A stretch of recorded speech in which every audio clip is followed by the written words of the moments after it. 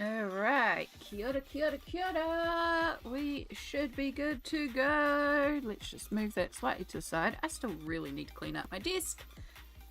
You can just go there. There's stuff everywhere, but let's go to here. Kia ora, everybody. We're back again. We're back again. Yeah, I might have a slight problem with this page in that I can't stop colouring it. I'm just really vibing it. And so, yes, we're back and we're going to do more of the page. I'm just like, yeah. So if you missed it, I did a bonus stream yesterday in the morning. And then I did a bonus stream last night. And now we're back again with another bonus stream. But I'm just really wanting to work on this page, and I also want to stream the process of this page, which means we're streaming to work on this page. So yes, we're back and I am so excited. I am still waking up a little bit, so bear with me. I am still a little eepy. I'm still working on my coffee, but we will get there. Right, so let's go through the list. Double A, and I'm here. Bip boop. Yes, we did have a lovely choo-choo train coming through from the wonderful colouring bumblebee. Who I do see up ahead. Thank you so much for streaming, hun. I'm so glad I did wake up at least to catch some of it. I was hoping to wake up a little earlier, but yeah, I woke up and it was like, oh wait, just a stream, put on YouTube. And then start my stretches to get out of bed and then get my coffee. So yes, wonderful Jess was colouring.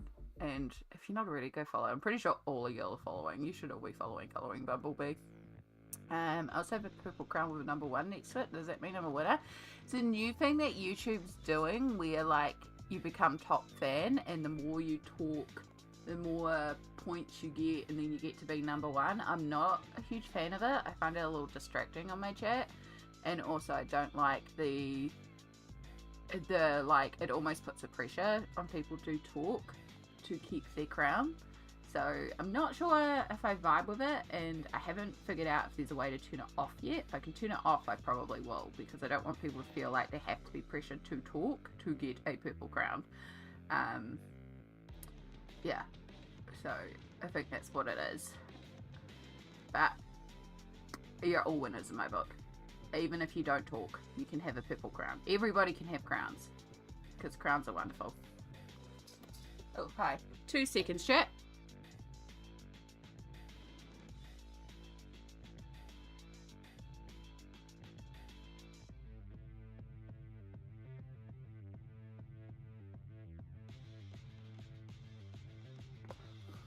Sorry, that was Kiwi, Mum. Just had to catch up on something.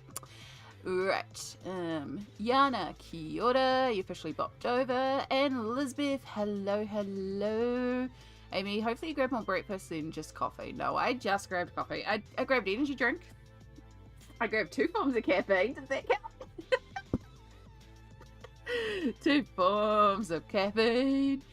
My cheeks low-key hurt. I was smiling so much on stream. Oh, Jess, I love that. And also, if you need to go and do some post-stream care, if you need to go and have like some water, some food, a stretch of the back, you know, anything to look after yourself after stream, because I'm aware how draining sometimes stream can be. So if you need to go and do some post-care stream care, please do. Same with anyone that's rated over. If you need to go and take a couple minutes to have like a bit of a stretch break, get some food, go to the bathroom and do some self-care, please do, because it's very easy when watching, you know, YouTube and stuff like that and streams to suddenly be there for 4 hours and you haven't moved and you haven't hydrated and you haven't taken your meds. So please do the self-care. Yeah, it was so lovely to have you join me. You did, yeah. Bazinga. Oh, new YouTube subscriber. Thank you so much. Welcome to the YouTube fam. Honestly, the leaderboard is stupid and doesn't work properly, as there's some who chat a lot who don't have XP. Yeah, and I think it's set up per stream as well. It's not like a lifetime, it's more this stream, and it changes a lot.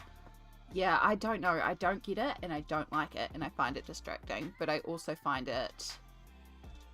I don't like the pressure that it puts on people. And it's not necessarily a pressure, but it's an inherent pressure that I feel like it puts on there for people to chat. And I like when people chat, but I don't want people to feel like they have to chat. I'm very aware and fully encourage, if you need to protect your social spoons, that I'm a good lurky stream. And if that's the case, lurk away. Like, protect your social spoons. Social spoons are important. So yeah, I'm never gonna begrudge someone for like being like, I just can't social today. It's like, I get that. I am the most antisocial person I know, and you might not think that with how I act on stream sometimes, but truly I am one of the most antisocial people I know. I am so happy to go without talking to people because it's a lot to talk sometimes. So yeah. Catherine, hello. Just dropping by briefly. So tired today. No idea why. Oh no. I hope you get some sleepy soon.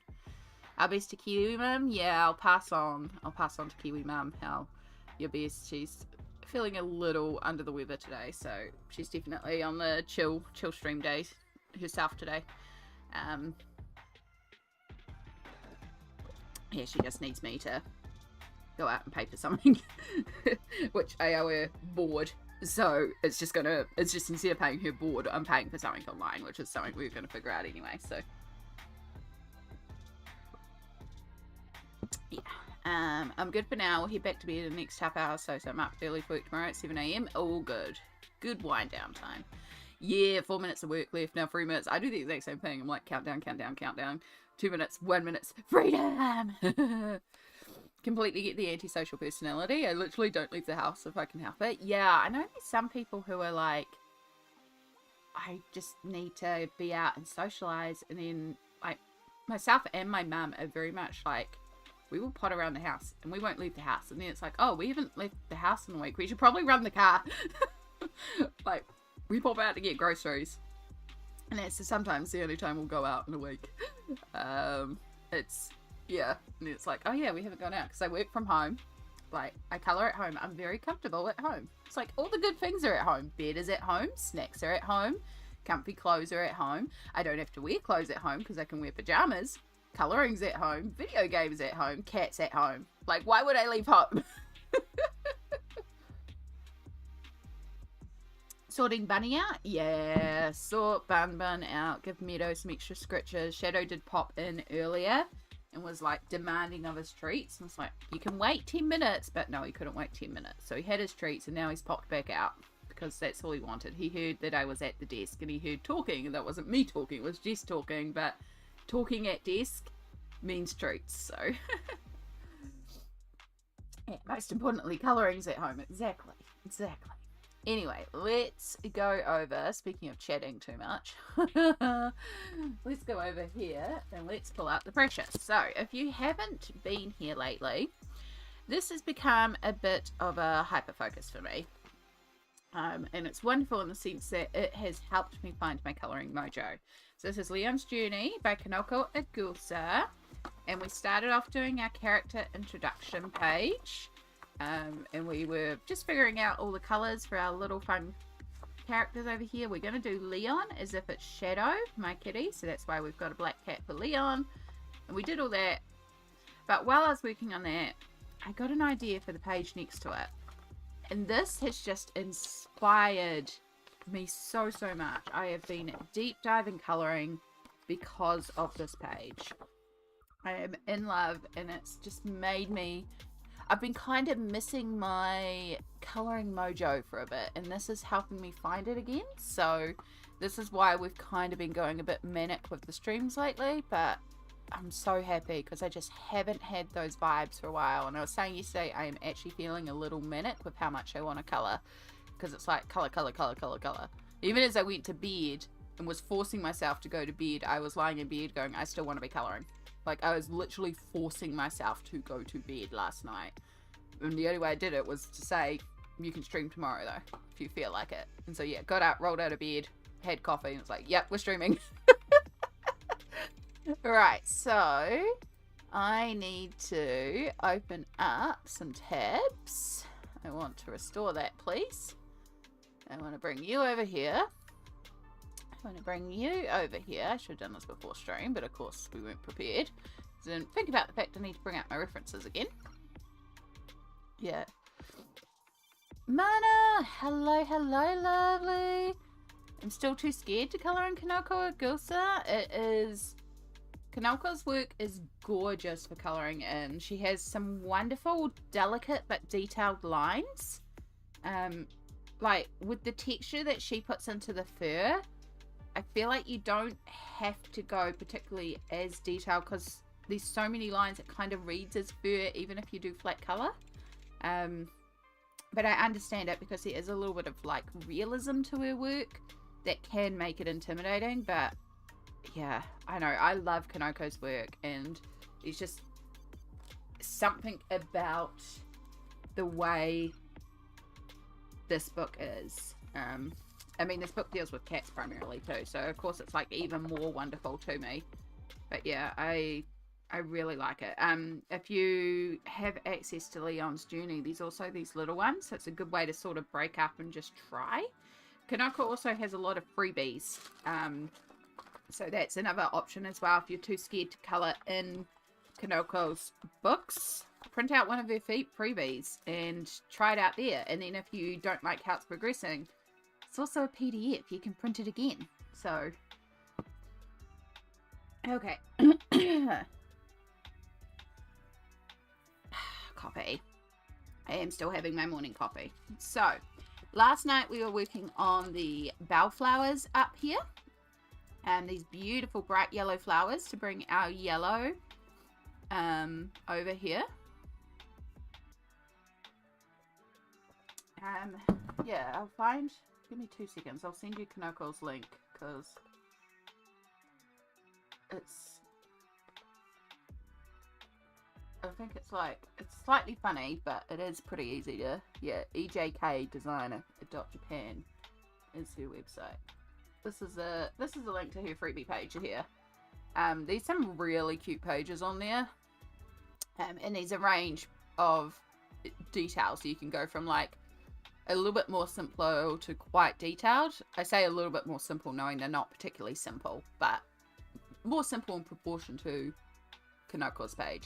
I've always wanted to colour that bunny strawberry page. Freaking love that page, but also I've got so many books to colour. And just in case anyone's lurking in Twitch, we'll also post a link in Twitch in case you need it too. Because we do have a few lurkers over there too. And feel free to keep lurking. Feel free to say hi if you want to say hi. You all know how the vibes go here. We just chill and hang.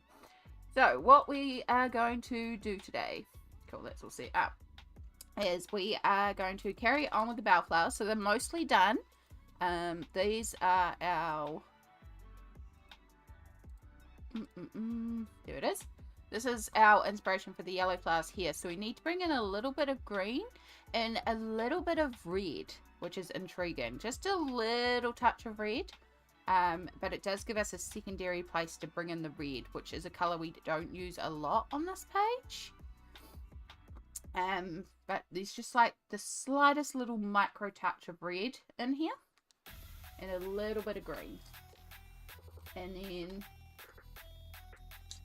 the red we've got in the strawberries obviously, but we're going to bring that up into the tulips primarily. We're going to bring that up there. And then down here in the crocuses we're going to bring the pinky purple. Erica, hello lovely. You're lurking again today at work. Page is stunning. Thank you so much, Sean. I'm so glad that you're here. You feel free to lurk, especially because you know you're doing the work lurks. I get it. I do the work lurks too.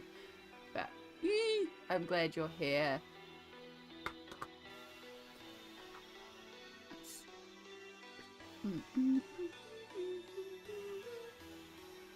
Let me be your work entertainment. There's nothing quite like have a video on in the background while you're working too.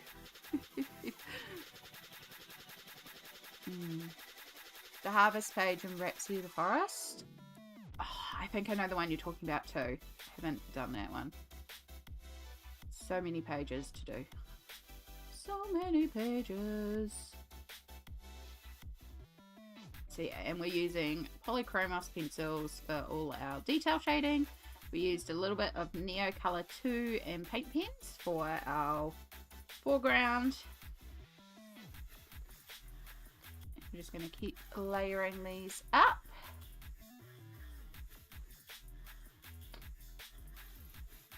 As much as we can layer these things up. And by bringing in a little bit of green, it will also help in areas where maybe the green of the background kind of overspilled a little bit, because it did spill over in a couple of areas, because I'm not perfect, and that's okay.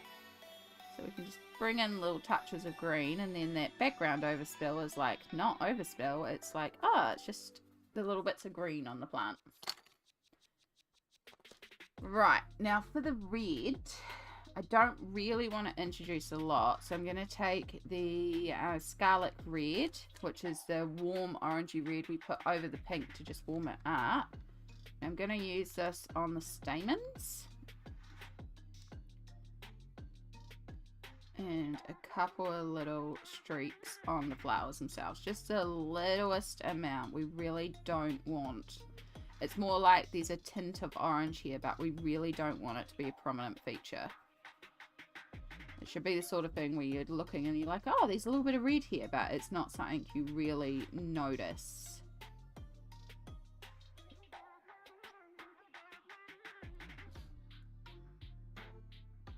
Okay, in bed, bunny done. So now I can relax. Not sure how long I'll last tonight, as I feel really tired and I have a bit of a headache. All good, Zoe. I hope you find your sleep soon. I know you're still resting and recovering, so if you drift off to sleep, please do. Rest and recovery is important. We're definitely having a little bit of a gentler day here as well. It feels like that sort of day, like I was saying yesterday, that there's a chance today I might pop out and go and do like an errand and stuff like that. It's at the mall, this particular shop, and they open a little later tonight, so it's like, oh, I can go later on after work if I really want to, but so I've got time. But yeah, right now I'm just like, I don't really want to. I don't want to leave the house. I don't want to have to get dressed. And that's the big thing. I don't want to leave the house. That's what's stopping me, because if I leave the house, I have to get out of warm PJs and I have to put on proper clothes. And warm PJs are the vibes at the moment.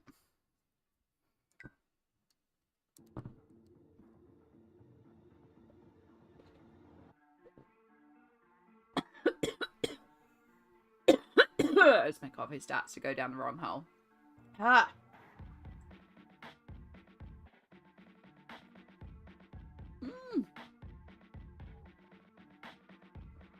Alright, let's drink like a responsible adult and not drink down the wrong hole. Ah. Hi, Amira. Kia ora. These colours are so pretty. Honestly, I'm so happy with how this is progressing. Again, I've said it a couple times. I still feel like I need to pastelize the background a bit more. And like introducing this foreground is helping, because we've got like a darker purple, we've got darker yellow, but my brain is still going, we need to pastelize the background. But I will wait until we finish the page to fully judge that. Yeah, right now brain is still saying the background is still quite vibrant compared to the vibrancy of the front, and I want that different. So I'm still leaning towards doing a little bit over the top to pastelize the background, but I am very pleased with how it's progressing. I love the live stream. It's like having company over. It is. It's like hanging out with friends a lot of the time. That's how I feel anyway. I feel like I'm just hanging out with my friends. It's like, this is what we're doing today, yo.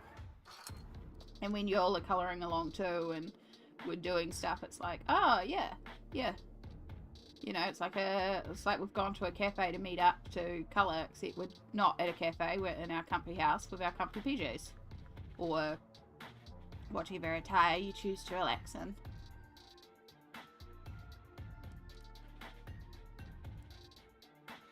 It's like the best of socialising, because it's socialising, but it's also from the comfort of my own home. As a homebody.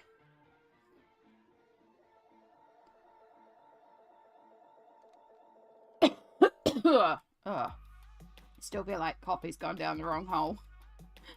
Oh, it's okay. So I'm using a little bit of Van Dyke Brown. And we're going to use Permanent Green Olive. So we're going to kind of take the same sort of greeny brown that we used over here for our yellow.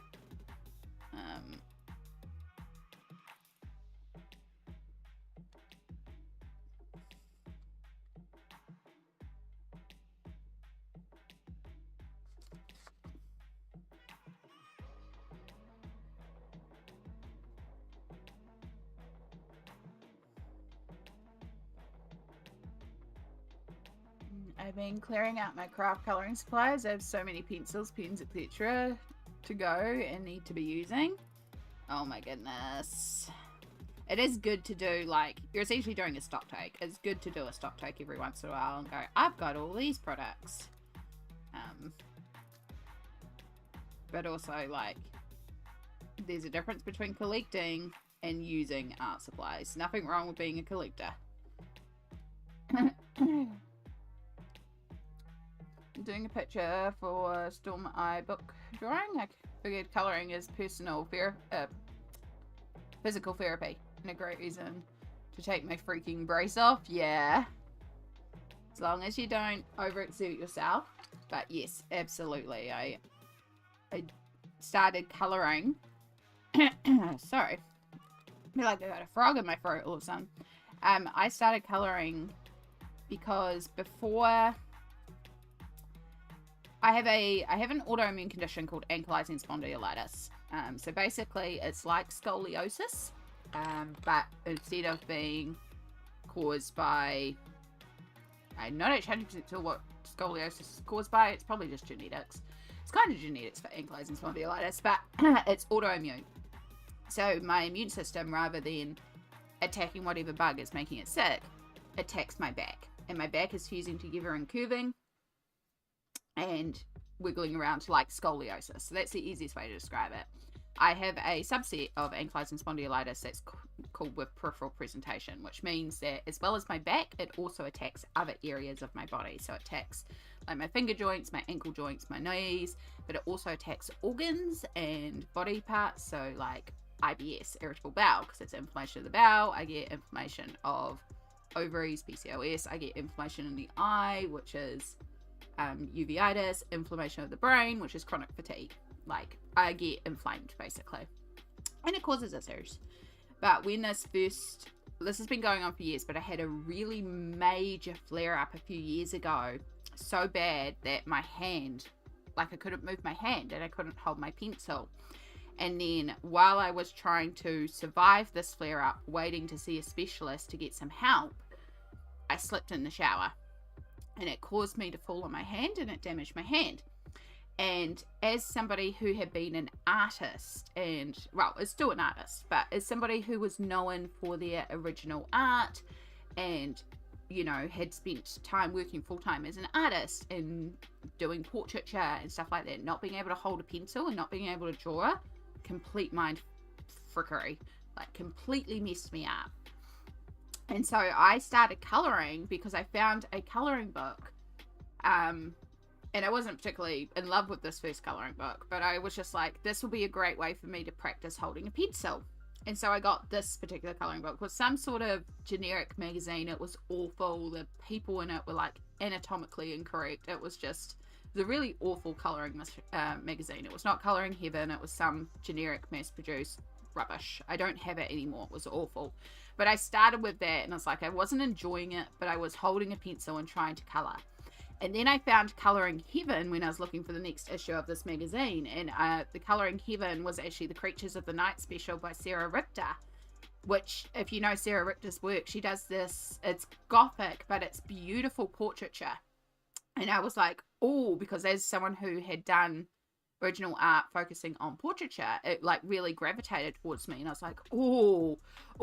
So I spent a little bit more time colouring it. And I was like, oh, I actually really like this. I had the wrong colouring book. So I got rid of that other one and just worked on the Sarah Richter one. And some of those pages are really bad, but it was me learning to hold a pencil. And then I found Kirby Roseanne's. and I found Mythomorphia. So those were my first 2 colouring books, was Sarah Richter Colouring Heaven issue and Kirby Roseanne's. And when I found Kirby, and I was like, oh, this is what an adult colouring book could be, because I knew of Joanna Basford, and I'd brought a Joanna Basford in 2015 when it first became popular, but it was Enchanted Secret Garden, and it was so many leaves, and y'all, I'm not a big fan of colouring flowers. I've learned that. I'm not a fan of colouring a big garden scene. I say as I'm colouring a garden scene. But I have to be in a very specific mood to do flowers, and I have to have a very specific type of flower. So I never really vibed with that Joanna book initially, so I also got rid of that in 2015. Also regrets on that, but anyway. So in my head, adult colouring books were Joanna Basford. So when I found Kirby and was like, oh, it can be more, and then I started deep diving colouring, and from there we just exploded out. So yeah, this motto, the whole point of that story is, yes, colouring can be physical therapy, because that's how I learned to rehold a pencil and get my pencil grip. And yes, I now still primarily colour more than do my own original art, but the thing I enjoyed the most about art was actually the colouring process. The sketching part never actually appealed to me. I really hated actually the drawing part. It's like I drew so that I could colour. And there's still some things I enjoy colouring. Like, speaking of the wonderful Erica that is in chat, because I have this folder open right now. Erica is one of the players on the wonderful Fate of Ison. I want to open location, please. Yeah, the wonderful Fate of Ison, and it is a D&D live stream podcast that, whoops, that's going to be huge. That is what I help moderate for on a Wednesday. So this is her wonderful character, which I drew. So this is Taran Grimm, who is a water genasi sorcerer. We're going to shrink it down a bit more. You're going to miss some of the details, but yes. It was a lot of fun to draw and colour this all in and create this water genasi.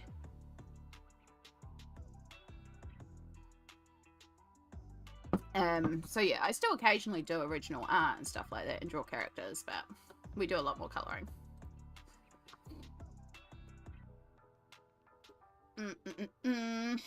Okay. So, bring back in.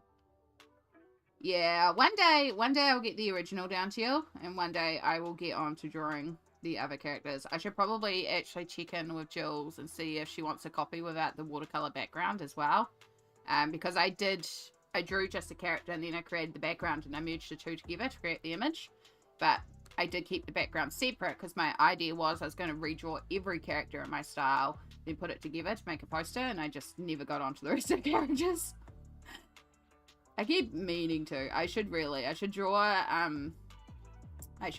Severin's character with the robes and all the papers. I should really draw Dexter. I don't know why I was drawing a mind blank on Dexter's name. But yeah, the idea was to draw all the characters with that watery background, and then in the shadows of that watery background have like a hooded figure to represent Jules. And then it would be like, they would each be available individually, but then they could be put together as a poster, and then we swap out as we need to swap out characters to make different posters and stuff like that. But then I just haven't gotten there because life happens and things happen and AB happens. But yeah, that was the plan. I sent the cards you made and sent me to a few friends for a few birthdays. I love them so much. Oh, from the art cards when I gave away a bunch during birthday streams. I'm so glad. Yeah. That was great. I did that for a birthday stream. Because I used to be a full-time artist, one of the things I used to do was go around to markets and sell prints of my art. And I had various forms of prints, including like cards, but I don't do markets anymore. I don't sell my own art. I don't even work as an artist anymore. Because the thing I learned, I don't like monetizing my creativity. But I still had so many cards left over from when I was an artist. So I say when I was an artist, I'm still technically an artist. If you color in a coloring book, you're an artist. like, you know.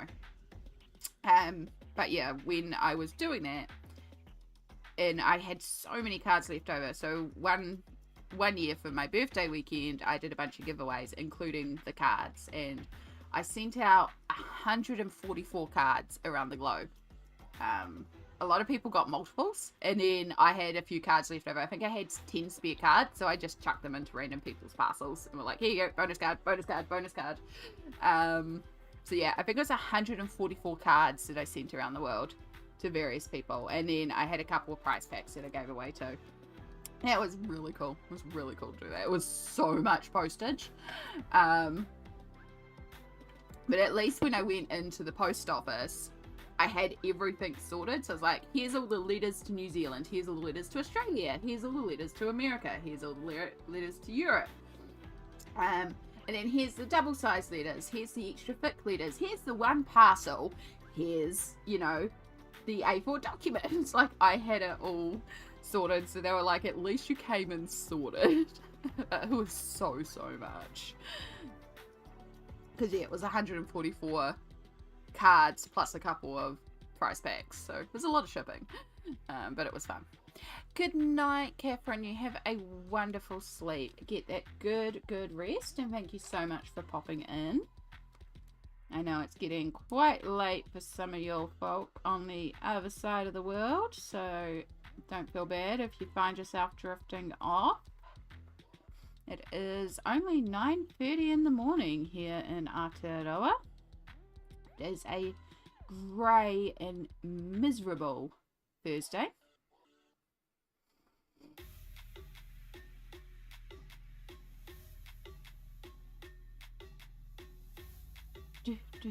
So we're using a little bit of dark indigo, which is our dark blue. And we're using this to cool down some of our lower areas, because again, we have got a little bit of a gradient where we are trying to put a little bit of cool towards the bottom of our plants to give the illusion of the warmer light coming in here, while the cooler light is a shadow down here. So some of our plants are going to be a little cooler, so it sounds weird to put a layer of dark blue over the yellow, but because Polychromos is so sheer and we're just tinting here, we're just going to do it as a thin layer over the top. It won't look blue, it will just add a slight darkening and a coolness to this page. And that's what we want. We want to create a little bit more cooler shadows. And that will just help our flowers be a little bit more three-dimensional and pop. 5:30 p.m. in the east coast of the USA. Oh, wow.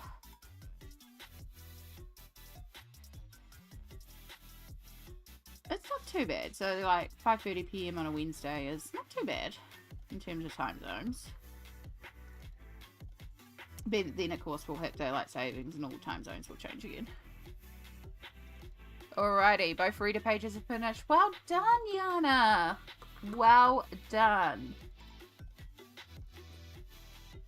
That is something to be proud of, because I know you've been working on them for a few days. And, added bonus, the pages are now done. So now you get to colour in what you want to colour in.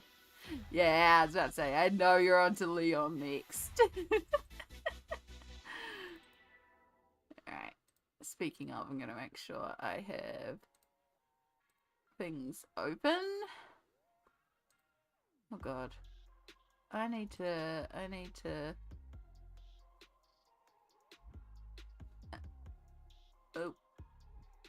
make sure I go into my requested messages. I didn't realize I had so many requests sitting in my requested messages on Instagram. I need to try and remember to do that after stream. Yeah. Yeah, no whips for you. Exactly. Nothing wrong with a whip, but if you don't like whips, that's also absolutely fine too. And it's awesome that you got it done. No work in bedtime when I want? Heck yeah, mana. I do have work, but I also only work 2 hours a day, so it's like not much work. But it's some work. Gives me some pocket money. So yes, I do technically have work at 4:30. But that's not for 9, 10, 11, 12 plus 4. So it's not for another 7 hours. So we got plenty of time. Oh, imagine if we could get this done today. I doubt it. I'd be really happy if we got all the plants done. But also, it'll take as long as it takes. Right, I think I'm happy with the bellflower. Like, I think I'm happy with that. I feel like that's done. We've got that depth, we've got that shading. Yeah, I'm closing the bellflower tab. Right, crocuses or tulips? I think I want to do the tulips because A, there's less of them. But also I'm really looking forward to doing the tulips. There's only 3 of the tulips. Now, for the tulips, we are going to go a little interesting here. And we don't have a direct image that we are referring to here. So if we look at this, this is our tulip inspiration. This one in the center. I might open that image in a new tab and see if that will go bigger. Yeah, okay. So this beautiful tulip here with this patterning on it, we can make it even bigger. This is our inspiration for the tulip. We want to go for this beautiful patterning, if you can see in the red and the white. However, this is not the colorway that we want to go. This is the colorway we want to go for. We want this beautiful red to pink gradation where we've got this darker pink in the top and this lighter pink as we go down, but we want to follow this pattern. So yeah, pinky reds pattern. So we're kind of combining 2 references here, which is going to be a little bit more work than usual, but I think it should look really good. And because we're trying to balance colors on the page, it will also bring our strawberry color up, because right now this is the only red on the page. It's not in the background. There's little touches in this crocus, but it's so minimal it's not enough to balance this red. And if we complete this page and don't put this red anywhere else, your eye is going to draw here, because this is our only red. Even though Leon's going to be our only black on the page, you're still naturally going to gravitate here, because this is bright and vibrant and in front. So by bringing the red up here, we're going to balance out the page with Leon being our focus as the only black on the page, and then surrounded by these 2 pops of red. It's also going to bring your eye right down here. We might be able to move our eye right around the page, but also working some red into the butterfly, because then it's a trio and it will bring your eye right around the page, and then your eye will be echoed by other colors. For example, the purple, because we've got the blue purple here, we've got the direct purple here, and then we're doing pinky purple here. So that little trick will also bring your eye around the page as well, and that will just make your brain look at the whole page and feel like the page is harmonious. We're tricking the brain. That's the whole goal of this, to trick the brain.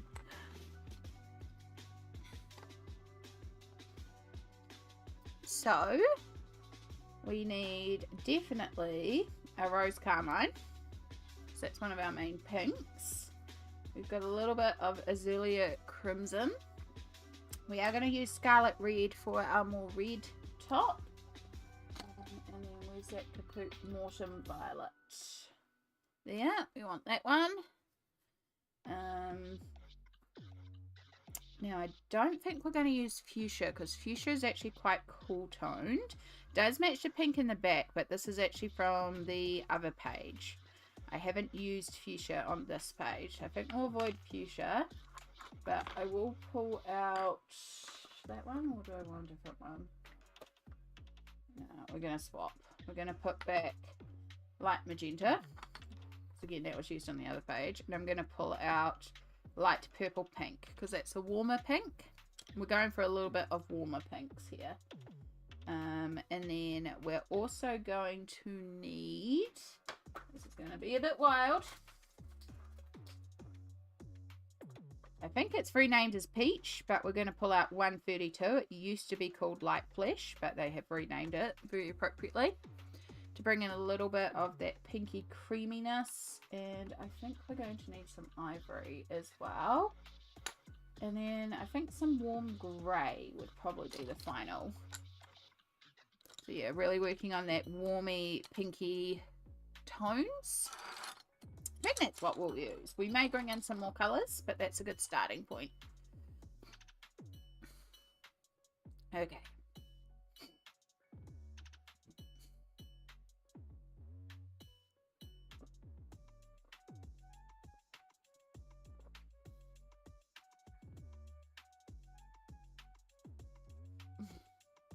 Just gonna finish up my coffee.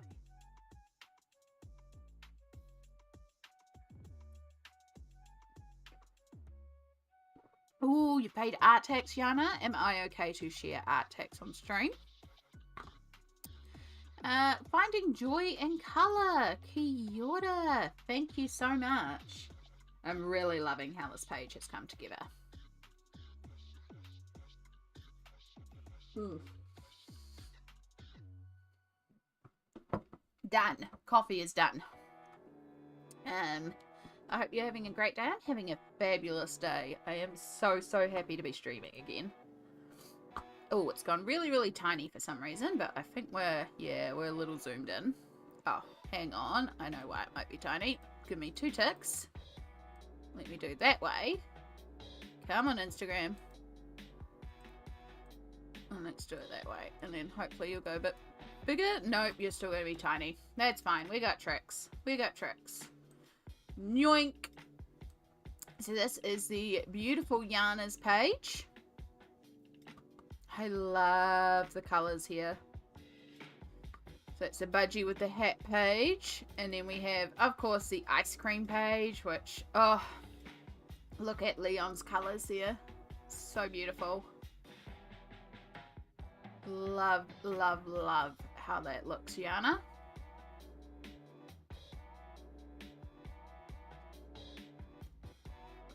So good. So good. Thank you for paying art tax. And before I carry on, I'm just going to resize this window back so it's a little bit more appropriate and not so zoomed in. So you'll see the ratio of how big they're actually coming through to me for some reason. But that's okay. We got tricks to make things bigger. We make things bigger. Thank you for sharing. That's gorgeous. Makes me want to do some more.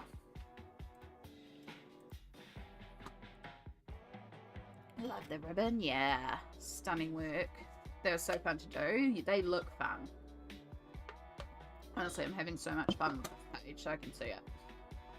I can see it. Okay. So, let's start looking at this one because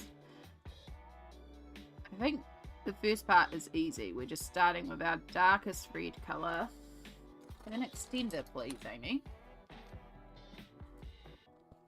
Darkest red colour around the edge of the flower petal. I'm just going to start with one petal and try and figure this out.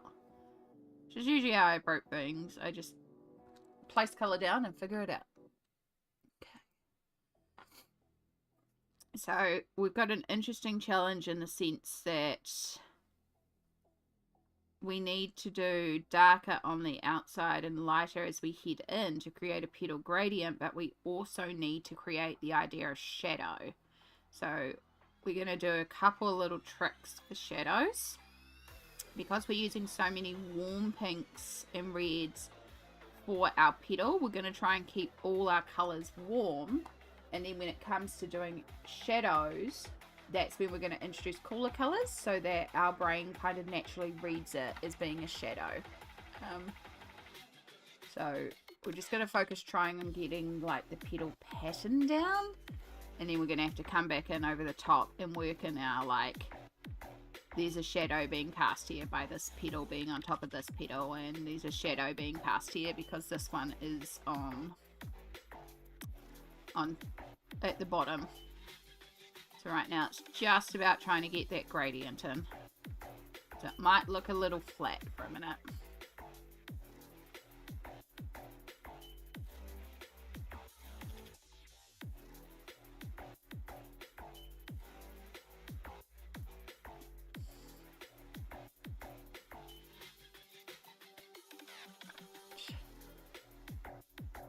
So the patterned example has quite a strong contrast. It's like red then white. We want a little bit more gradient, but we will take some inspiration by the fact that the red goes quite a bit of the way down. I'm going to say goodnight now, Amy. Have a lovely rest of your stream and can't wait to see how the page develops. Thank you, Han. Thank you so much for streaming yourself. It was lovely to catch you, and hopefully I'll catch your Friday/Saturday stream for me as well. But you have a wonderful rest of your evening and get that good sleep.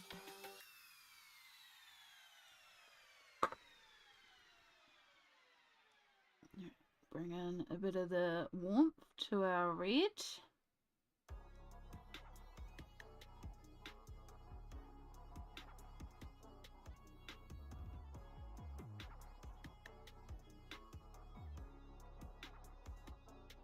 Itchy head.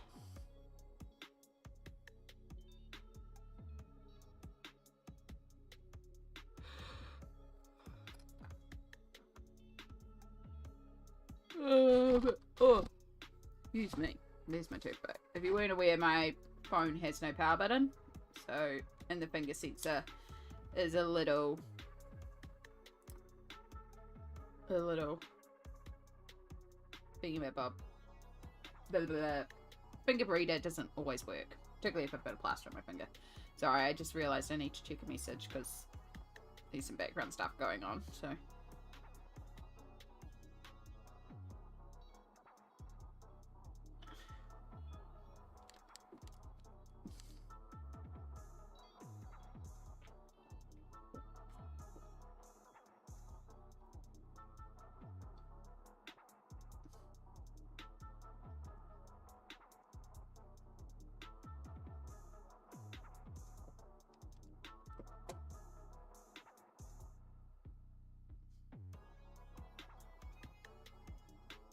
Okay.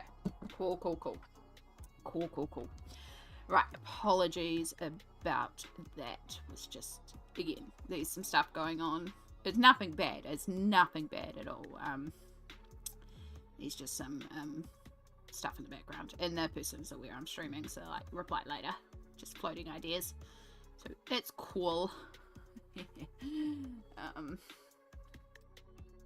Yeah.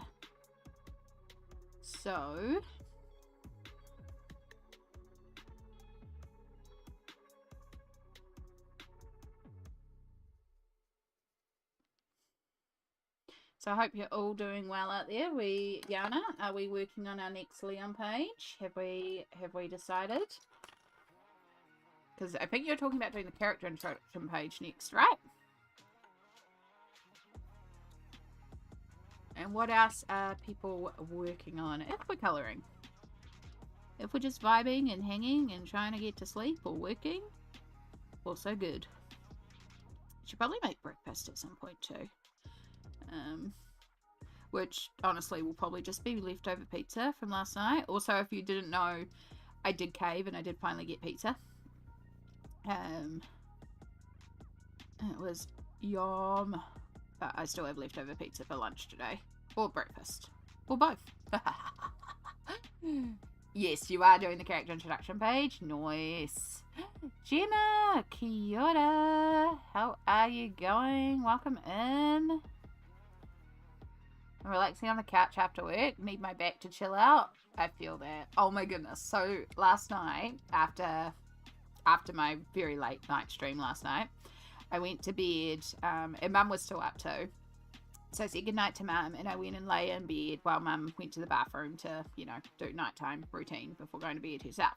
So Shadow was asleep in the lounge, and then heard Mum go to the bathroom and was very upset because he realised that Mum was going to bed. And so he was like, right, well, I'm not going to stay in the lounge then. I'm going to go and see Amy. And decided to come and join me in bed, which he does sometimes. And so I was sleeping on my side, but more my stomach. Like I had a pillow up to support me, so I wasn't fully on my stomach, but I was kind of on my stomach with my back exposed. And I was just lying that way and starting to drift off, but not quite there, and just thinking about things. And then all of a sudden, I feel the bed shake. I hear claw, claw, claw. And then the top of the bed shakes as Shadow appears on the bed. I'm like, ah, great. And I'm fully expecting him to go in between my legs, because that's where he tends to sleep, is in between my legs. And it's the worst place for him to sleep, because as I toss and turn, which I do a lot, he then gets disturbed. But last night he was like, I'm going to be smart here. And then because my back was exposed, he decided to jump on my back. And at first I was thinking, oh great, this is going to be just like the stomach. But he went right on my back where I have a couple of slipped discs from my ankylosing spondylitis. So my L4, L5 is one of my areas, but then I also have an upper area on my neck. I think it's my S5, S6. I can't remember that one. I do remember L4, L5 is one of my problem areas. But he jumped right onto where those discs are. But rather than hurting, he started doing, you know how cats do little biscuits and they start kneading? And so he was kneading right on one of my pain areas. And it was like having a massage. And I was like, I'm not moving. I'm not moving. I'm staying right here. And he spent about half an hour just kneading away. And I was just lying there like, oh, this is heaven. It's the greatest massage I've had. Not that I've had a lot of massages because I feel icky about people touching. But it was so good. I was like, yes, cat. Yes. Keep giving me the massage. It's wonderful. Put yourself to work. So yeah, and then he eventually settled down behind me by my back. And I was like, perfect. Anytime you want to give me a free massage, cat. Pizza for all the meals. Pizza is always better the next day. It is. There's something about leftover pizza that is just so tasty. Yeah. Leftover pizza just hits different.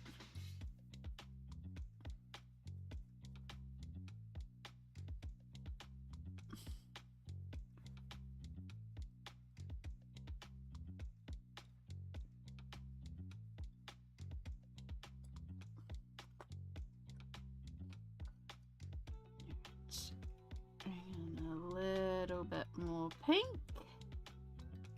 and we definitely need to work more of that rose carmine in. That we need more of these two, really.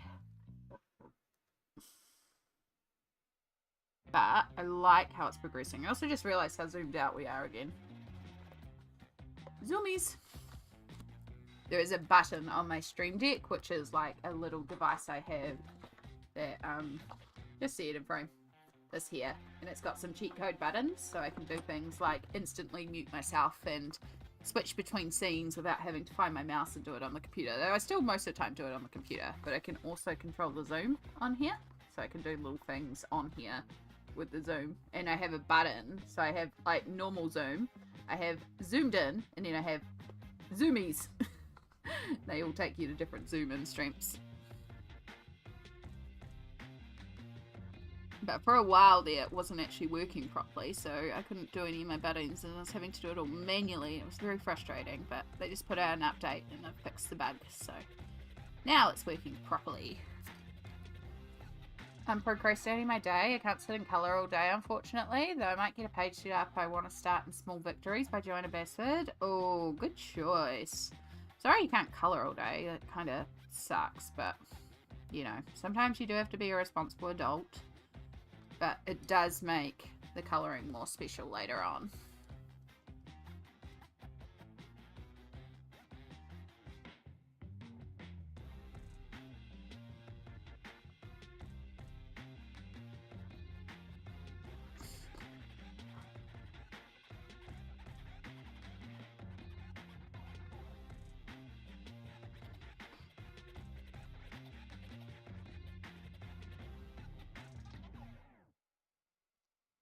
Bazinga.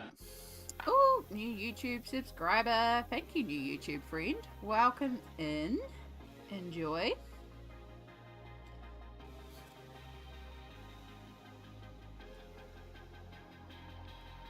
Adulting sucks. It really does.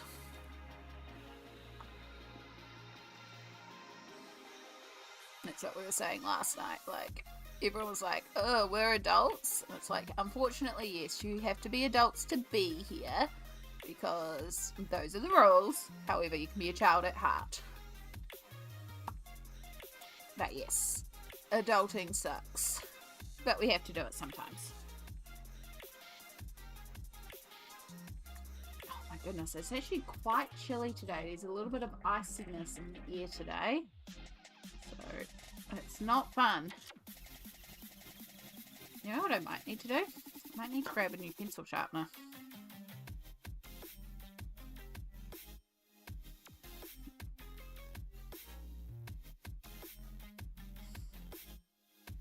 Alright, a little bit of ivory to bring this all together. And we've got a little bit of warm grey as well, which we can just sort of bring over things as well. I like that. I really do like how that works out. So if we look at this normally, we have got that little rent tint coming up here too. It will become more obvious if I take the shine away, but it will become more obvious as we do more of the tulips. So we've got that sort of streaky pattern and it brings the red up. So I think it will be balanced more. The only thing is I'm looking at this going, it's so flat because I haven't done any of the like three-dimensional shading on it. We've just done the pattern on it, but it's how we need to do it to work this one. But I do like that. I think that's going to look really cool with that sort of streaky tulip pattern and that deeper darker red edge. We might just bring this in a little bit more and just highlight those streakies. But yeah, I think that's cool. I think that'll work. What pencils are you using? Polychromos. I absolutely am using Polychromos. The background has been done in Neocolor 2s and then Posca paint pens. I smushed together a bunch of Neocolor 2s.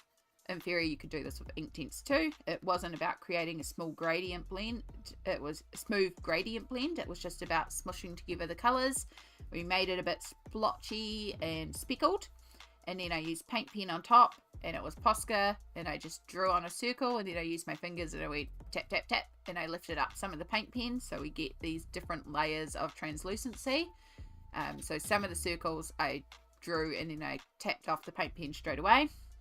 Some of them I drew in, and then let it sit for a minute, and then tapped it, and then some I didn't tap at all, and that's how we've got all this sort of speckly, bokeh-y style background.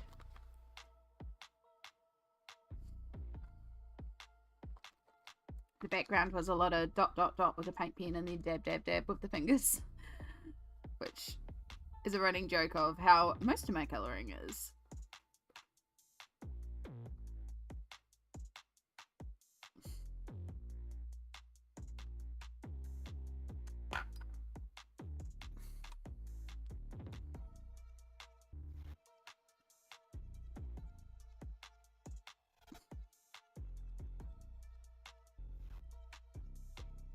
What's your favourite paint pen? I haven't used a lot to make a comment on that. Posca is the one that I can easily access here in Aotearoa, so I tend to use a lot of Posca. I am from New Zealand, Gemma.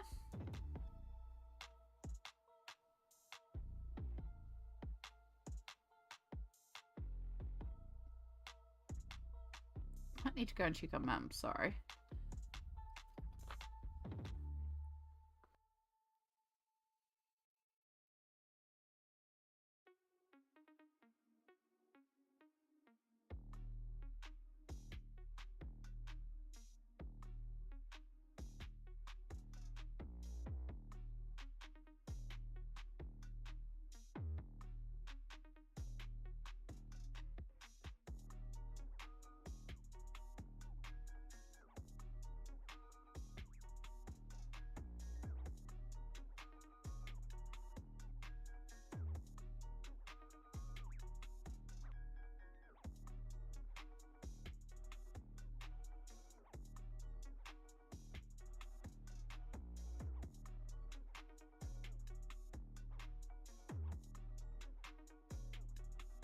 Okay, no panic. No panic at all. We're totally fine.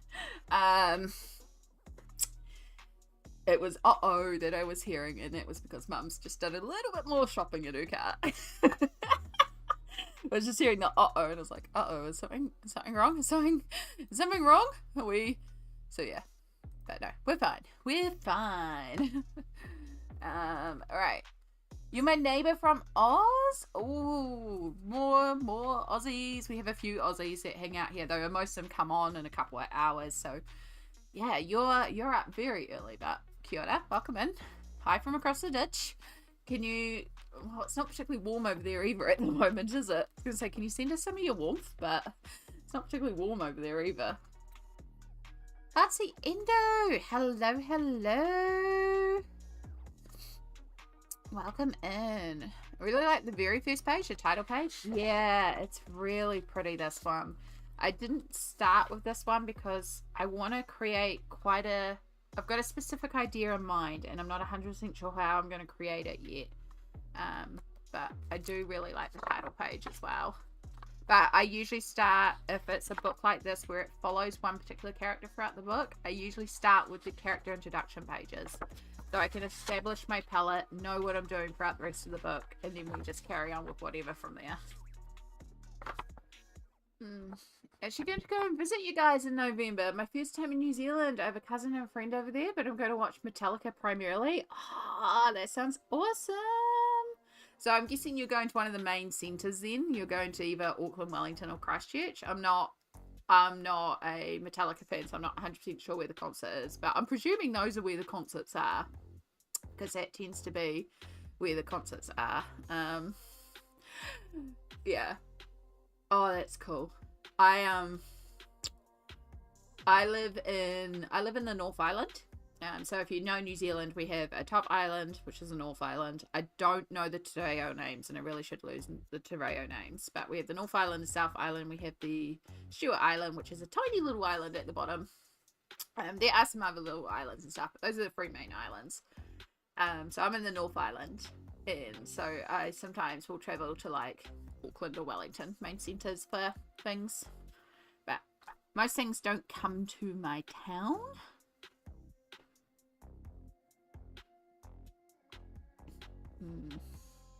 Auckland, but spending most of the time in Nelson. Nelson is beautiful, Gemma. Millie Pants. Oh my god, the title. I'm not addicted, you're addicted. Yeah. Welcome in. It's becoming a problem. It's not really. I have no problem with how much I've been streaming, but also we're really deep diving this page. I need to make my Lily like my Liddy, Siamese, and Leon like my Ronnie. Oh, it's going to be so cute. I love the fact you have like an actual Lily for Lily. So yeah, I did Leon as Shadow. And then Lily, we just went off vibes. My gosh, it's cold. It started raining as well, so it's like getting even colder now. Yeah. You just ordered pizza? Yes. Go double A. Sorry, my foot's real itchy for some reason. I was watching your last streams. I haven't seen the last page finish in the beginning of this one. The last page is beautiful. Love how you finish the characters with some background color. Thank you. So I didn't finish this one on stream with the characters. Sorry, I just hit mute instead of Zoom. I'm a good professional streamer. I was hanging out on a phone call with a friend of mine. We ended up chatting for about 4 or 5 hours. And so while I was there, I was like, oh, I'll just color in all the background details because that was just going to be plain color. And then I finished the background details and I started coloring in like the little bits, like the bull and the lily and the book and stuff. And then all of a sudden this page was finished. I was like, whoops, okay, I guess I finished the page. But then I was sitting there thinking about the rest of this page. So this one has been streamed in its entirety. We started it yesterday. So yesterday's 2 streams are this page. But yes, there is a little bit of content to catch up on because I have been streaming so much. So if you haven't caught up on it all, don't feel bad because, I mean, I streamed for like 10 hours yesterday. I did 2 live streams yesterday and we're back streaming today because I was just so eager to get back into this page. So, you know, there's a lot right now and I don't blame you if you haven't caught up on it all and I don't expect you to catch up on it all. Like, I'm just glad you're here. But if you want to see the technique of how I do the page, absolutely. Because I'm very, very pleased with how the background turned out. Giant pizza, I'll be eating it daily. Yes. And the background of this page looks magical. I'm loving what you were doing. I am really, really happy with how this background is going.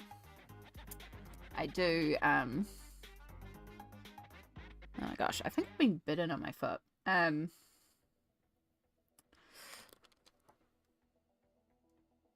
Oh, no, I have a scratch on my foot. That might be why it's itchy. Wonder when I scratch my foot. Anyway. What was I saying? I don't know. I'm losing the plot, girl. Losing the plot. I'm here and I'm happy to be here. That was the motto. That was totally what we were talking about. Don't mind me. I got a dog called Mocha. I spell it M-O-K-A though. Oh, that's cute.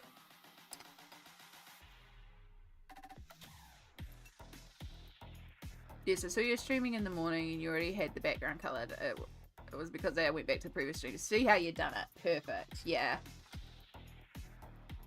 Yeah, these definitely, it was like the first 2 hours of a stream. It came together pretty quickly. It was a bit of an experiment, but I do like how it came together. I'm glad it worked. And now I've got ideas to do the same sort of background on some other pages. Again, I still think I'm still leaning towards potentially pastelizing the background a little bit. And just making it slightly lighter, just so we've got a bit of a contrast between the front and the back. Just because it is a little more vibrant than I intended. Which is weird, because usually I want things to be as vibrant as possible. But I think pastelizing the background a bit would really help the foreground pop. But again, we're going to wait till the very end, because we've still got white in the foreground. And that will be throwing off how things look and how things feel. So we'll be waiting until the very, very end before we decide if we are going to pastelize the background a bit more. And it's really not going to be hard to pastelize the background, because it's just adding a little layer of white over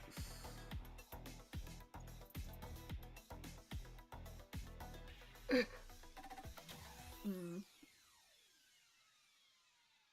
And for you, Amy, it's rough when you just don't have the excitement to be in your happy place. Yeah, I think that's why it's connecting so much with me right now, because I haven't had that joy for so long. Like, I've been streaming, I've been colouring on stream, and I have enjoyed the stream and hanging out with y'all and colouring with y'all. Like, I enjoyed the Eerie page that we did. I enjoyed the first page of this that we did, of the character introduction page, but this is the first page that I've done, and I'm being like, yes, must colour, and it's kind of triggering me to get back into that state that I normally get into, where I'm like, yes, must colour. I haven't felt that for a while, so it's nice to have those feels again, to feel that vibe and go, yeah, I want to do all the colouring. So, but right now all I want to do is focus on this page, so it does make it difficult, because it's like I want to stream this page and carry on streaming this page, but I also want to colour this page. So that's why we've been streaming so much, but it's fine. Like, we'll just go with the vibe. But yeah, I might be able to, once I finish this page, there might be like multiple pages I want to work on, so I can have one for stream and one that I can work off stream. Then I don't necessarily have to stream quite so much. But good morning for me. I guess it was night for you. Yeah, possibly. Time zones are weird. Time is weird, and also I've been doing so many streams lately, like, what even is time?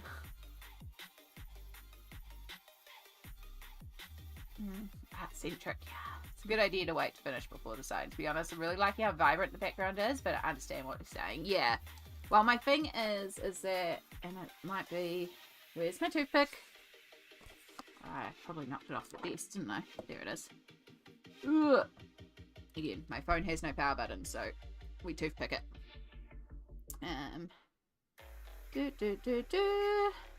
This is why I've really got to get a new phone. And look, it does the job. Okay, so if I take a photo of it, And then we go to edit. And then what I want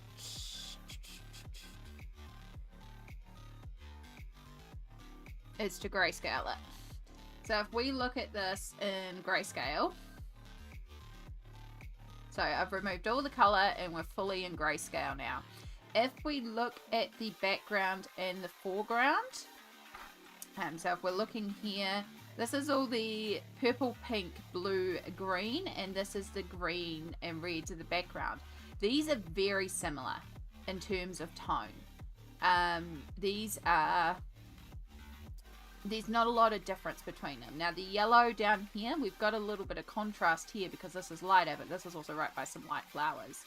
But like by the hydrangeas here, we've got tonal differences in terms of values. That's the word I'm looking for, values. The values are different.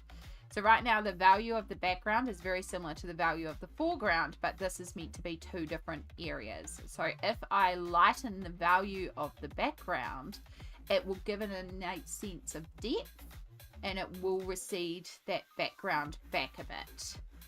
So that's why I'm thinking that it would be good to pastelize the background a little bit more to create that depth. And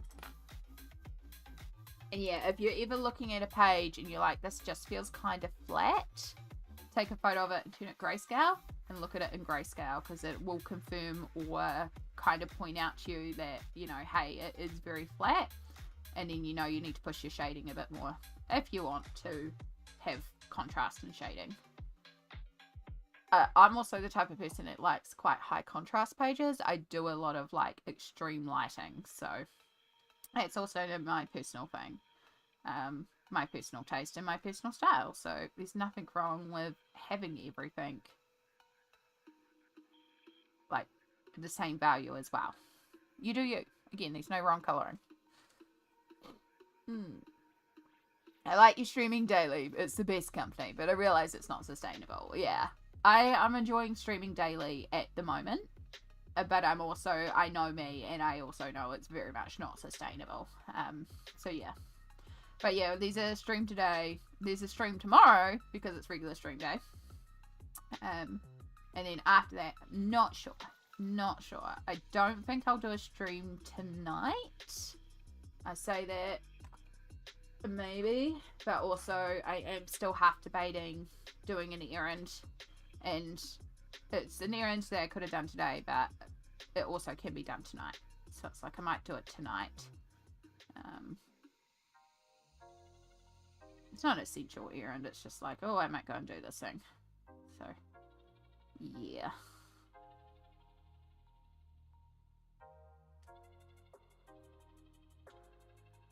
But that's if I can be bothered getting dressed.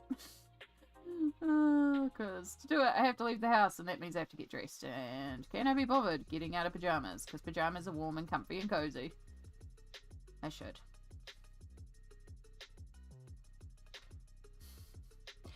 Well, time for me to go. My sons are coming up a visit for a few days. Oh, that's lovely, Amira. So glad you could pop in. Thank you so much for being here, and you have a wonderful time with your sons.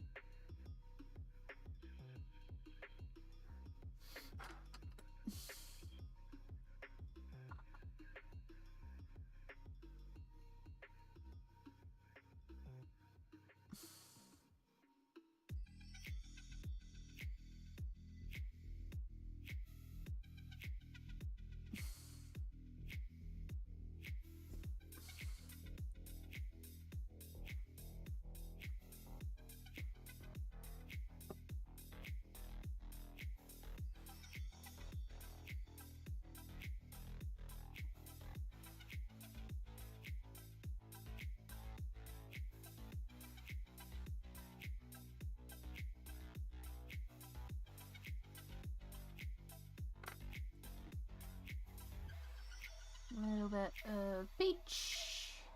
Little bit of peach.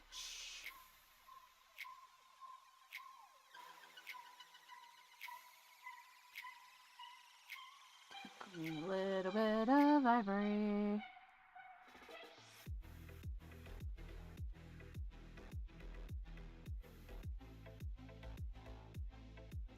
to blend together. Then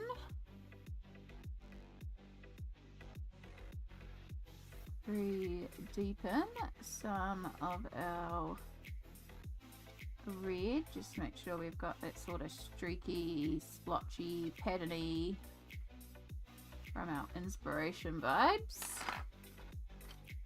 Take our orangey red.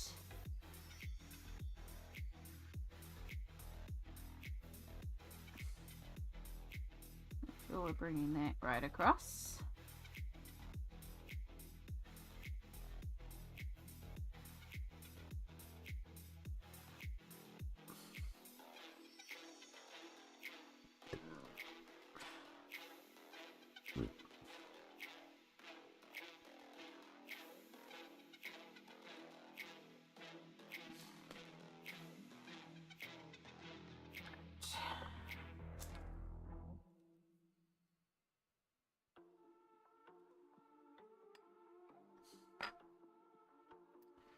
Brittany, hello, hello. Like, contrast as well, otherwise the page feels too flat for me. I totally understand what you're saying, but it's good to wait to the end before deciding if it needs to change. Exactly. It's not something to do till the end, because right now the fact that we have so much white on the page is throwing values out. When we get to the end and we no longer have these extreme white spots, the value might entirely change. So yeah, we need to wait till we've done more.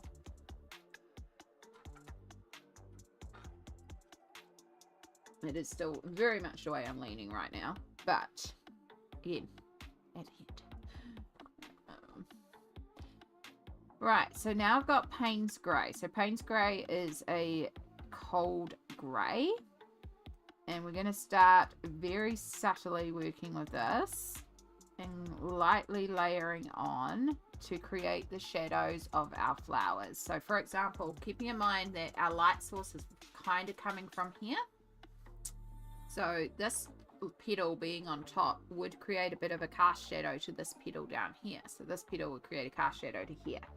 So along this edge, we need to have a shadow. Now I would normally use the darker tone of the item that I'm coloring, for example the dark red of this flower, to replicate that shadow. However, that's not going to work here because we've got that gradient of the flower with the red to the pink to the white. So instead we're going to pull it off with grey. Now I don't normally like doing this because it is a little flat in terms of the shading. It's not as deep. We might bring in some purple, and that might help a little bit. Because of the shape of the flower, the bottom of it down here, this side would also be in shadow. So we're just going to glaze some of this over and cool down and try and create the illusion of a 3D space. Yeah. Are you planning on coloring the book from front to cover, or just happened that the page next to it was the one that you wanted to color? It just so happened that the page next to it was the one that I wanted to color. I have tried doing that coloring in order thing, and I just end up getting stuck. So yeah, sometimes it's good if I don't want to think, but most of the time, especially with a book like this where it takes a while, I want to sort of pick what I'm in the mood for. The page that I'm actually contemplating doing next, because yes, I am contemplating going directly on in this book, is a letterbox page in here. There's some cute little birds. It's not even a cat page, shock horror. This one here, I'm contemplating going to this one here, but that's because this background that I've done here, I can see doing it here, but in peacock colors, like blues and greens and purples. And then instead of doing the white paint pen, doing yellows and having yellow dots in the background to create the bokeh effect. And then doing like pinky purples for the flowers and like very pink, purple, green related. And yeah, like I can see this one in my head. Yeah, hollyhocks. Double A sent that through to me, and then when I googled it, there's this gorgeous photo of hollyhocks in all the different rainbow colors in a line, and I'm like, and that's what I want in my garden, is like the same flower but all the different colors in a row, so it's just a rainbow wall of flowers. Like, it's gorgeous. But yeah, I really like that page, and I'm kind of gravitating towards doing that one next. But there's also a chance by the time I finish this page, that I'm going to be like, nah, I'm done. But yeah, at the moment, kind of leaning towards that. Have you on the TV now so I can watch while you colour a little bit? We're going to bed. Yo! Oh, look, I'm on TV. I'm famous. I'm not famous.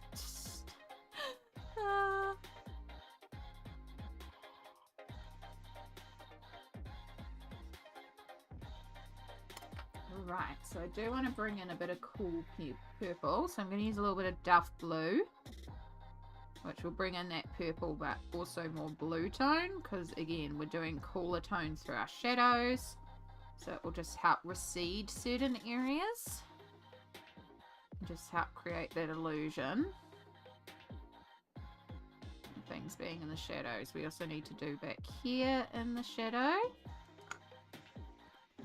A little bit of Duff Blue, a little bit of Payne's Grey, and then we're also going to grab out... Try to guess what colour I might be adding in here. Give you a hint, I've used it a lot. I will continue to always use it a lot. It is my Van Dyke Brown.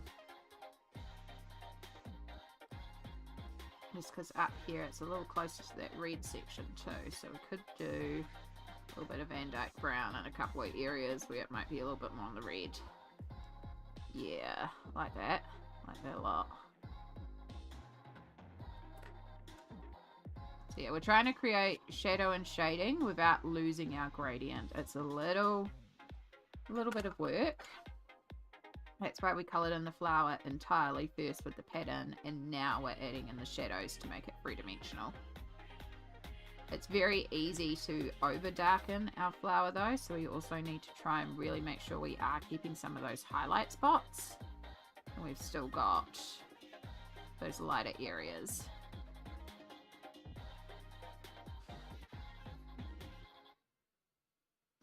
55-inch TV here. I love being able to be really immersive in the colouring and see what technique really looks like. I love that. I'm sorry that you're getting such a zoom in on my chewed nails, but I'm glad that you can like make me so big so you can really see the details. One day we will get these nails regrown out. They'll get there eventually. At least have plasters on the worst ones today. But yes, I am a nail biter. It's one of my anxiety things, and sometimes they're bad, and it is just one of those things. So I do my best, but also sometimes I'm gonna have particularly atrocious nails that are very chewed up. I am aware. I appreciate that you all don't comment on it, but also I do understand if it's a bit off-putting for you, because I know sometimes they are very raw. I do my best. We're trying to grow them out. But yeah, it's a really good sign of where I'm at as to how chewed up my nails are. It's better than vaping. Congrats having kicked that one for good. Yeah, I actually downloaded an app just so I could count how many days it's been since I vaped. I also did put nail biting in there, and I need to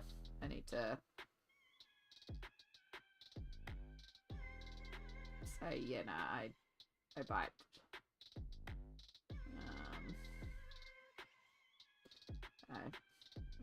Go away, Ad. No, I don't know what I'm doing there. Right, close you all, because that's not what I want. I'll figure that one out later. But what I want it to look is the vaping one. So, this is how long it's been since I've vaped. It's been 124 days, 18 hours, 4 minutes and 20 seconds.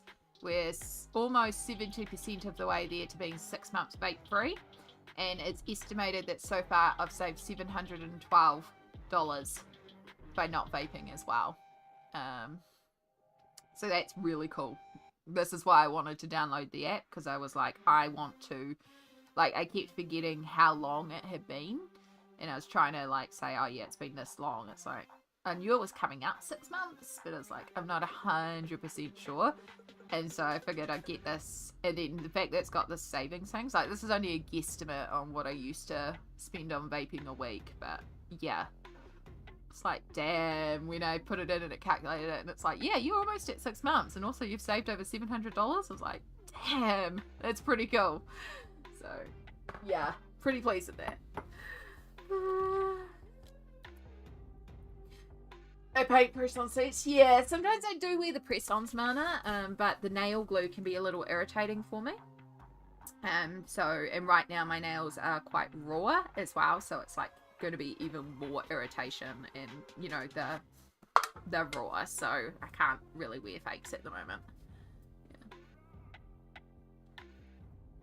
Yeah, I definitely don't bite them as much or pick at them when I'm wearing the fakes, but the glue can irritate me. I basically need to wear fakes for about 6 weeks solid to grow them out to a point where I won't pick and bite at them anymore, but wearing the nails for 5 to 6 weeks solids can also be very irritating for me. So I also just need to heal them enough so that I can wear the fakes without them being so raw. They're just too raw at the moment.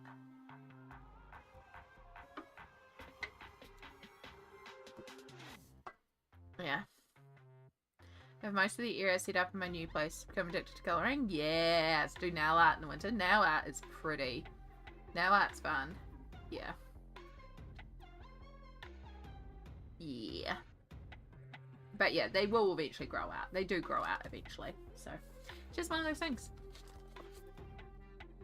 Just one of those things. Alright, I think we're getting there. Like, now that we've added in that cool tone, you can kind of see where we are getting a little bit of a shadow. We are, like, our flower's starting to look a little bit more three-dimensional. I hope you're starting to see, like, sort of like the three-dimensionalness of it.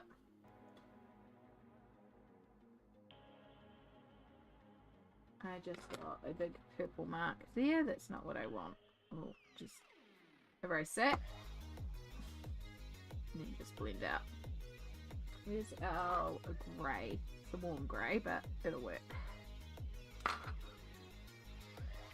Ooh, I might need to take a bathroom break in a moment too. Which is probably not a bad thing because it's been an hour and a half, so might be good to take a little. The pizza place cancelled your order? I have never heard of a pizza place doing that. I am horrified. No, why would they do that? Oh, I'm so sorry, Ashley. No. No, no, no. Not good. Not good, pizza place. How rude. Mandy! Kia ora, kia ora. Welcome in.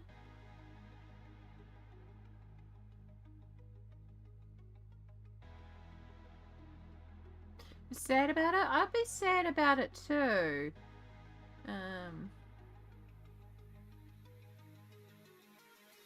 That's just rude. Oh. I'm sad for you.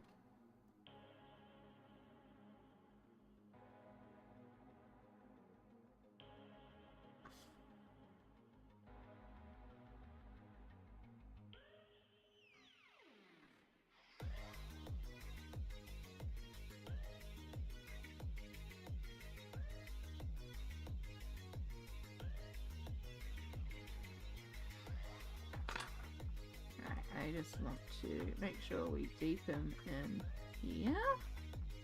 So that's looking a little bit more behind. Yeah, I think that's it. I think we've got it. Yeah. I just wanted pizza. I didn't need it, but I wanted it. Exactly. You wanted it. You wanted it. So, yeah. I'm doing good, Mandy. I hope you're doing well. I'm really excited to be back here on this piece. Like, loving how it's coming together. We're slowly working away on our tulips. So we just finished our first tulip there. Just doing a little bit of shading. I feel like it does kind of pick up on the strawberries as well, which is what we want. We want to echo that strawberry color up there.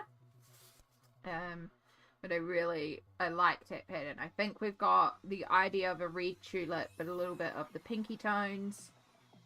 So, yeah.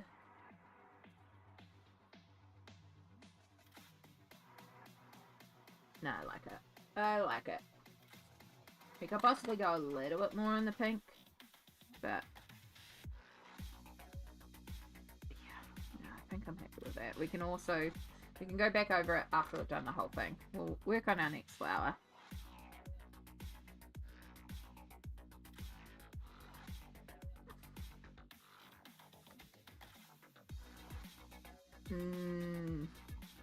Yes. It's always good to have one pizza in the freezer for emergency pizza. Emergency pizza is good. Actually, I'm kind of getting hungry now. We're talking about it too because I haven't had breakfast yet. But as I said, I also actually need to go to the bathroom.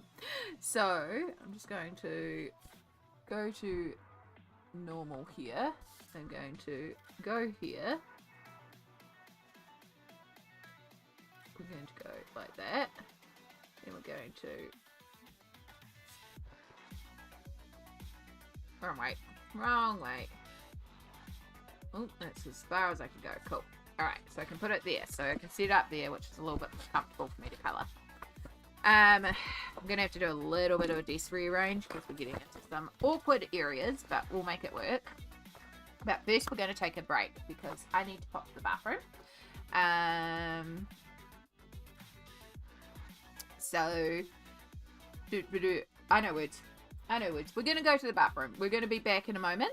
And I'll see you all shortly. My brain's just like, I need to go to the bathroom. So yeah, we're going to take a short break. This is the opportunity for you to self-care. Hydrate, get a drink, stretch, all the good stuff. Do the self-cares. We'll see you all shortly.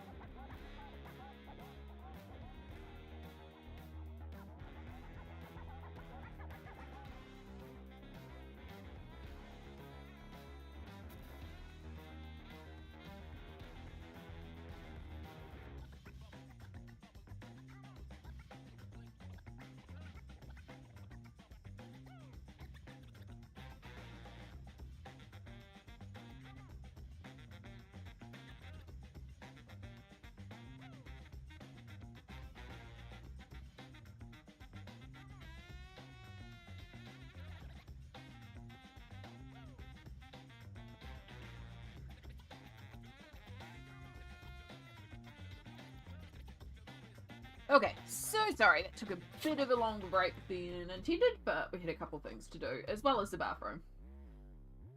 So yes.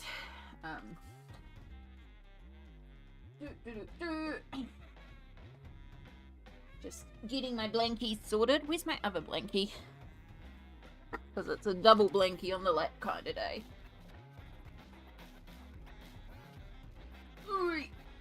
Okay. And scenes and art. Right, we should be good. We should be back. So yes, I did end up just grabbing and not like properly heating up, just like making not fridge cold, if that makes sense. Slice of pizza. So it's still kind of on the cold side, but it's not fresh out of the fridge cold.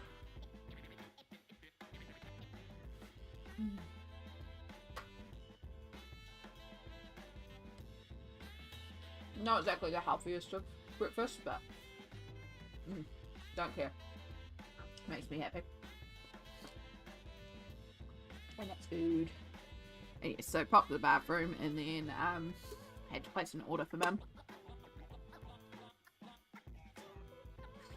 Now we're back and we can carry on. Okay, yes, that took a hot minute. Sorry about all that.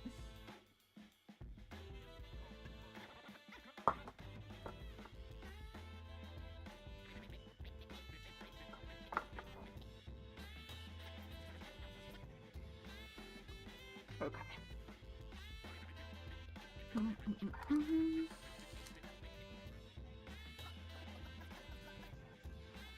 god, it's so cold today. I almost want to turn my heater on. I might actually have to turn my heater on at some point.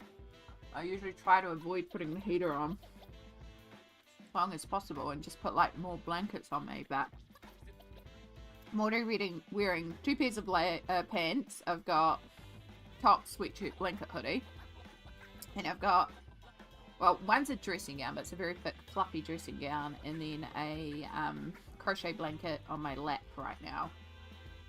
And yeah, I'm still feeling the cold. Like, it actually feels icy. There's an ice to the air, so I might actually have to blast my heater for 5 or 10 minutes just to take that ice out of the air. Because that icy air can also make my joints feel like it feels like it's attacking my joints. So, yeah. Alright, I know I just sat down and started. I'm going to just quickly close the door.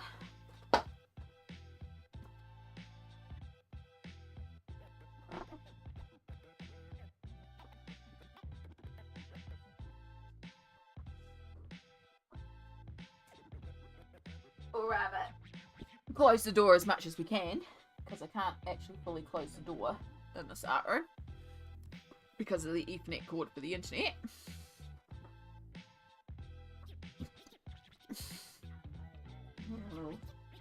Just run it for a little bit, just to take the heat out of the air, just like 10 minutes or so. Don't want to run it too long because it does use power, but I also don't want to get cold to my bones because it will hurt. And if I've already got 6 to 8 layers and it's not keeping me warm, then it's definitely a heater kind of day. This is why I pay extra money to Mum in winter for power.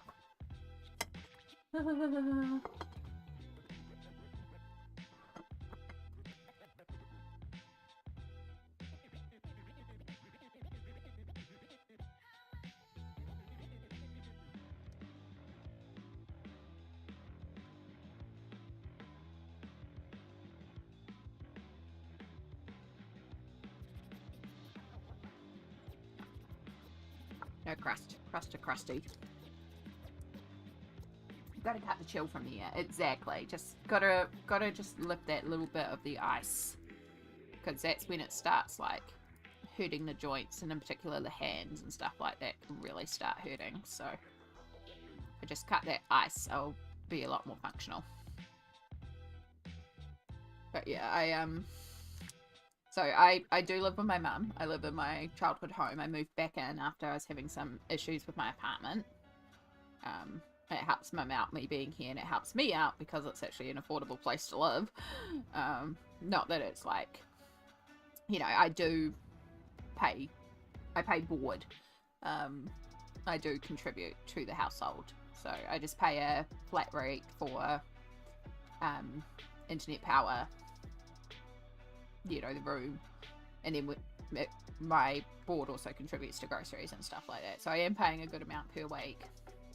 And then because I am a beneficiary in like a certain amount of months, so I think it's like May to September, I think they do it. I'm not 100% sure, but the government puts in an extra $20 a week into our benefits to help over winter with the rise in heating costs. So it's the winter energy payment, so that you can like do things like run your heater.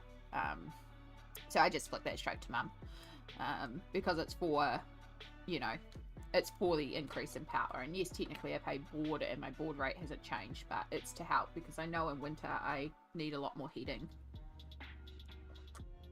Because I am essentially an old person with old person bones. And I'm like, heater. Even mum has had to run the heater a lot more this year, and she's just like, yeah. Like, she doesn't... Last winter, she barely ran the heater at all. Last winter, I barely ran a heater. I survived by putting on blanket hoodies, and this year, it's like, the blanket hoodies aren't cutting it. It has been way colder this year.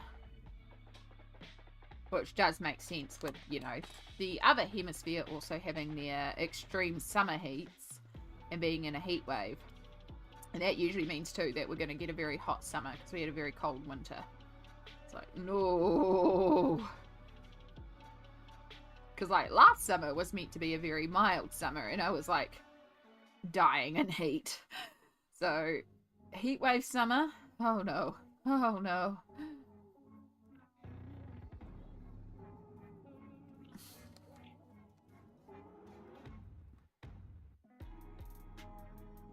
I don't do good with heat. I don't do good with cold. I do good with temperate. I like a certain range of temperatures.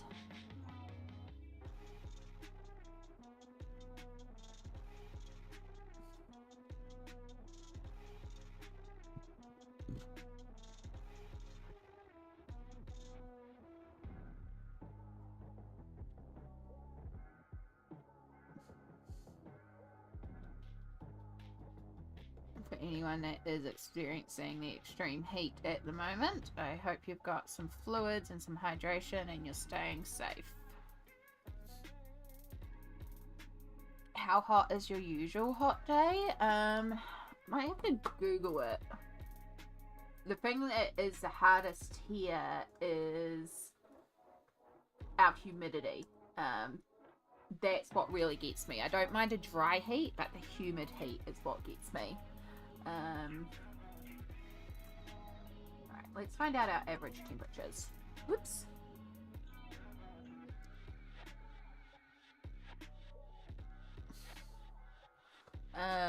Experience a mild, temperate, and moist oceanic climate. Yeah. So, average range in summer is 21 to 22 Celsius, which is 70 to 72 Fahrenheit. And in winter, our averages are apparently 13 to 14 Celsius, which is 55 to 57 Fahrenheit. And if we look at what the temperature is now, yeah, so the temperature now is 8 Celsius, but it feels like 5 Celsius. And that's the big note, is that it may be 8 Celsius, but it feels 5 Celsius because of the ice in the air. And see, we're still at 92% humidity. So right now it is 41 Celsius here. So it is quite cold. It is quite cold below the winter cold. But yeah, 22 is kind of too hot for me. I like about 18. But that's factoring in humidity, because again, I'm very used to a lot of humidity. But I know last year it was like 22 most of the time, so it was considered like a mild summer. But when it gets hot, it gets to like 29, 30. Sometimes we get into the 30s. We are right on the ocean, so we tend to not get, where I am, I live like I live beside the ocean. So we tend to not get like, you know, we're not desert, you know? But because of that, we have the moist oceanic climate, which means we get humidity. And it's that humidity that always kills me. Because it might be only 22 Celsius, but it'll be 100% humidity. And it's just like damp and sticky, and it just makes everything feel 10 times worse. Yeah. It's been really hot this year. Summer basically started in spring, and this heat wave one after another, and the humidity doesn't help. Neither did the houses built to hold heat. Not pleasant. Yeah, and that's another big thing as well. And I know Jess was talking about this in her stream, where it's also about how the houses are designed. So the houses here in New Zealand aren't designed to keep the heat out, but they aren't designed to keep the heat in either. So they're cold in winter and hot in summer. My apartment that I lived in was concrete, so it was very good at absorbing heat, which meant in winter it was actually really quite lovely and warm because it would hold on to the heat. But in summer, oh, it got hot in there. It got so hot in that apartment. And so I always was like dying in summer. So yeah, and we don't have like AC, we don't have aircon or heat pumps or anything like that. Like I've just got like a little power heater, a little like electric heater. I'm going to actually just bring it a little closer to me as well. Just make sure all the things around me are safely out of the way, so we don't have anything near the heater. And then we should feel the heat a little closer. Yeah. That would be cold to me with the humidity. As long as there's a breeze, it would be fine to me. Yeah. Depending on which way you get we can get some very strong ocean breezes. So that can be really refreshing. But again, like it may be 22 Celsius, but then we'll get 100% humidity and it will feel like 35 because it's so humid.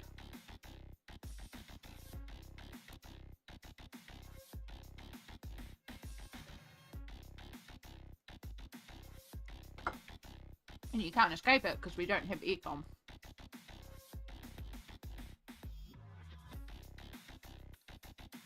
I honestly used to go to the mall in the shops because they had aircon. So I used to just go to the mall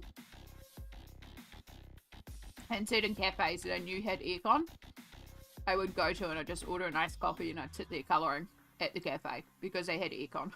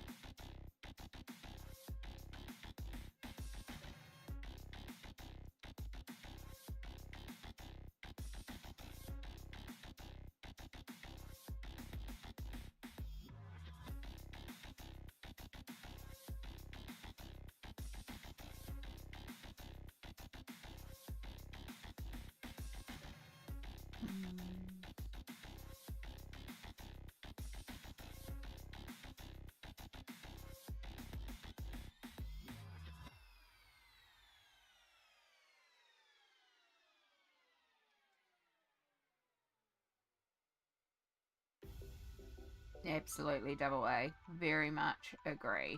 People are entitled to their own opinions, and you're allowed to have a different opinion, but there's also a kindness that you can bring to people's opinions. And also, if it's someone's channel talking about something and you have a different opinion, you can also just click off the channel. You don't have to comment. You don't have to engage.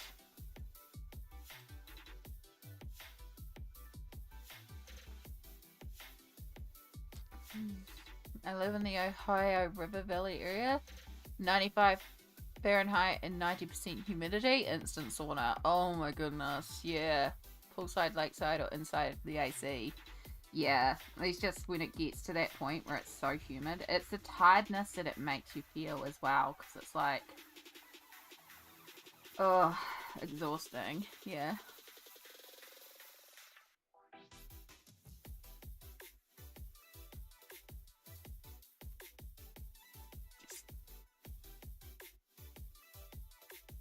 I don't miss the summer heat. And also for me as well, like, I love living in blanket hoodies. I find them cozy. I find them comforting. And so when it gets that hot in summer, I also can't wear blanket hoodies. And that saddens me because I love blanket hoodies. So it's also like I have to wear clothes that aren't my comfy clothes. That's why, like, there was one summer where I was staying with somebody and they were running the AC because they like to stay super duper cold, and it was too cold for me, and I was like, it's fine, I can wear my blanket hoodies. And then I got to wear a blankie hoodies in summer. That was great. We love blankie hoodies. Shadow has still stolen one of my blanket hoodies and is still using it as a bed.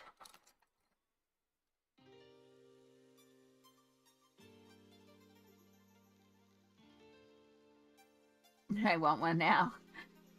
I know there's some people who are like, I don't like,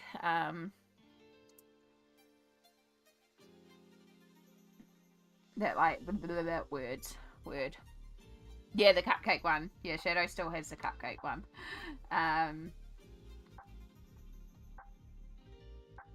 I know that sometimes people don't like winter because they don't like the feeling of wearing lots of layers, and the people are like, I prefer t-shirts and shorts, and that's so valid. Like, if you want to rock t-shirts and shorts, rock t-shirts and shorts. I always wear pants. Even in summer, I'm wearing pants. Like, I don't like shorts, I don't like skirts, I like pants. I like my legs to be covered. I don't know why, I just like my legs being covered. So I am a pants girly. And then I'm a blanket hoodie girl. But I also know these people are like, nah, I'm like singlet and shorts. It's like valid. And I'm like always in socks. Always, like, sometimes multiple pairs of socks.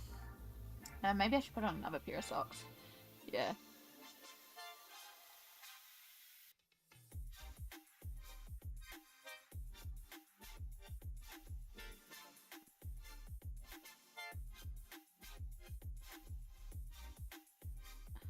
I can cool down faster than I can warm up. See, I'm the opposite. I can warm up faster than I can cool down. So, yeah.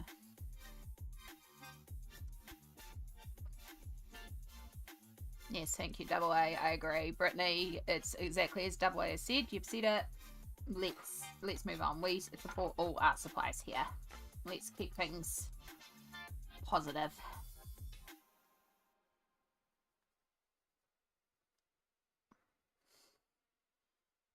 Part of me is still also very tempted with this background to put glitter everywhere. I never warm up. I live in my own temperature bubble. Oh my goodness. Yeah, if I need to stay at a certain temperature to keep the bones, like, happy. But also, I know, I'm an old person. Like, I'm old in my bones. I literally have, like, very old bones. And it just, I like to stay warm and cozy. But, I mean, I've often joked I'm a grandma. And I'm happy to be a grandma. Grandma life is it.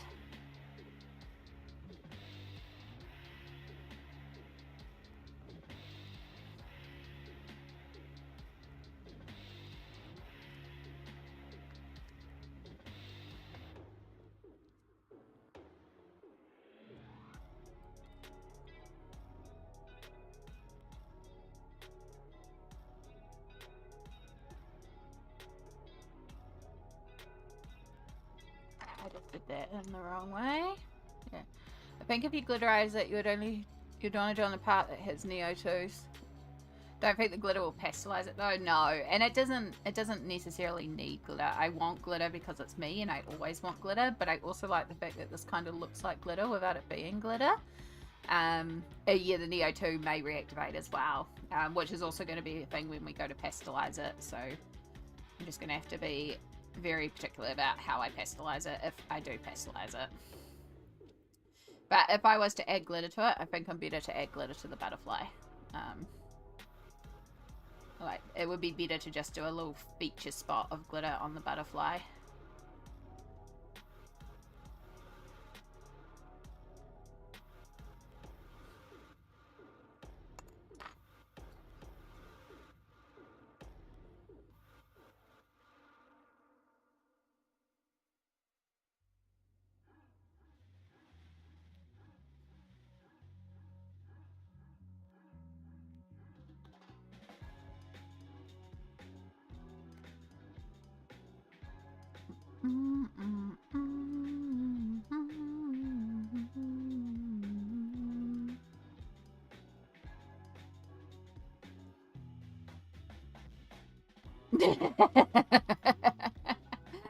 No, I won't ban you. I'd never ban you, AA. I agree. I actually don't think it needs glitter, and I feel horrendous saying that, but I actually don't think it needs glitter, and that, like, it feels wrong to say. But my brain is also going, but glitter. Like, this is just my brain. This is just the way my brain is. It's like, give me the glitter, give me the glitter.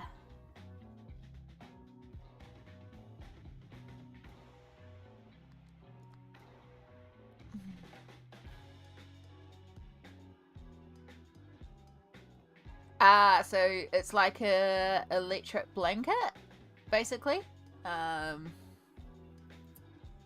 Yeah. I know. In theory, yes, I should. In fact, I've had it recommended to me by a couple of people, because also you can get ones that are targeted to go directly on your back. And that seems like, you know, direct heat pack, like, brilliant. But I can't sleep with things on. And I get very worried, like, even just having the heater on. The heater is only allowed to be on when I'm sitting right here beside it with a very clear space around it, and I still get very nervous leaving the heater on for too long. It's something that I'm working on. But I have some reasons that I can't. Like, I've gotten to the point now where I can leave my TV playing overnight, and occasionally I've been able to actually charge my phone overnight, which is nice, because then my phone charges. But yeah, I'm still not good about leaving things on, and, like, even though it's only on while you're, like, it's not on all night, I wouldn't be able to leave the room while it's on, and I would still have a few, like, right now, I know I'm not in the place for it. But in time, like, I could see the sense behind it. And I have looked at, the electric lap blankets. It's something similar for the back.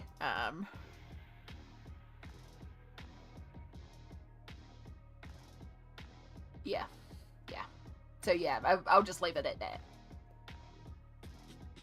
Yeah, exactly. And also, I'm glad that you took the time to find the space that you needed. At any point, if we're talking about something, you're like, no, I can't. Don't be afraid to say it. Just be like, hey, can we change? Like, I try to keep in mind, again, because this is meant to be a glittery, safe, happy little bubble, but to do that, sometimes we do have to acknowledge that we have things and phobias and fears, and that does come up sometimes. But I do try to keep it, you know, do try to avoid talking about certain things that I know are definitely triggering. So yeah, it's hard, because I'm happy to talk about these things, but I also, some days, if things are particularly bad, I don't want to talk about these things. That's why I kind of set that safety level of, like, we keep things very glittery and bubbly, and just very PG, and focus on the positivity, because if I'm having a bad day, that's what I need.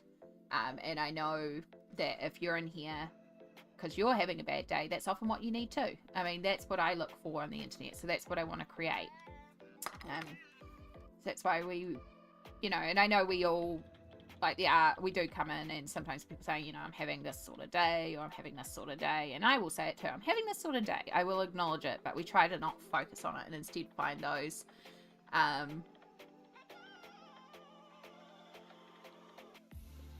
when we're oh god word, when we're, I don't even know where it was. My brain just immediately went stop there. My brain just stopped and I just lost everything. I don't even know what I was just saying. Oh my god. That's a new one. That's a new one.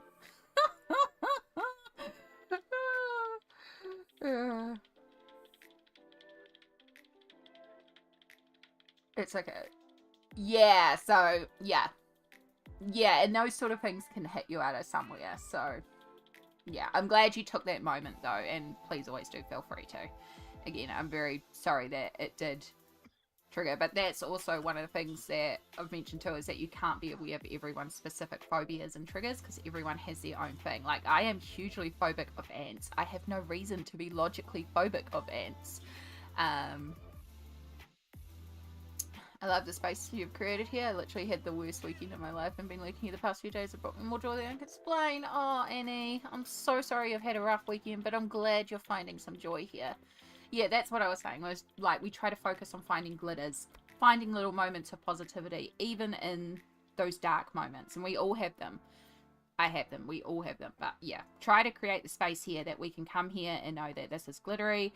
And we may pop in and go, yeah, I'm having a really rough day. Let's try and focus on the positives. Let's try and find those glitters. Yeah. Yeah. Yeah, I wouldn't expect anyone to guess that one. I wouldn't guess anyone to expect... I wouldn't expect anyone to know ants as a phobia for me. Like, especially being in New Zealand. We don't even get dangerous ants. We just have common black ants that don't do a thing. Like, there's nothing to be afraid of. I am still very phobic of ants. And it's just one of those things. So, and it's like, I don't expect anyone, and I can't be aware of every single trigger for every single person to create the absolutely perfectly safe space for everybody. So I will do my best, but also if at any point we are discussing things and it's like, yeah, no, this isn't, please keep yourself safe.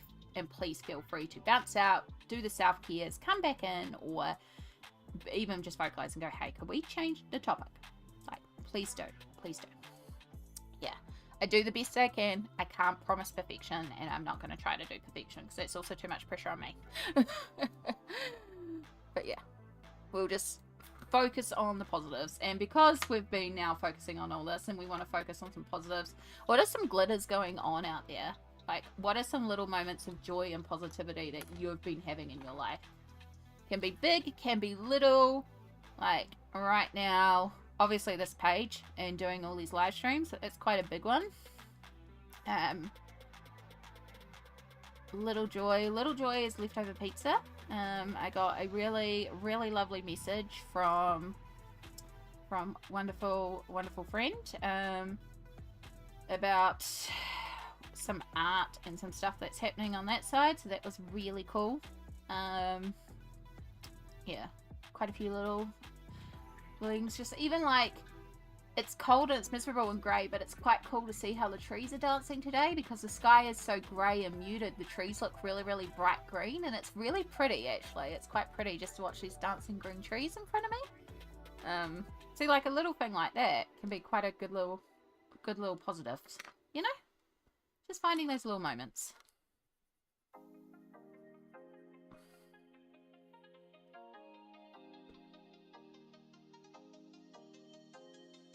To color in coma, yeah.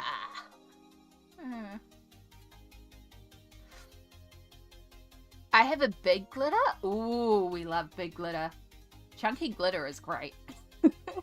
Share your chunky glitter.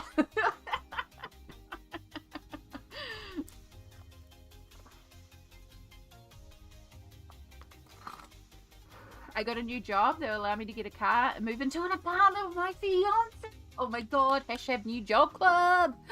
That's so exciting.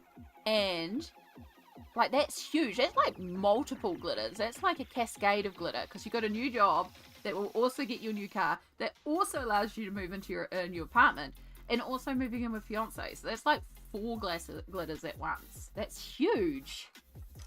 All the congratulations, Annie. That is absolutely amazing.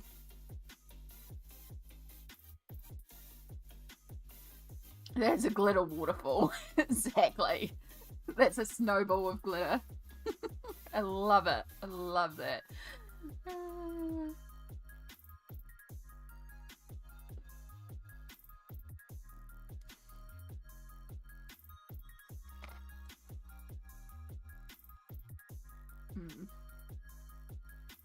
I have one. I've got to my co-workers to start doing team calls instead of emails for scheduling, so it's faster than an email and we get a 5-minute chat since we never get to talk or see anyone. Oh, I love that.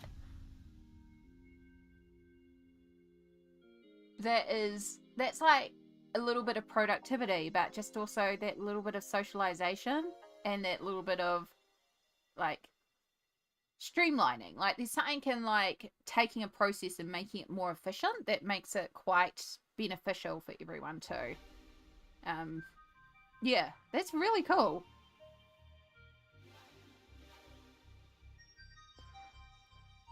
So it makes the day a little better and they're all enjoying it. Exactly.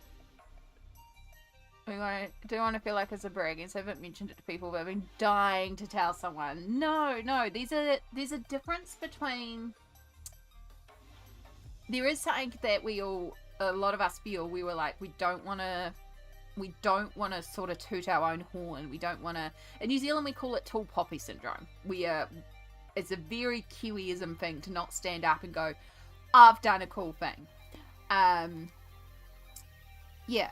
It's like, oh, yeah, nah, she's right. She'll be cool. She's whatever. Like, yeah, it's all right. You know, that's kind of what you're meant to do. But also, we should be our own biggest cheerleaders. It's something that I'm trying to be better with myself. Like, I'm looking at this page, and I know I'm doing a great job here. I will say, I love how this page is turning out. I know I'm doing a fabulous job. This is one of the best pages I've coloured probably this year so far. It's definitely going into my top faves. Loving it. And I can stand here and say, I'm doing a great job. Now, I can still say that while knowing, I think I'm going to tweak this. I could push these colours a little bit more. I could still improve on this. I should look at a better way to research this technique. I can do that and reflect on it and still see room for growth. But I can still stand up and say, I freaking love this page. And that's not bragging. That's me just being proud of who I am and what I've achieved. And that should be okay to say. It should be okay to say, I've done a good job here and I'm proud of it. Or I've got a cool thing here and I'm proud of it. Yeah. So yeah, not bragging. You are allowed to feel proud and happy with that because that is a massive glitter waterfall and it's absolutely cool. And I'm so glad you could share it with us, Annie.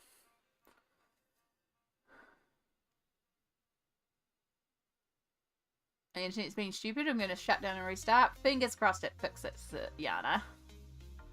It's a little highlight of the day. I talked to 3 people today. 3 more than normal. Yay! And also, if you're not feeling the connection at work, it's possible others aren't feeling the connection too. So, yeah. I'm very much... The only time I talk to anyone at work is when I have to ring up because there's an issue of what I'm working on and they need to fix it. So it's like, I don't really talk to a lot of my co-workers. So, I can very much see the benefit in that. Yeah, I am very proud of the space that I've got here. Like, there's always little things I want to do and stuff like that, but it's one of the reasons why I enjoy streaming so much, and I do come back to stream even on the days that I myself am not doing great, because it is that space of, you know, that safe glittery bubble. That's what I was looking for, and that's what I wanted to create. And again, we're not always perfect at it, but that's the general vibes, and I do appreciate when you all come in here with positivity and love and, you know, and I know some people, like there's some amazing streamers out there that do deal with talking about political stuff, and they do deal with talking about different bits and pieces, and that's really cool that that's their space. And on a good day, I could talk about those things, but on a bad day, I can't go near those topics, and so that's why I set my stream to be as if I was having a bad day. So on the good days, we can still be here and vibe and still feel great. And then if it's a bad day, I can still come to stream and know it's a cool day to stream. So That's what it's at. And that's why I say, you know, we keep stream PG, we keep stream positive, we keep stream happy. And I say that knowing that we know a lot of us do pop in and we're like, oh, I'm having a bad day today, or this kind of hurts, or stuff like that. And it's like, it's okay to acknowledge that, hey, today's a rougher day, but then we don't focus on it. But it's okay to say, I'm in a bit of pain today, or I'm in a bit of a rough day, or I'm not feeling great today. It's okay to acknowledge that. We just don't focus on it. There's a difference in that. I hope that's coming across clearly. That's kind of how I see it. Yeah.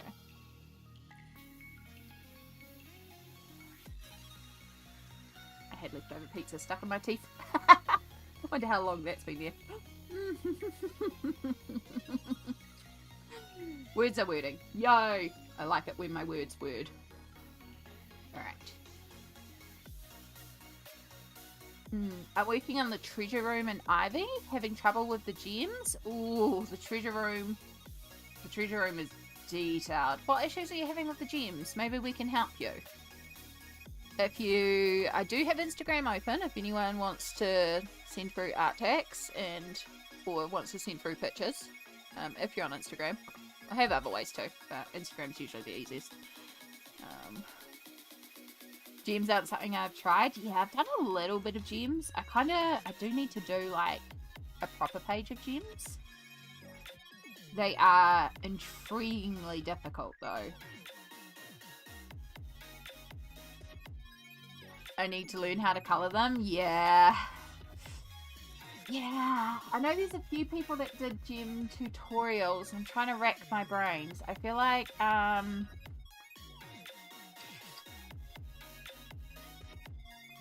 visualize them, and I'm having a mind blank on the name. I bought a special effects colouring book to learn them. Yeah. Oh yeah, a lot of people are doing colouring room crafts. Oh, Ari's on too. Ah, Ari's colouring. I'll have to catch up on that stream later on.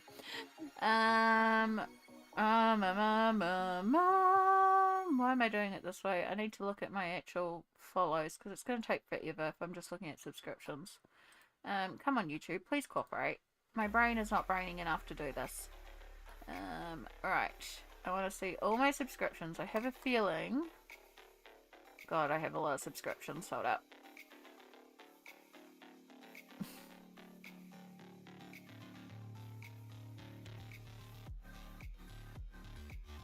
J.I. Colorist. I don't know why it was taking me so long to think of J.I. Colorist. Like, I could visualize it. I could visualize, and I was sitting here going... And all I could think was, her name is something that is around the letter L. But I'm pretty sure J.I. Colorist did a range on gems. That's the one I can think of off the top of my head. I know a few other colorists did as well, but I know J.I. Colorist did some. Ari is actually both. That's why it popped up, because Ari's also on my YouTube feed. Let me just... Hopefully it won't play sound. Don't play sound. Don't play sound. Because I can't shout out Ari YouTube as easily. Jody, yeah.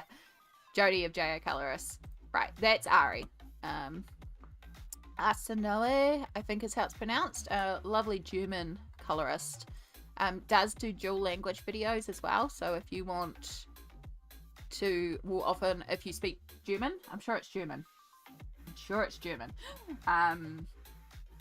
But we'll put up videos in both German and English. So if you speak German and English isn't your native, also great because you can get it in German, or if you're learning German. And often in live streams, like even if everyone's chatting in German, a lot of them speak English if you only speak English as well. But it's quite cool to go in there and just listen to the different language as well. But yeah, Ari does a lot of watercolor and does some really beautiful watercolor stuff. Yeah. Alright. You have them in a list, one sec. Ah, perfect, perfect. Gems are tricky. I think every tutorial out there is different, so I think maybe it is random and doesn't really follow a logic, so people do it differently. Yeah, that's the thing too, is gems is such a generic term because there are so many different gems with so many different types of cuts, and I think clarity also affects gems as well. But also with gems, I don't have my rings on. I just realized I still haven't put my rings on post-surgery. I should put my rings on. With gems, how the light hits through the gem is going to affect how the gem looks. So part of that is also the cut. Let me see if I can... I'm sure I know where my rings are. Sorry, give me 2 ticks. Ooh, hitting the heater. That's exactly what I didn't want to do. Ooh.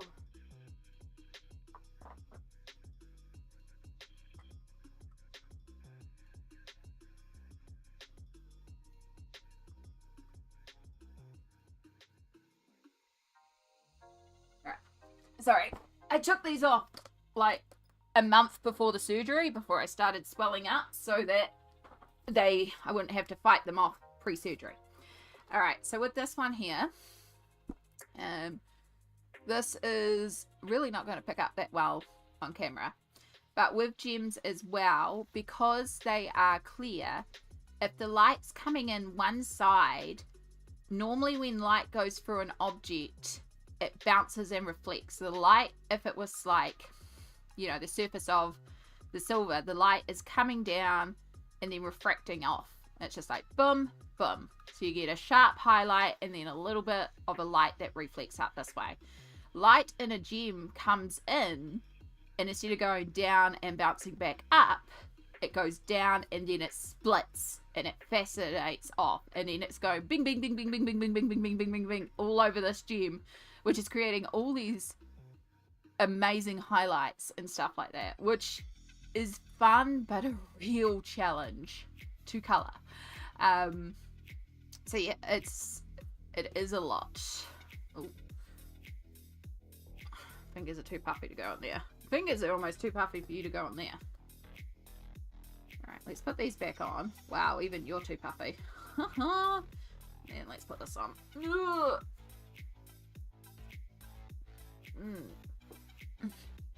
Yeah. Shell's colouring journey has a tutorial. Jazzy Doodle Designs has one. Thank you, Double A. You're a legend. It's easy to draw. Has multiple videos. Yeah. The Helen Elliston books look really amazing.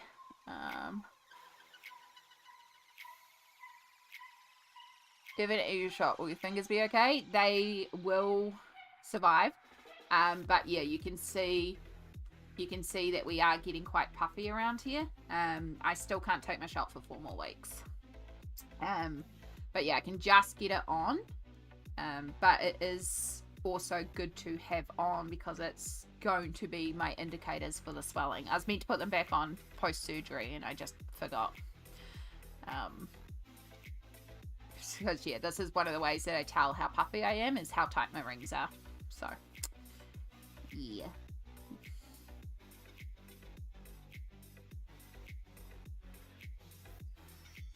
I do like the first book. I felt like it was worth the $20. They do look really, really wonderful. It was a book. I got this book out so many times at the library, and then I didn't go to the library for a little bit, and I think it got taken off the shelf, and I'm so sad that I wasn't there to buy this book, because I would have for the memories of just having this book.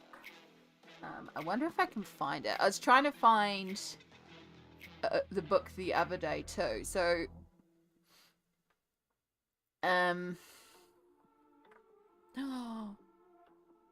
it is there. Okay. So when I was a lot younger, there were 2 books at the library that I used to hire out a lot. And then there was 1 book that I owned. There was this horse drawing book that when I was 12 was very much responsible for me getting into drawing and also falling in love with pencils. And I spent 1 summer when I was 11/12 drawing every single horse in this book. It came with 50 horses. It included like a zebra as well and a couple other random related breeds, but mostly horses. And they were all done in pencil grayscale, and it taught you not only how to sketch out the horses, but then how to do all the shading. And this is what started my tendency to colour fur by going stroke, stroke, stroke, stroke, stroke, because that was how you shaded the horses to get the texture of the horse fur, basically.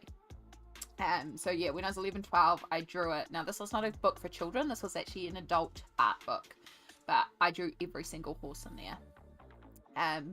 So the other day I was trying to find that book from memory. And I haven't found it, but it's a very old book. And I'm not sure. I don't know who the illustrator was. All I remember was the cover was red. I don't know if I'll ever find it. But going in that same thing, the other book that I used to get out a lot from the library, like at least once a month, was a book. And I'm so shocked it's turning up. This here. Oh, I don't know if she's got other books, because this isn't the cover I remember, but I do remember this artwork inside the book. And I think this is one of the reasons why I also like portraiture and coloured pencils, and why I got so into coloured pencils.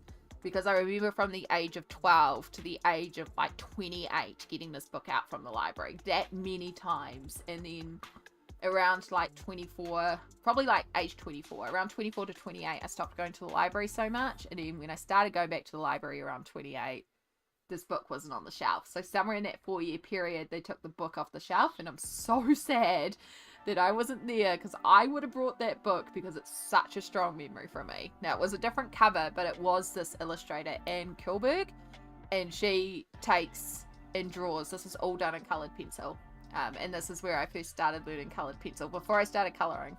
This is why I worked with pencils for portraiture work. So yeah, I don't know if this is like a reprint of the book or an updated version, because that's not the cover that I used to get from the library, but it's definitely her work, because I recognise that picture. So yeah, very strong core memory unlocked there as well. So yeah, one day I'm going to just stumble across this horse book as well. And the memories of it are going to be amazing. Yeah, so this one's 2005, so it must be an updated... It must be an updated book, because I remember getting this book out when I was much, much younger as well. Yeah. Love that library memory. Yeah.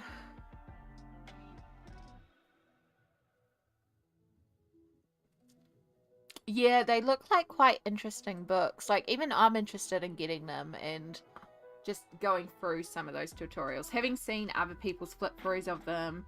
And I know a couple of people that have tried 1 or 2 bits from the book, so yeah.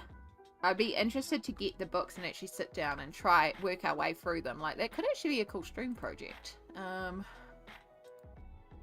Alright, before I lose this, I just want to add this to the list. Oh, no, I'm not signed into Amazon, am I? Because I'm on Amazon UK. That won't help. Okay, you can just live as another open tab in my millions and millions of open tabs. Alright, what am I doing? Let's just see if you even ship to New Zealand. Oh look, you will ship to New Zealand. You are nearly $50, but you will ship to New Zealand. Okay, that's cool to know. Okay. Yeah.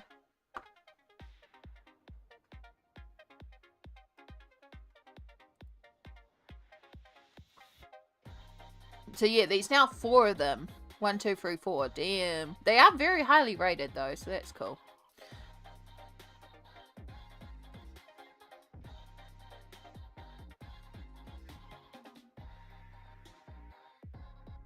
Yeah, see, the cover of the first one did make me go, because I'm not as much fan of the portraiture work, but there are different elements that I'm like, okay, I can get behind. Like if you look at cover 2 with the apple and the marble and the gem, like the stone, I think it's like a type of quartz or something. Like, I appreciate the effects on that. So yeah, there are some really neat effects in there that could be cool to learn. I was thinking it was 5. 4's coming up for me, but it could just be my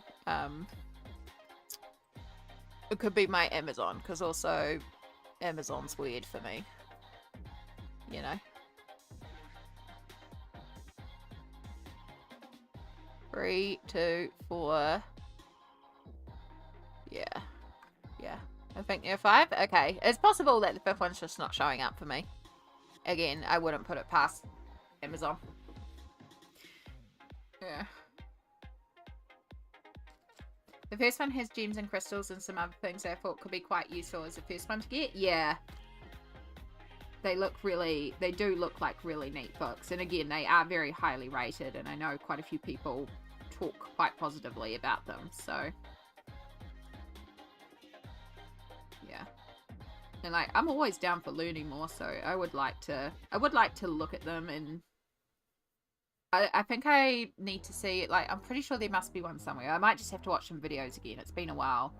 Some videos where people kind of review the books and just see what's in there as well, because there's also a thing about, like, it's cool to learn other people's techniques and you can learn new tricks and bits and pieces, but you also need to find your own style. But that's a great starting point, like, to try it out, to be like, oh, I kind of like how the light is done in this one, or I like the fact that they've, you know, this is a green gem and they've underpainted it with browns and oranges to make the shadows of the green gem, which is a technique as well. If you are working on something that's green and you need to bring in more depth, work with orange and brown because it's a complementary. Yeah, little things like that. Like, you can take little tips and tricks from it too, and that's really cool.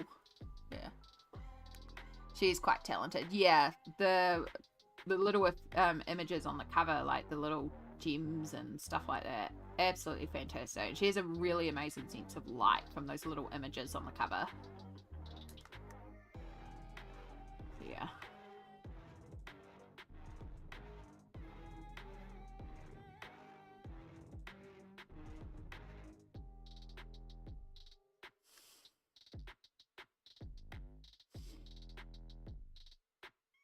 There are some very talented people out there and some really amazing tutorials as well. So there are some tutorials of stuff buried in my lives. Most of mine is just ... dab dab dab. Dab dab dab dab dab dab. I don't know why it's just such a running trend of how I colour everything, but it is just such a running trend of how I colour things. The elements, it's nice to have some guidance to start with and then develop the way it suits you better. Exactly. And at the end of the day, you can have the fanciest art supplies and the fanciest books and the fanciest of, like, tools and stuff like that. Get in there and practice. Nothing will equate actually doing things. Like, they actually did a study on the effects of doing practice. So they had two classes, pottery classes, and the pottery classes, one class had to make 100 pots. They just had to make 100 pots. It didn't matter what the pot style was, they had to make 100 pots. Whereas one class had to make one perfect pot. So that class that was making a perfect pot might, like, re-throw the pot a couple of times until they thought they had the perfect pot. Whereas the other class, even if they created the perfect pot, they had to create 100 pots. Like, not just like any pot. They had to try and make good pots, but, you know, they had to make 100 of them. And then at the end, they asked each class to make a pot. And the pot that was made by the class that had just done the one perfect pot, the quality of it was significantly less than the class that had made 100 pots. Even though the 100 pots, like, not all of them were as perfect as some of the one perfect ones the classes might make, because they'd had more experience throwing and creating. Even though they have created ones that weren't perfect, they had learnt more about the process of making. So when it came to making the pot, they had more practice. So yeah, even if you're not creating something perfectly, there is no equivalent for practice. Just get in there and try your best.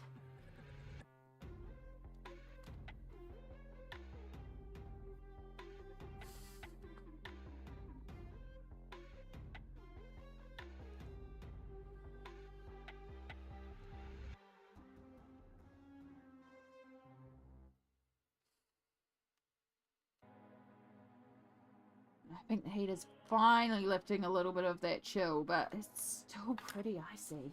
Also, I forgot I had pizza.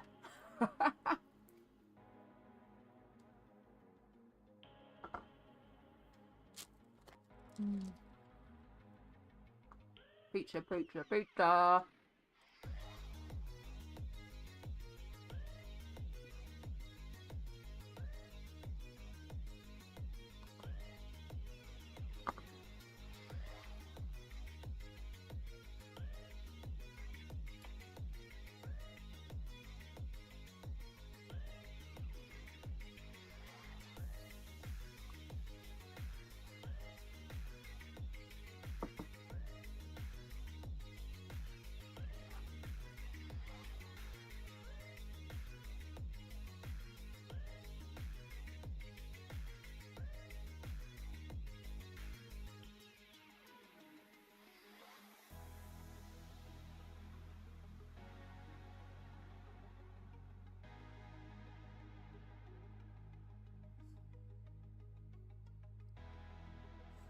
Oh, no, we need the hood up. We need the hood up. Just turn into, like, the D&D representation. The amount of times, because a lot of times when you have, like, DM, Dungeons and Dragons podcasts and stuff like that, the DM is represented by a hooded figure in the background, because the DM plays all the characters, so it's like, you need something to represent all the characters, and it's like an ominous figure in the background. So it's just this. It's just this. But the main thing is, with the hood up, slightly warmer.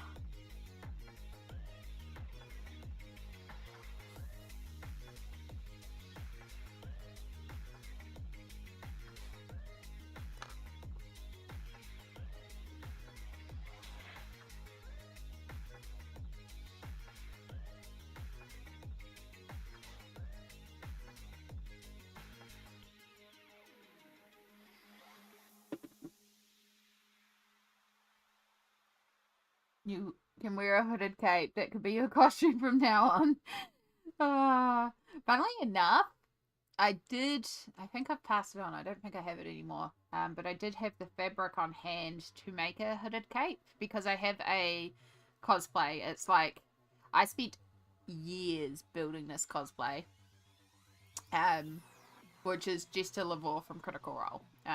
So yeah, so it's like her full dress outfit. There's tons of like hand embroidery, like it's a hand wash outfit. It took me years to make, but I do love how it turned out. And I've worn it to not only quite a few conventions, but then also times when I've had like gigs when I've been DMing and I've gone in costume. And yeah, so very, very detailed outfit that's been years creating, but I also had the fabric aside to create her cape because she's got like a cloak that was green with a hood, and so I was going to make the cape for it, and then I decided no, because there's so many layers to that outfit. I'm already warm enough in the middle of winter wearing that outfit because it's a warm outfit.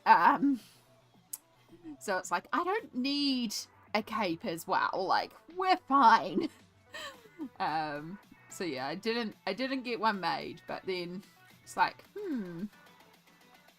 But yeah, blanket hoodies do the job. They come with hoods, so we'll just wear the hood. Yeah. I don't think capes get enough playtime in real life. Like, why don't we have traveling capes or everyday capes? Like, why don't we? It should just be a thing. Just make it a thing. Like, we should just all rock capes. They're great. Like, you just throw them on top. It's just a layer on top. And you don't even necessarily have to have sleeves. Like, you just throw it on top. And then you have a cape.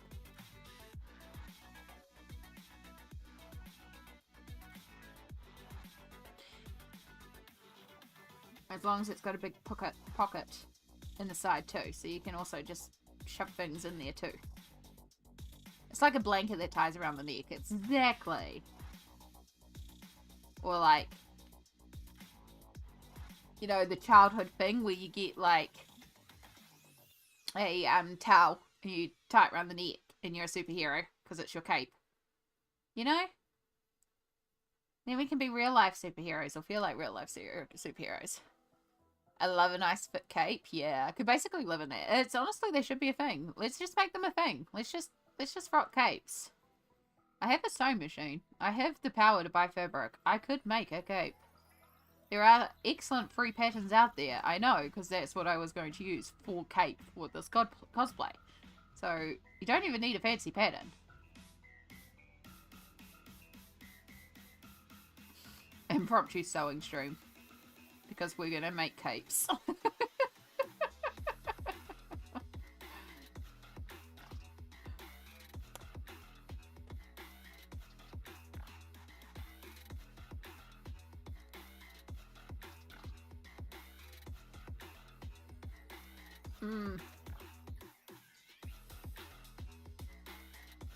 But, why not both? Why not tape the coziness of this blanket hoodie idea, which is just having the fluffy lined inner with the fluffy lined outer, so it's essentially two blanket fabrics. It's two fleece fabrics. So why not take that idea to a cape? Why not put this fabric on the inside, have your fluffy fabric on the outside, and just have it so it gathers at the front.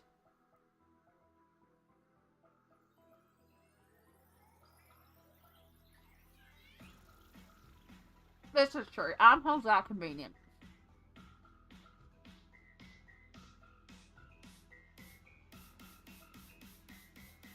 You can also do... There's a technique where... Sorry, the only way I can do this is by trying it. Where you have like a square of fabric. And you fold it in half. And then you cut like a little hole out of the center and there's your neck hole. And then you stitch up 3/4 of the side. And then your arms go through here. And then it just all hangs loose. And it's like the easiest little t-shirt. Could do that with a blanket.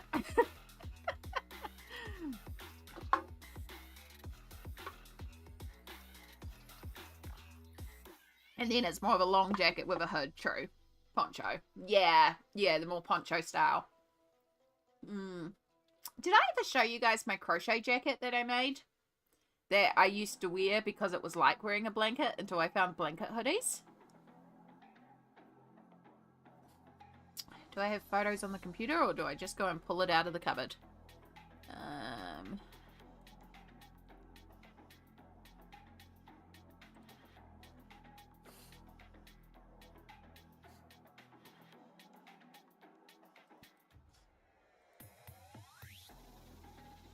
I don't have a lot of my pictures on the computer. I should fix that up. I did show you my rainbow crochet jacket. I know words. Yeah. Good. I just don't think I saw capes for sale that aren't costume. I had a cashmere capelet for winter. Oh, that sounds lovely. There's a shop downtown here that has some fabulous capes. So obviously they're still a thing in some places. And like, we just have to make them more of a thing, really. Or find local seamstress wizardries. And be like, yo, fabric wizard. I wish to pay you funds. Make me pretty fashion accessory. Please.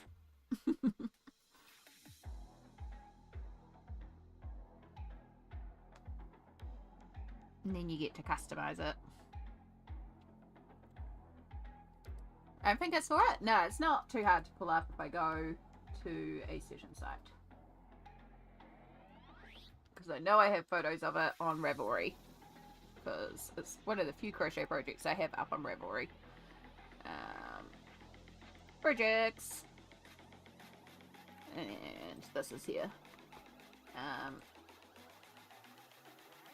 Just drag you across. So, this is the jacket here. And I'll pull out the photos big in a second. But it was inspired by this picture here. So this is a legit outfit that you can buy. It's by Fluffy, which is a crochet fashion shop, and it's absolutely gorgeous. I just want to make sure we're giving credit where credit's due, because their version is gorgeous and what inspired this whole thing. But it was like $400 or so or something, like quite a lot. And I understand why it's a lot, because it's a lot of work and I spent a lot of money making mine. Like, it's not overpriced by any sense considering what it is. I just couldn't justify it and I knew I could make it, so I took inspiration from that and then made like a bunch of rainbow hearts and laid them out in a T-shape and then joined them all up and woven so many different ends and then put like a little bit of a stripe around it. This was back when I had blue hair too. And made a blanket jacket. And it was like wearing a blanket, and I loved it because I still have it. I say that I still have it. I still wear it. But it's more, it's like, because it's crochet and it has got a little bit of holes in it, it's not as warm as a blanket hoodie, but it's a great throw on when I want a little bit more warmth, but I can't wear a blanket hoodie for some reason or another. So yeah, that's my rainbow blanket hoodie jacket crochet thingamabob. Words. Yeah. You made that? Yeah, I did. Yeah. It's just essentially squares and then joining squares together. A little bit of math to figure out how many squares. But, yeah. Just lots of squares. And that was before I discovered blanket hoodies. And so for a long time, that was what I wore. And I would wear, like, 2 pairs of pants and then a t-shirt with a singlet underneath and a sweatshirt and then the jacket on top, and I'd get so many compliments and everyone going, oh, it's like you're wearing a blanket. It's like, that's the point, because I'm cold. And then I found blanket hoodies and I was like, here's my solution. And now I'm not so cold. But yeah, I still wear that. I wear that a lot in the summer actually, if it's like not particularly warm. It's a good like throw over. It's a lot of work. Yeah, it was quite a lot of work. I mean, I also did like a floor length one, like a full jacket. Like it's a full length jacket. If I made a shorter one, it would be a little bit less work too. And the original had strap sleeves instead of the patchwork sleeves, and I did the patchwork sleeves. So there was a few more extra squares in that. But yeah, it was fun, and it's a very unique fashion accessory that I have, and I still get a lot of compliments every time I wear it. Every time I wear it out, someone stops me. It's like, wow, I love your jacket. It's like, thanks, I made it. And then they ask about crochet, because they usually are crocheters, and they're asking, you know, like, where's the pattern? How'd you do it? And it's like, no pattern. Just kind of DIY'd it. I mean, there is a pattern for the actual squares. Like, the squares are a little heart particular shape, but there's no pattern for, like, assembling it. Just kind of DIY'd it. Just kind of figured it out. This is really off topic. No worries, Annie. We love going off topic here. Have you played Disney Dreamlight Valley? I have. In fact, I have it on my Switch. And I have a thing that I can plug my Switch into my computer and stream my Switch from on the computer. So I have it, and in theory, I could stream it. I haven't done a lot in there. I'm still very much in the newbie area. I have Dreamlight Valley Plus. I got the DLC and I've barely played it. It is very laggy on Switch and I find it very difficult. I want to just be able to play it for hours and hours on end, and it's kind of set up as that one where you come back and do a little bit every day and grind it, and that's not what I want to do. I'm like, I want to play it for as many hours as I want to play it when I want to play it, and then I want to not play it for ages. So I find it a little difficult in that sense to do the whole daily grind. So yeah, that's kind of where I'm at with it. So I haven't done as much as I want to do in it. And I keep meaning to. I did pop back into it when I was in hospital. I did go back into my Dreamlight Valley, and I was like, oh yeah, this is why I was stuck, because I need to do like daily grinding, and I didn't want to do daily grinding. Yeah. Off topic means side quest. Yeah, we love side quests here. Always willing to side quest. I was afraid I'd be tempted to buy something that game. Yeah. I started playing a little bit ago. It's my new favorite game. It is adorable. Oh, could we skip? Oh, it's fine now. Perfect. Are we? Yeah, we're on the Brain Itchy album. I'm just going to skip ahead this whole album because this is the one that I usually skip anyway because it is the Itchy Brain album. We're just gonna skip the whole album. Yeah. The price song was breaking my brain. No worries. Yeah, always feel free to shout out if it is one of the Itchy Brain albums, because I'm the same sometimes. Like, sometimes I'm cool with it, and then sometimes it's like, oh, no, this is an Itchy Brain song today. So, yeah. Always happy to skip. Again, there's like 10 or 12 days worth of music in this playlist. It's not like we haven't got 1,000,001 other albums we can skip to. So, yeah, just be like, can we skip this one? Yeah. I can't play every day right now because my Switch lives at my fiance's house, so it's nice having a break from the daily grind. Yeah, I think I just need to get into, like, just setting a couple of minutes every day to go in there, do the daily grind things to get what I need to get, and then get out of it, and then I will probably get past the little part that I'm stuck in, and I can get more into actually doing it. And I know they just did another update too, so it's like, you know, and I want to get the characters. I love the characters. I love the outfits. I like doing up my house. Like, I really do like the game. I want to play the game for 8 hours solid. I don't want to play the game 30 minutes and then not be able to do anything else for the day. Except grind. So, yeah. Also, it is quite laggy on Switch. And if I was to buy it again, I wouldn't buy it on Switch. I would buy it on my computer. Which will be the other big thing as well. Yeah.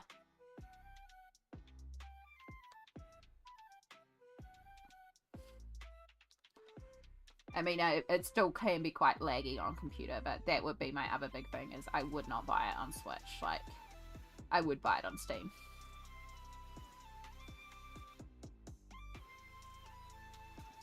And I'm not going to be that person that also goes and buys it on Steam, even though it's on its Switch. Even though I have done that for Stardew, but that one felt like an exception, because sometimes I want to play it in bed, but also I want to play it modded. So I like having it on Switch and computer, and I play it on both actively, and I have different games going on each. So, yeah. Stardew is the only game that I have brought across multiple platforms. And in all honesty, when I upgrade my phone, and I'm saying when, not if, when, because it's going to happen, because my phone is going to be dying soon. I have to replace my phone. But when I upgrade my phone, I'm probably also going to buy Stardew on phone. Even though I've heard it's not the greatest on tablet. But Stardew is just my go-to. So, yeah, yeah.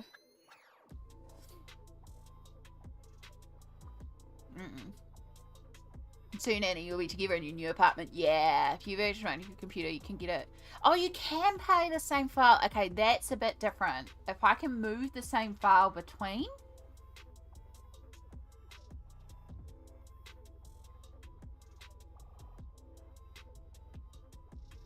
Oh, okay. That throws a different spanner in the works, because I just presumed it would be a different file because it's different devices. But if it's the same file, that's different. I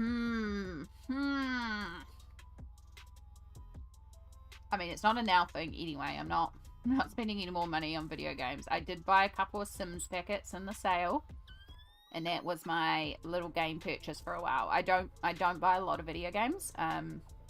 Not a big gamer. I did buy my punchy boxing game for the Switch, which is honestly the game that I've been playing the most on Switch before surgery. Because of surgery, I haven't been able to play it. But I did buy Fitness Boxing Free, and I love that on Switch because I'm not an aggressive person, but I really like Fitness Boxing Free. It's like DDR, Dance Dance Revolution, but you're boxing. And so I was doing that pre-surgery, and I really, really loved it. And I'm waiting for that 6-week clearance mark when I get the all clear, so that I can go back to working and doing that game, because I do miss it, and I want to get back in there and go punch, punch, punch, punch, punch. So yeah, I did purchase that one recently, and then I did purchase a couple of Sims, but that's like more games. That's the only games I've brought this year. That's more games than I've brought in quite a while. So yeah. I'm not sure how to do it. I looked into it last night. I know it can be done. It is cross-platform? Okay, yeah. You will have to buy it again, though. Yeah, and that's the thing. Like, do I really want to buy it again? Just to cross-platform it? But it is cool that it is cross-platform, so. Yeah. It's not a now thing. I don't I'm not spending any more money on games. As I said, I brought a couple of things in the sale for Sims, and I brought the Punchy game just like about a month before my up. And that's more games than I normally purchase, and that's the only games I've purchased this year, and probably all the games I'm going to purchase this year, to be perfectly honest. Yeah. Oh, what packs did you get for Sim? Oh my god, are you simming? I got the University and the Magic one. Yes, I got Realm of Magic too. I'm presuming you're talking about Realm of Magic. I got Realm of Magic. That was purely because I watched Cassie, and I was like, yeah, I need the Realm of Magic pack. So I got Realm of Magic, and I got Horse Ranch. And then I did get a stuff pack as well. I got the Cozy Gamer stuff pack, which wasn't on sale, but I did decide I wanted that one. And then the Book Nook stuff pack, because I wanted some more clutter items. So yeah, just a couple of packs, but I was very happy with those. And it has made me deep dive The Sims again, which is what I was deep diving before, because the colouring wasn't clicking, so we were deep diving Sims. And then I've been watching a lot of people play with the new Fairies Enchanted by Nature pack, and I do very much want Enchanted by Nature, but I do not buy Sim pack full prices. So yeah, we'll wait until it goes on sale, or I will win it, because there's a lot of people that have been giving it away lately, because EA gives away a lot of stuff. So yeah, but I haven't won it yet. I have tried a few times, because I like free. But yeah, these don't need to buy any more games at the moment. Again, I'm not a huge gamer. I go through little phases where I do play video games, and then I don't play video games for ages.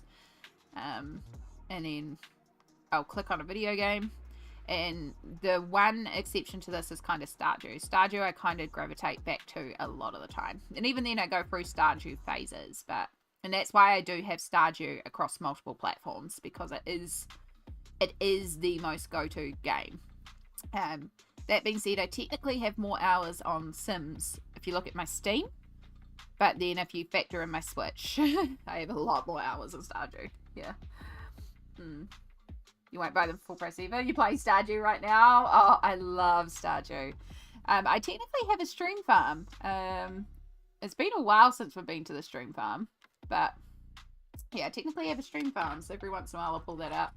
It's nowhere near perfection though. But yeah, it is a good go-to game for me, and I don't know, I really like it. Modded Stardew is also really fun. One of the things that, again, I'm not a game streamer, but I will occasionally stream games. But one of the things that I really want to try doing with Stardew is the Archipelago mod, because you can mod Stardew, and it's very easy to mod. But the Archipelago mod is a randomizer, and that just looks absolutely wild. Yeah. I've only reached perfection once, and it's my greatest gaming achievement. Annie, I have nearly 800 hours in Stardew across all my platforms. I've never reached perfection. I like the grind. We reach a certain point and it becomes too easy, and I should carry on, and I have determined, and I have a perfection farm, and I am on Ginger Island.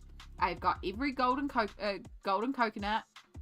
I've like done quite a bit. Like, I'm on the path to perfection, and I have pushed myself to have that farm.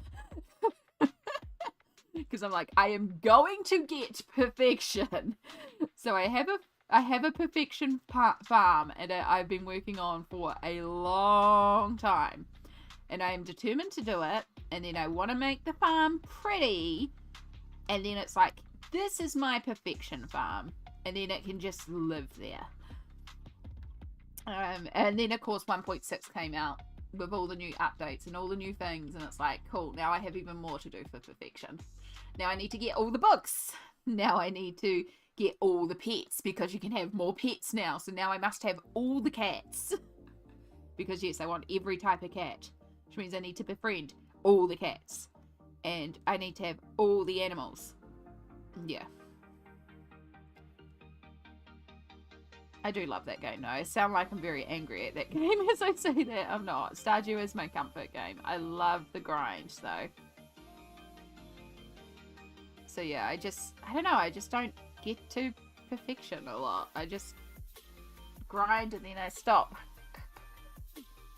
You want to try Archipelago too? It looks so fun.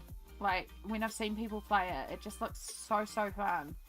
And it looks like a great one to do with a bunch of people who also know Stardew very well and like having it all random. Yeah. I'll be right back. I'm gonna go grab dinner. No worries.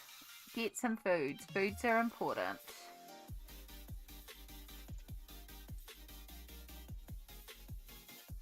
But yeah, I'm definitely someone who goes through phases of gaming. And then I won't game for ages and then I'll get in the zone and game.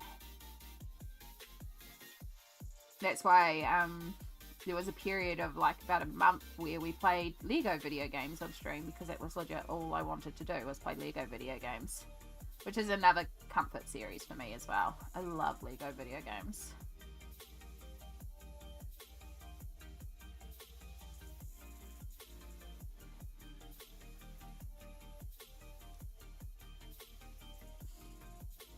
And yeah, I would stream The Sims, but my PC barely handles running The Sims, so we ain't streaming that one. And that's okay. It's okay for me to have things that aren't for stream, you know?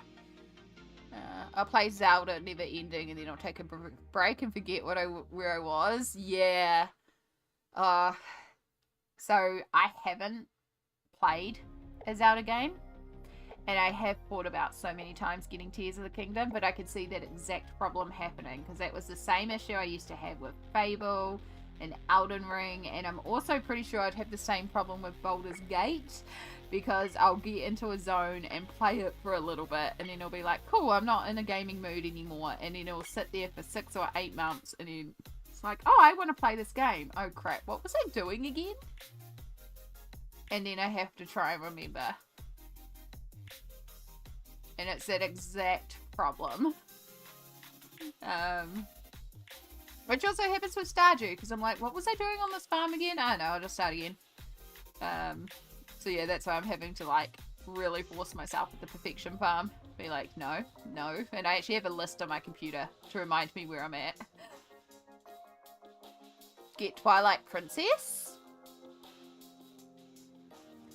Ooh. Is it just like little short adventures, or the Great Zelda is essentially 4 big breaks you can take? Ah, okay. Zelda, oh, let's type that again.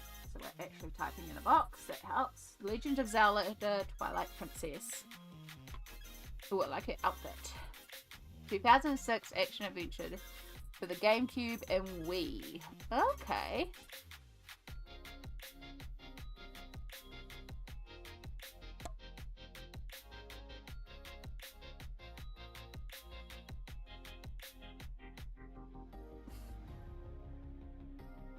Oh.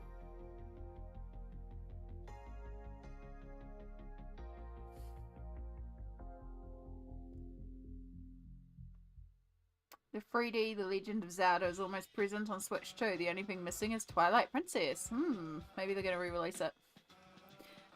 Anyway, I'm getting distracted. But that looks interesting. It looks like it could be a good one. It looks like it's got a lot of good reviews. It's just figuring out a platform to play it on. But yeah, it's an older one, but you can play it on repeat as many times as you want and it never gets old. I love that. Love games with replayability. Breath of the Wild is beautiful, but it's so open you will forget. Yeah, I know me.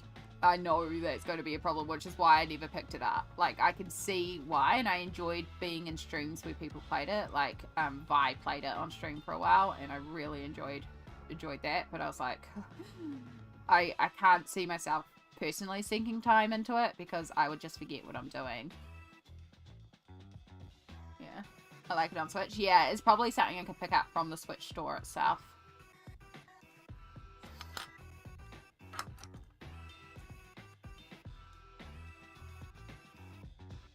old Switch store, but again, don't need to buy any more video games right now. I just used the wrong color there. I'm not thinking right. Wasn't thinking. I've just colored that whole thing in red, but also there's quite a strong shadow here, so that's okay. We can work with that. We can fix this. I picked up red brown, not thinking, instead of picking up brown brown.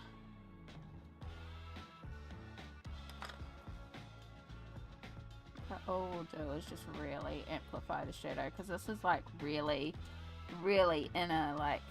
in a bit, so it will be getting absolutely no light, so it can be really grayed out and dark. And it kind of works. Even though we lost all the like shading like we do up there, it still kind of works.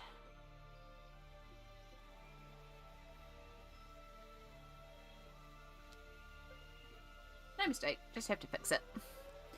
Just had to do a little bit of fix it, but it's all good. Alright. Let's push all you to the side so I don't keep accidentally picking you out.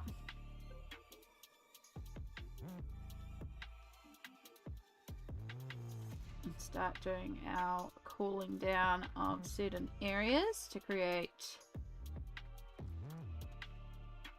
that shadow.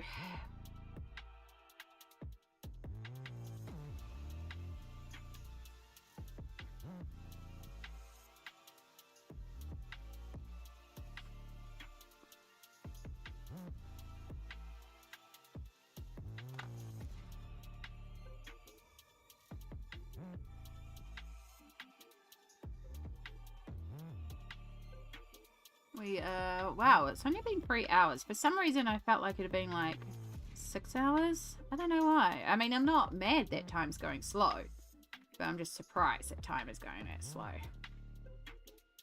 So I was about to say, I can't believe I've only just done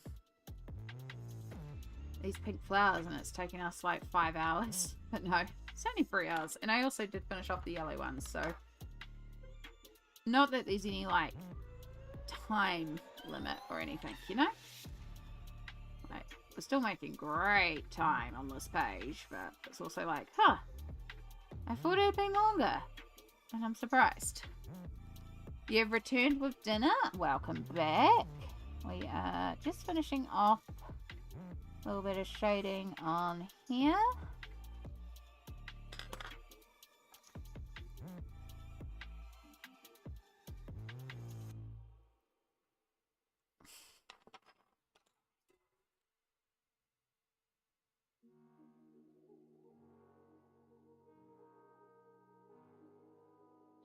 Make sure we warm up these edges.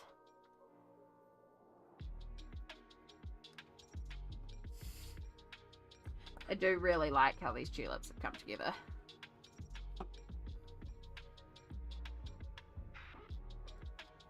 We've talked about a lot of topics in this go around, like all over the boards. Maybe it feels longer. That's true. That's true. We have talked about a lot today. Like we've done a lot of side questing, but that's also all good. Like, I enjoy it. But yeah, you're right. We've been all over the place with topics today, which is awesome because it just means we have a lot to talk about. All right, let's go to Zoomy and go to normal. Just look at this whole page in its entirety and see how we're feeling. You are getting this with, of course, pencil shine. So we'll do a little bit of an angle. Yeah, no, I think I'm happy with how that is going. I'm just going to borrow the sharpness to keep you up in place. So I do think I want to do something for those stamen. I did just grey over them for now because they would be in shadow. But they do need a little something. Do we have any photos that show the insides of tulips? They're just dark there. Oh, excuse me. Dark there.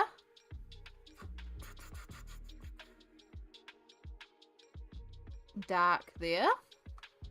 Okay, so a lot of them are dark, so it was actually quite right to grey them over. So we might just have to like darken that a bit more. which is easy peasy, because then we'll just go for dark blue.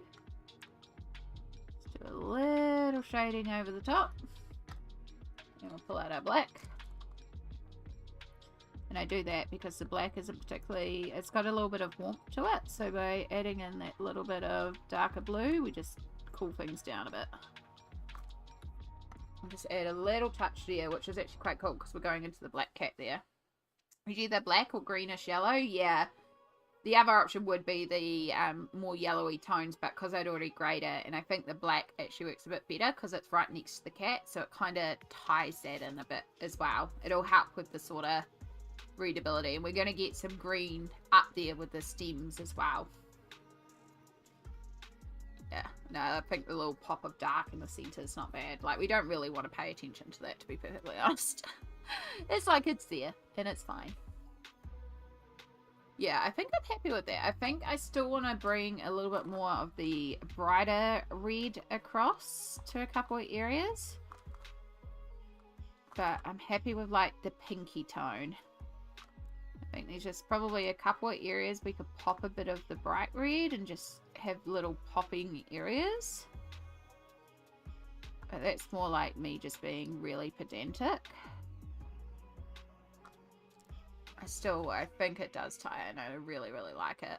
It's a little hard at the moment too because there's still so much white in it, and we have got those lighter areas, so it will also be another one that looks way more effective when we get rid of the white.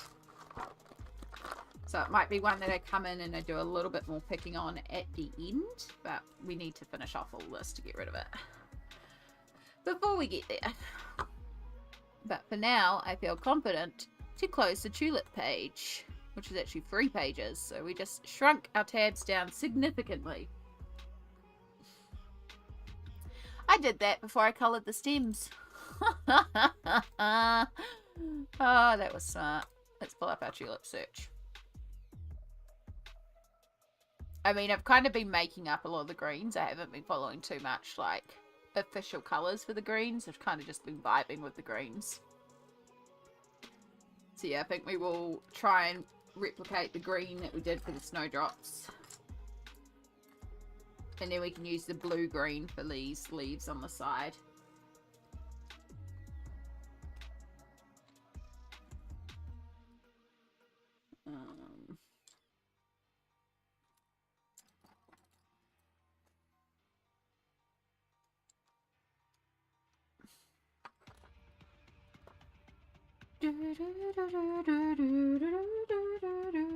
Right, I think I can actually turn the heater off. It's not warm, but the chill's gone. And that's basically what I wanted to do, was just remove the ice from the air. It doesn't have to be, like, you know, warm, as I was saying. I wanted that ice gone. Don't know where my toothpick's gone now.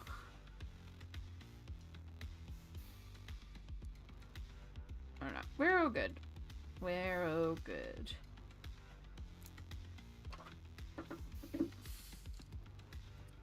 Okay.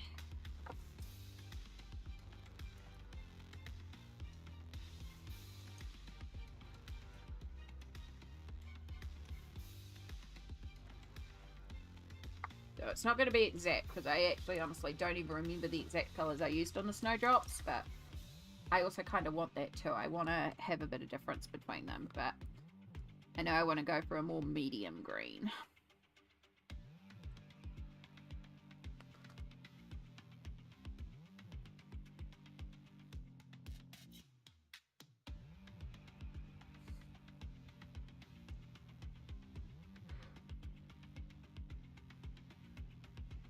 Oy, oy, oy.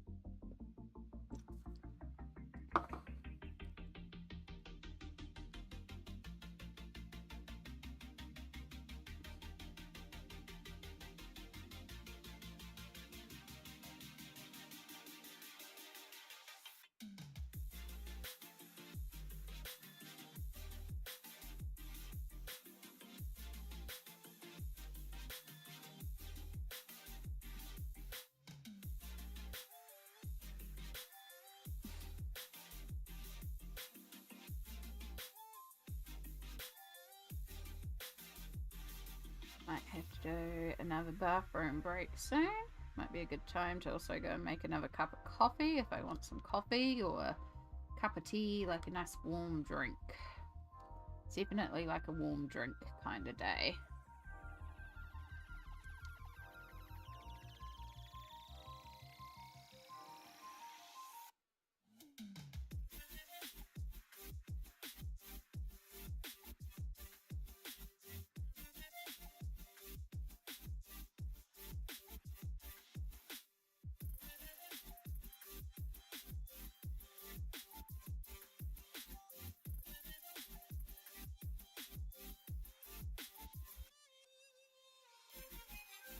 Oi, oi, oi. Ooh, excuse me.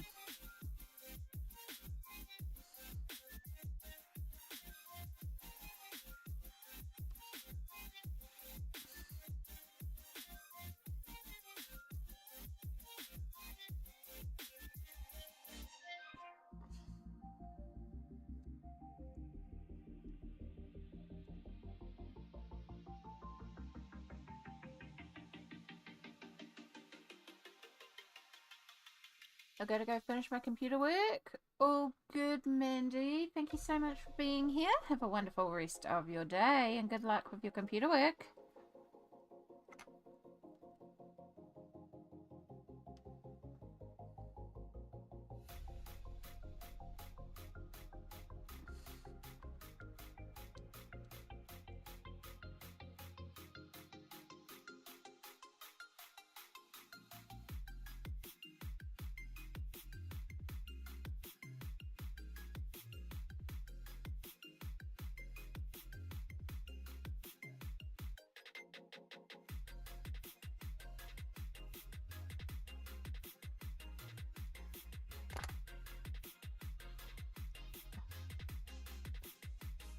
Rest of this one.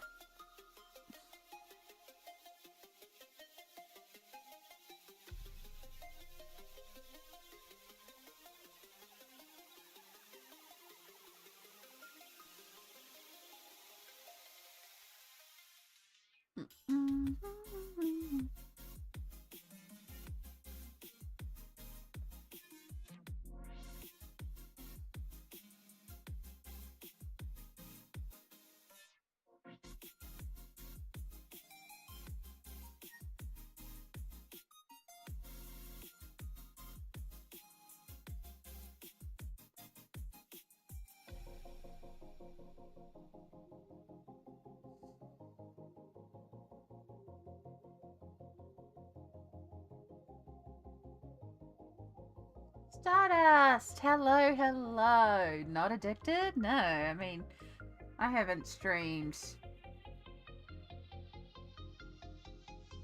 I can't even math how many hours, but I totally haven't streamed like way too many hours in the last couple of days trying to work on this page because I'm enjoying the process of this page so much. Not at all.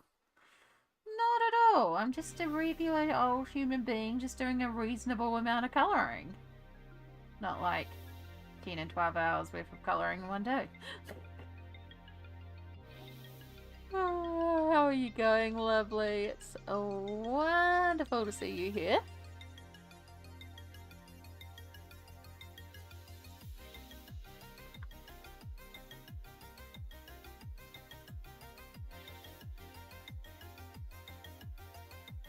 Page looks absolutely gorgeous. Thank you. Oh, that reminds me. Okay, so with people in chat, like with certain people, I assign certain colorists or certain artists, not certain colorists, but you know, certain coloring book illustrators. I just kind of link with certain people.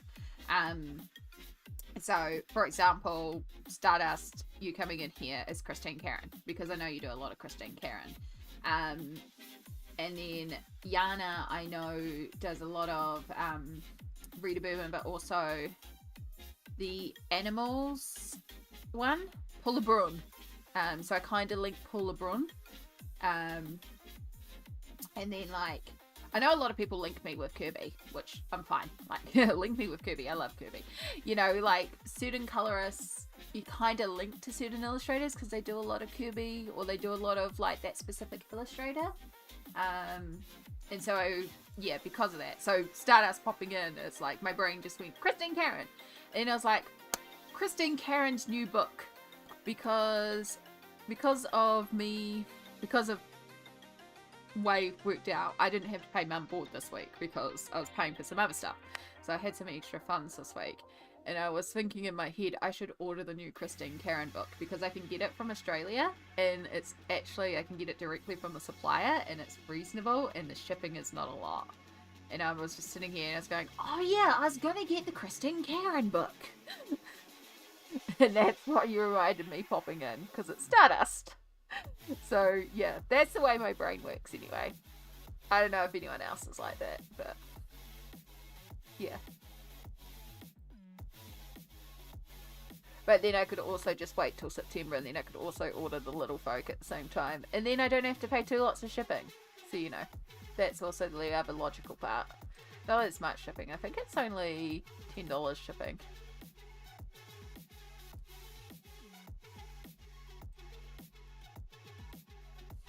Will you give me a shipping quote? That'll be really nice.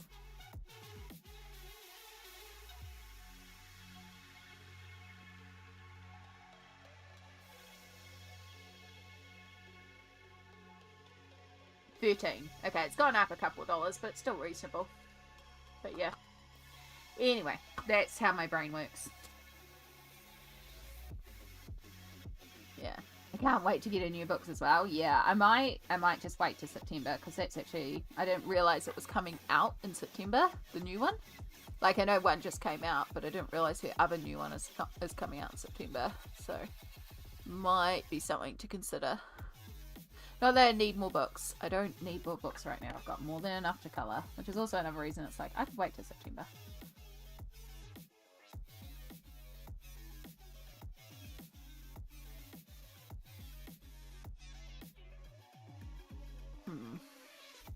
$35 Canadian, which is quite a good amount for a book. Yeah.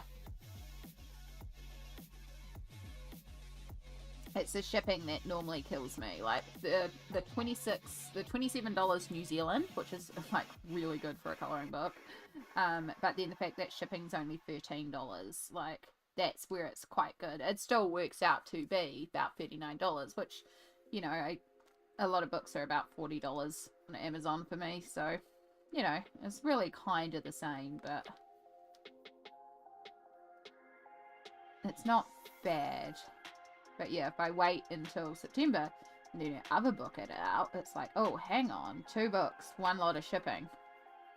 And then it just feels that much more, I don't know. It's like when I picked up pizza for dinner on Wednesday, and then I realized that I would want some Coke to go with the pizza. So I picked up a bottle of Coke, but I didn't have time to go into the supermarket to buy the cheaper Coke, so I paid the premium to buy the Coke directly from them. But then I was like, well, if I just buy the bottle of Coke, it's $6, and that's ridiculous. But if I buy a sides combo, I can get a bottle of Coke and a garlic bread, and that's $8. So I'm paying $2 more, but it makes each product $4, and that feels cheaper, even though I'm spending $2 more. You know. It's that math. It's that math of like, it's this shipping per item, so it does make it cheaper, even though I'm spending more. Because math.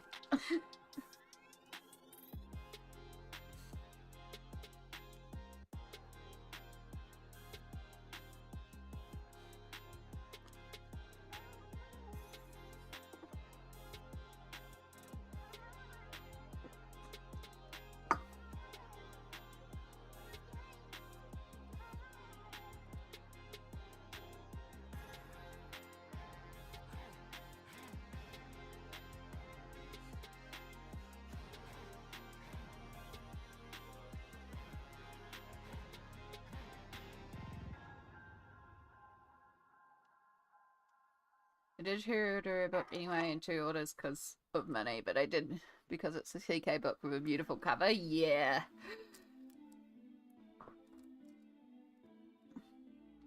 I do love the covers of the book, and she does, like, I do love her work, even though I haven't done, like, her Colouring Heaven issue is my most coloured in book. That's the one where I've only got a couple more pages and that whole book is done.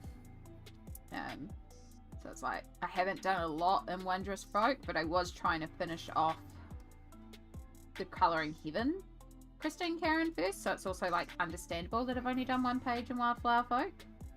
Yeah. Can't help myself, I love her work so much. It makes sense. I mean, it's one of the reasons why I associate Christine Caran with you, Stardust, because I know you colour a lot of it. So, yeah, it makes sense if you colour a lot of an illustrator. It's like how Kirby has his 10-year anniversary book coming out soon. Now, I don't need it. I own every single Kirby plus all the compilation books. And this is a compilation book. And it features compilations from other compilation books. Like, it's compilation upon compilation. I really don't need this book. However, there is one exclusive image in there, so I'm going to get it for the exclusive image. But it's also because it's a Kirby. And I love me some Kirby. So, I'm pretty confident I've done every Kirby now. I don't think I have any uncoloured Kirby's now. Or if I do, I have one uncoloured Kirby, but I thought I coloured in every single Kirby now. Okay. Yeah, no, I have coloured in every single Kirby that I own. And I own every single Kirby, so at least every Kirby has one page. Cool. Most of them are like 1, 1, 1. There's a couple with 2, couple with 1, 1, 1, 2, 1, 1, 2, and then we get to Dark Fairy Tales 14, Alien Worlds 28 pages plus 2 whips, and then Mythomorphia 66 pages. So you can tell the Kirby's I've worked the most in.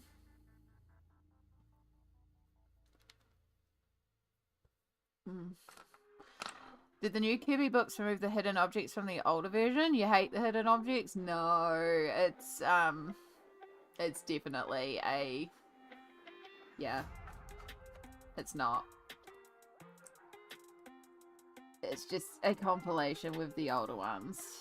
But, oh my gosh, if they did that with Mythographic, they would make a fortune. Because I know there's a lot of people that love the older styles and will get them, but they hate the hidden objects. So, yeah.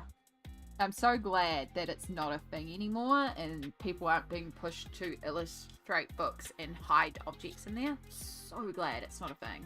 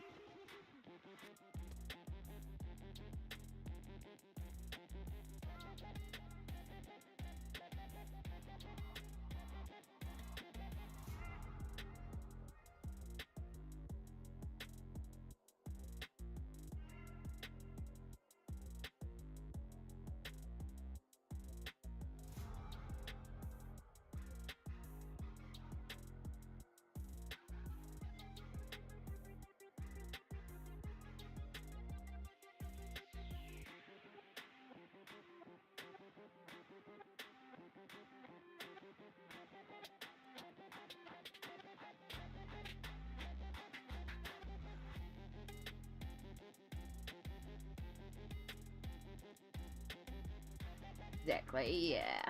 No, I'm looking forward to getting the book for the exclusive image, which is honestly probably the first image I'll colour in that book. Though, that being said, it's going to be a challenge because the exclusive image is a 4-page spread. So it's not a double-page spread, it's a double-page spread. So it's going to have fold-in pages that you fold out and it will turn into a 4-page spread. And yeah, I want to colour that because that's a lot of Kirby and that sounds amazing. But it also sounds like a lot of work, but it sounds amazing. I know Joanna Basford's books in the back have some pages like that too. I've never coloured one of them. But, yeah.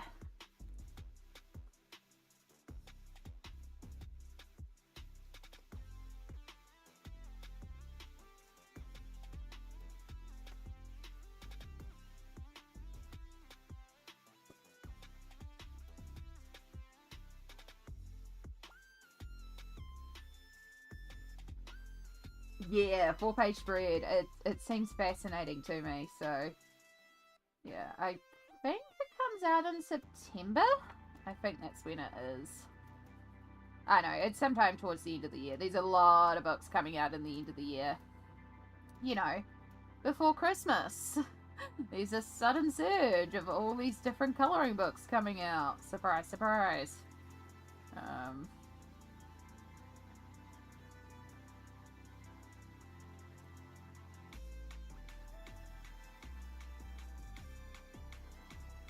Don't need any more books, so I've got plenty to colour in, but there's definitely a few coming out where I'm like, I know I'll pick up the Kirby because it's Kirby. I'll pick up the colouring Critical Role new one because it's Critical Role. And then the rest of them, I'll wait and see. There's a lot that's coming out that I'm interested in, but I'm also willing to wait and see for a lot of them too. Oh, and there's a new Dungeons and Dragons one too. So, but again, I don't have to rush for that one. I think that one will be available for a while. But that one will be on the like, oh yeah, I'll get that one. Because I love D&D. And it will go on my essential shelf of fandom, which is getting more and more full of D&D colouring books, which I love. Love how many more there are. But yeah, there's another D&D colouring book coming out.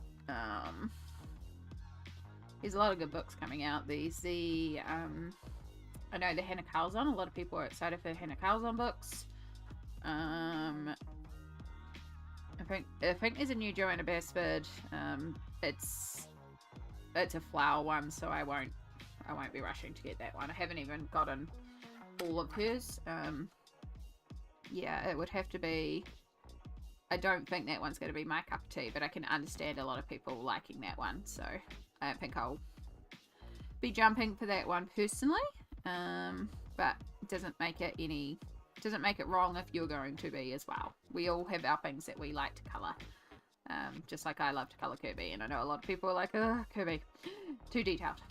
Valid. Oh, there's some more mythographics coming out, of course. There's some fascinating mythographics.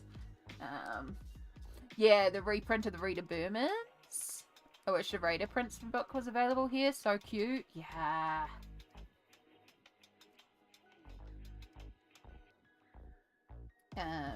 I did see, because I went on Blackwell's in the UK. I did go on their site and I sorted it by date with the newest release at the top, because they put all the like pre-order stuff first.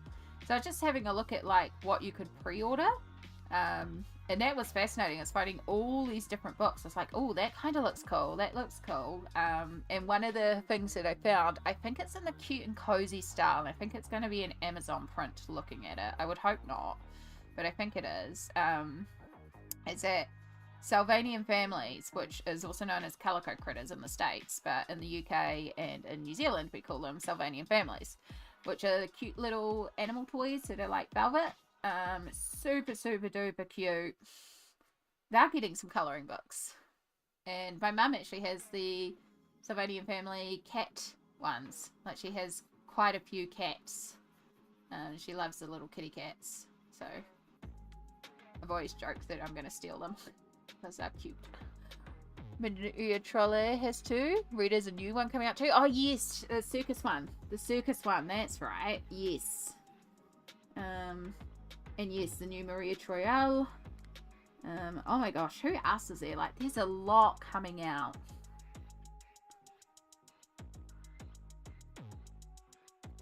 There was also a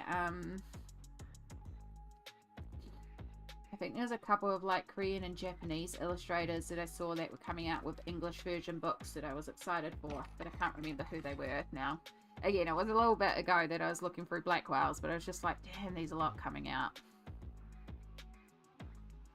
Again, I don't technically need any more books, but very, very lovely. Because winter is coming, so new books for inside entertainment and Christmas. Exactly. Yeah, there's usually a big surge at the end of the year regardless. Because Christmas, but also it does go winter for a lot of peeps. It goes summer for me, but that doesn't stop me.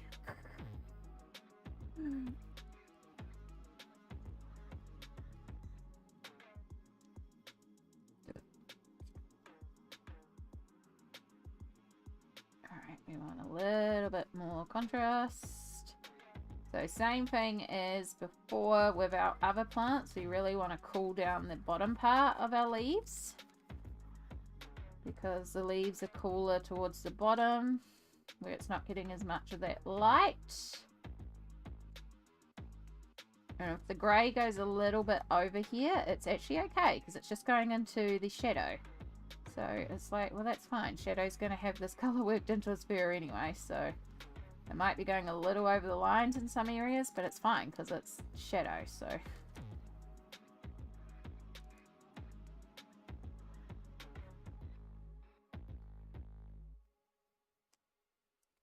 Yeah, there was, I'm going to pull up Black Whales now. Because there was a few that I was looking at, and I was like, ooh. Because I went to Black Whales to look for Oceans to Stars, because I was trying to see if I could get that sent to New Zealand, and when it would be available to dispatch.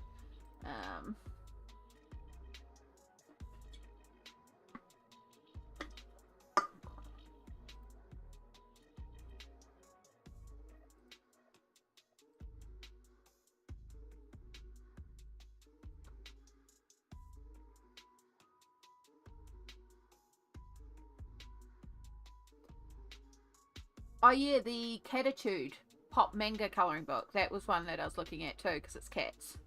You know me, I love my cats. We love kitty cats. We love kitty cats.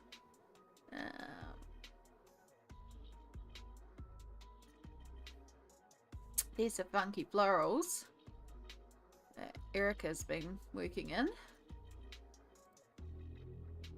I want to look at all the new books coming now. Yeah, shopping is a therapy season. Honestly, it's so good. We can totally... Oh, that looks cool. Sorry, I'm just going to pull that one to the side. There's something else too, but I'm also looking at colouring with a U, and I think I had to look at colouring without a U and do the American spelling, even though it's on the English site, and then saw new to old. Yeah, and then we get the stuff with the U, but we get the stuff without the U as well. Yeah, there's the Hannah Carlson, the English version. 21st of August.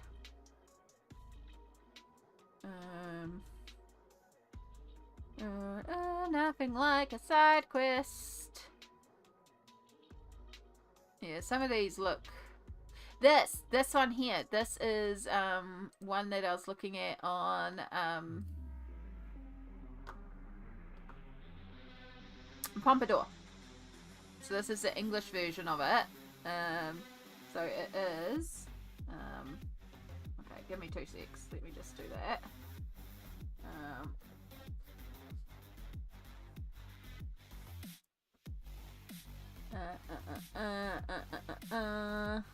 Oh look, I've still got my cart because I was looking at things and I was just chucking things in my cart that looked interesting to research later. This is it here. This is the Japanese version. So the paper might be different, but it's super, like, super cutesy. Very... If you're into this sort of style. Yeah, I knew there was, like, a Japanese illustrator that's coming out to the English version. Yeah. So that one is...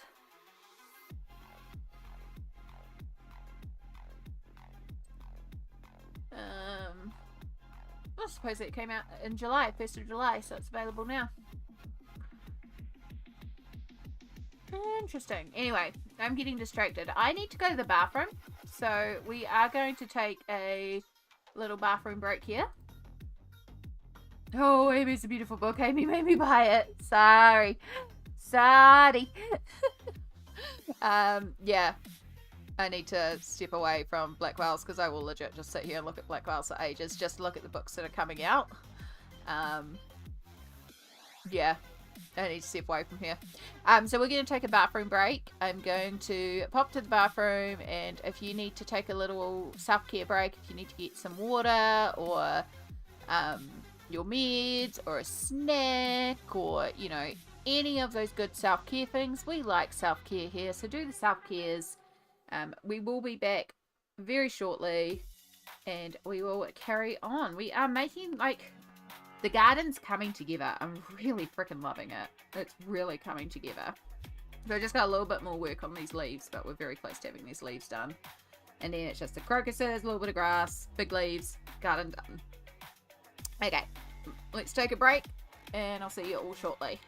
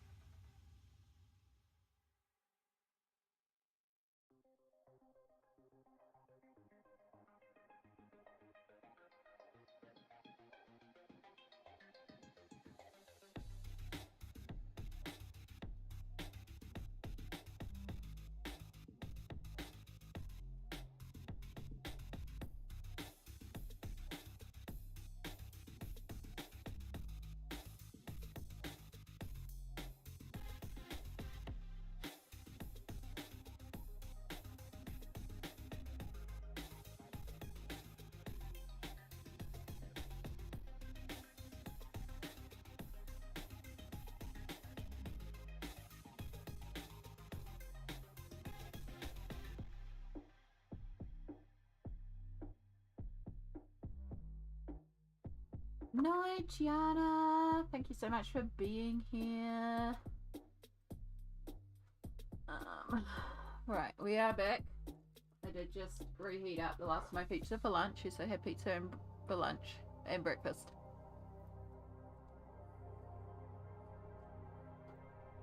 It's easy and I don't want to think.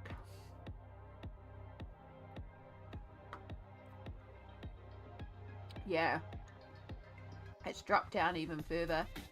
There's so much chill in the air. I just got like a temperature dropping warning.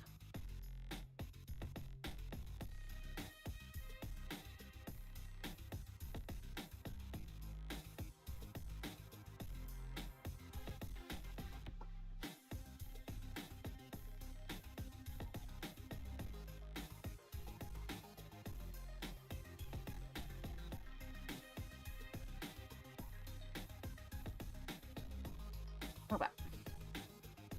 That's meant to drop temperature quite a bit. We're not even in the right scene. Whoops. My bad. My bad. Right.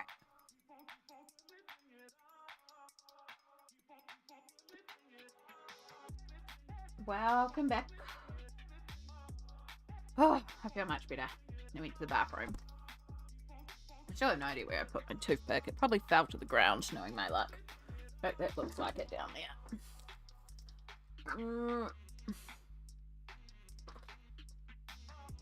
Yeah, I've got a portable heater beside me, and I had it on before just to take the chill out of the air. And that has helped make this room a little warmer. Especially notice it going out to the bathroom, like, whew, it's chilly out there.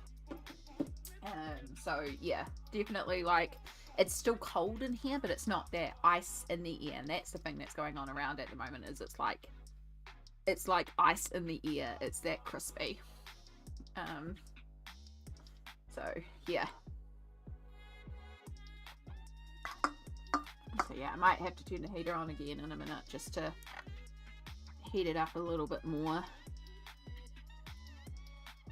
Okay, it's definitely a little bit warmer in here, and I mean like half a degree warmer in here than out there. It's just not quite as icy. Be right back in a few minutes. All good. All good.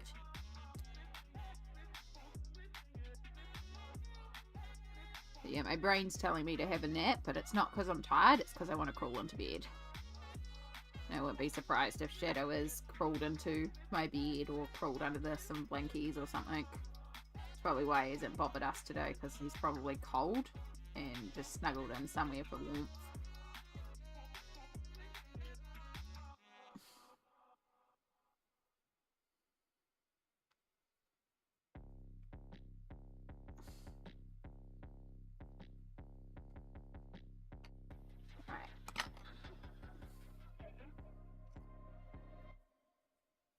I'm going to take blue. She did use a little bit initially, but we're going to use a bit more blue. Not a huge amount of blue, not like the strawberries. We don't really want it blue, but just to really cool down these lower areas.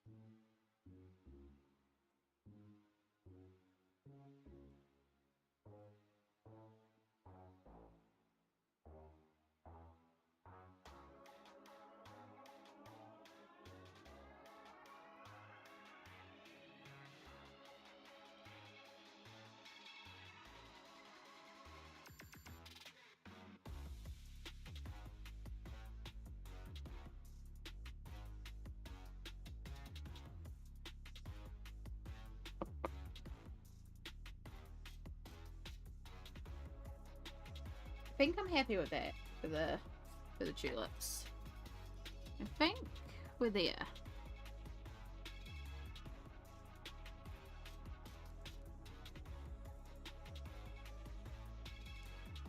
Again, I don't know 100% if this is the most accurate green for the tulip leaves, but I'm not worried too much about the greens being accurate for the flowers. I'm kind of just going off vibes for green. I just want to have variant to the greens, but yeah, I think I like that. Alright, now we can close the tulip window.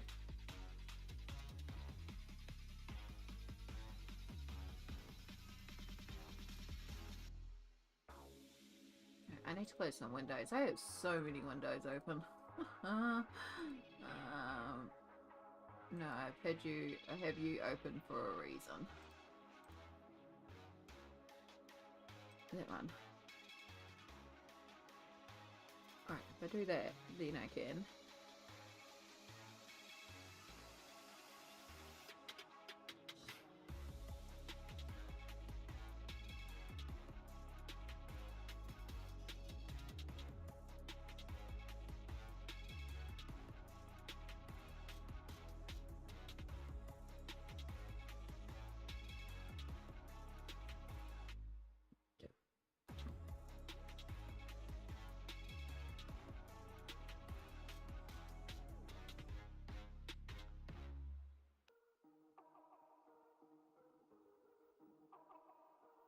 Okay, getting distracted. Close that tab, Amy. You don't need that one open.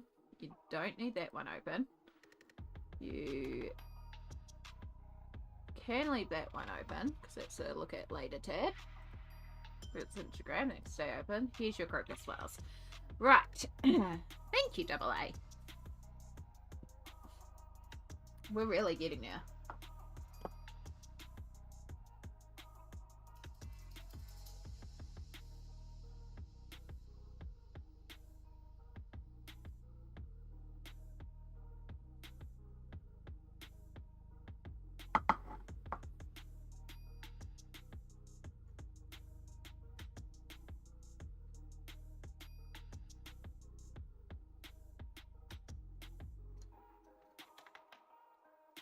So we actually have a similar thing again. We were doing dark outer flowers and bringing it into a light center. So it's a similar idea as the tulips. We were going to have to shade the flower gradient first and then do the shading for the flower itself. So that's going to be fun. But also very doable.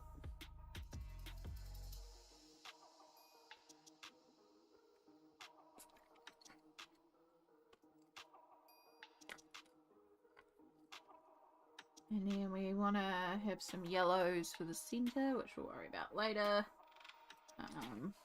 Cream. Not so much the peach. It'll work well. And then we probably want warm grey on standby too. And we can, yeah, use some cooler greys to shade. A little bit of dark purple and maybe a little bit of brown in the shadows too, I reckon. Yeah. Yeah. I think that'll work. As long as we bring in that bright pink, that's going to be the key here.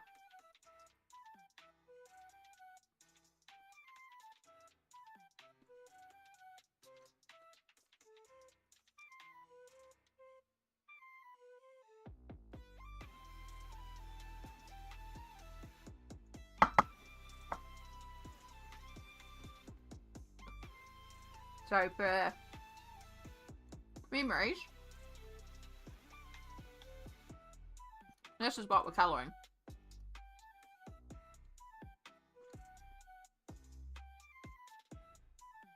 Now, one of my monitors have got more pink and they're like a pinky warm purple. Then the other monitor, they're more violet.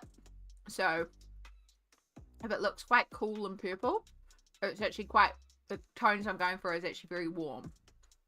We want to have a warm pinky purple. And that's going to be our thing down here, and it will help bring this pink down here as well. And just make that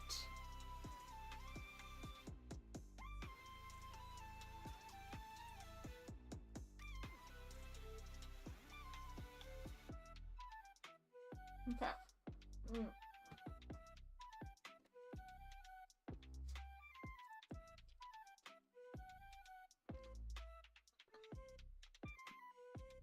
Right, that's my lunch finished.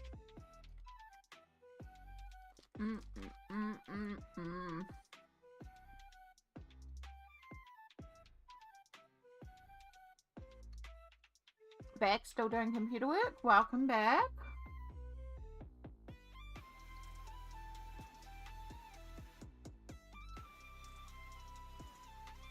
I am starting on the crocuses. I'm just doing some thinking.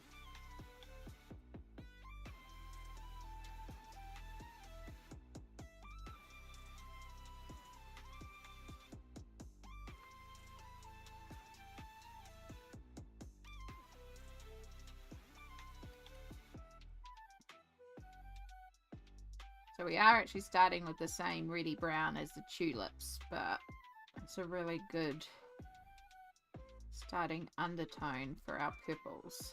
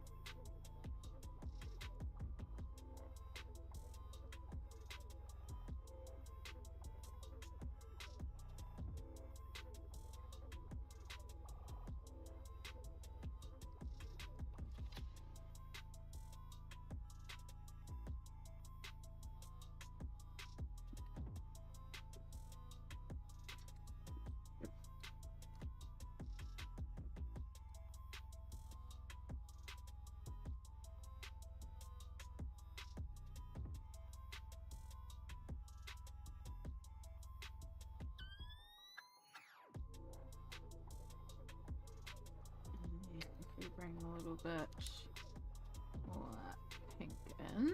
You should be an extender as well.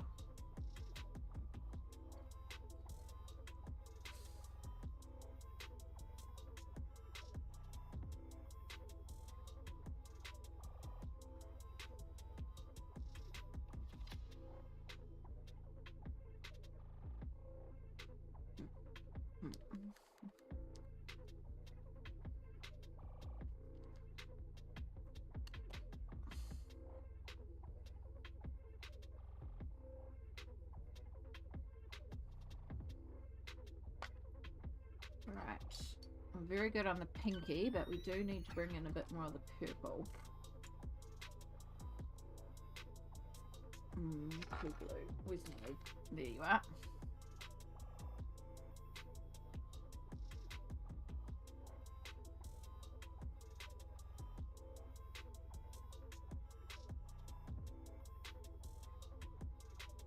Doing the history of Prismacolor. Fun!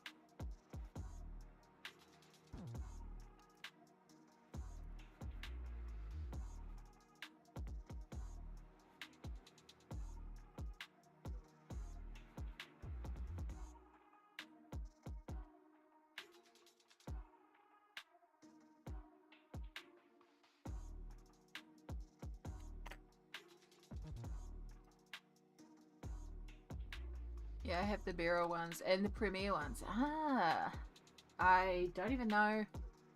I guess I have Premier. I don't know. Me. That's the wrong word. Wow. Brain. Come on, function. Function, brain. My Prismacolors are very old. I mean, they've been replaced over the years multiple times because I've used up pencils and replaced pencils. But when I started way back in the day, so I started with my Polychromos, and I've talked about how with Polychromos I built up the set. I was gifted about 25 or so of them individually that my aunt brought, and she curated a little portraiture set, so that, because I was doing portraiture with just Faber-Castell classic pencils, and she went and got me some artist grade pencils for a birthday present. She's like, you've got a real talent for this, but you need to use better quality materials. And so she got me those, and it was really cool, and I was like, oh my goodness, pigment payoff. So then I started collecting more and more of them, and I got the whole range of Polychromos. And then I started getting more into sharing online and connecting, and started selling the prints and stuff like that. And I started doing YouTube and live streaming. This is going way back to 2014, 2015, 2016, like over a decade ago. And I started making like little YouTube time lapses of me drawing and then coloring in pages that I've drawn, and like working with my pencils. And I heard about Prismacolor, and I was like, oh, Prismacolors look really cool. And then I realized I could get Prismacolors inside the country, and I could buy the individual pencils, and they were pricey, but I could get them. And I was like, oh, I could do the same thing as what I did with my Polychromos, where I buy them pencil at a time and stock up slowly. So that was going to be my plan. But I'd started, you know, making YouTube videos, and then I grew really quickly, and I became monetized really quickly. And I did monetize my channel back then. And my first ever YouTube payout, I got my payout, and I was like, wow, this is a big chunk of money. Because my first payout was a reasonable amount, because I delayed getting paid out till it built up to a couple of hundred. Because at the time, it used to be that you had to wait till you had like $200 before you got paid out. This is going back again 10 years ago, so $200 was going even further than it would today. So yeah, I got the 200, and I was like, this is a good amount of money. What am I going to do with it? And that's when I decided to get my Prismacolors. And so I went to eBay. It was my first time ever buying off eBay. I was so nervous, but I found a legit seller on there that had like really good reviews that would ship to New Zealand. And it was the cheapest way for me to get Prismacolor pencils. And I did drop, I think it was 150 at the time, which was so much money for me. It was more than I was getting in a week. But I brought the full set of Prismas in one go, and it was just so cool when they arrived in. That was so precious, and I was like, these are fun. But I still gravitated more towards my polys. And then, yeah, as I used up pencils, I swapped out pencils and replaced from the art store and stuff. But yeah, back in the day. So I never would have gotten Prismas if it hadn't have been for YouTube and Twitch back in the day, back when I did monetize my channel. Again, I don't do it now. But I don't try and make a living off my creativity anymore, and I feel a lot better for it. Memories, yeah. So yeah, it's nice if you have got the money to drop on a big set all at once, but if you don't, honestly, there's nothing wrong with buying the pencils individually and slowly building up the sets. Yeah, it's more expensive to do it that way, but for some of us, that is actually a more approachable way to build out a set.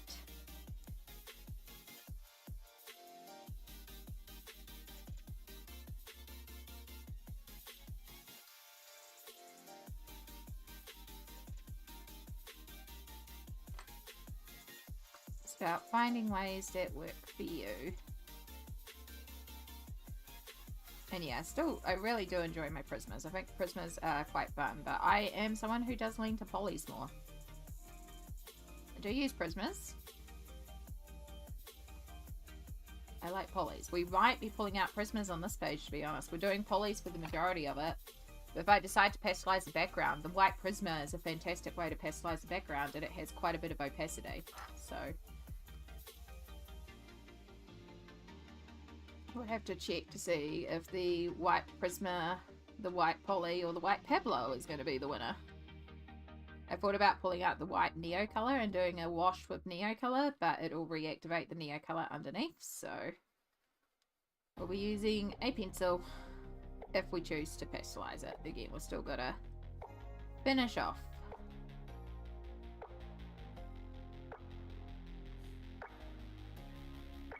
Memories. Oh my gosh, it's been so long since I've watched Cats.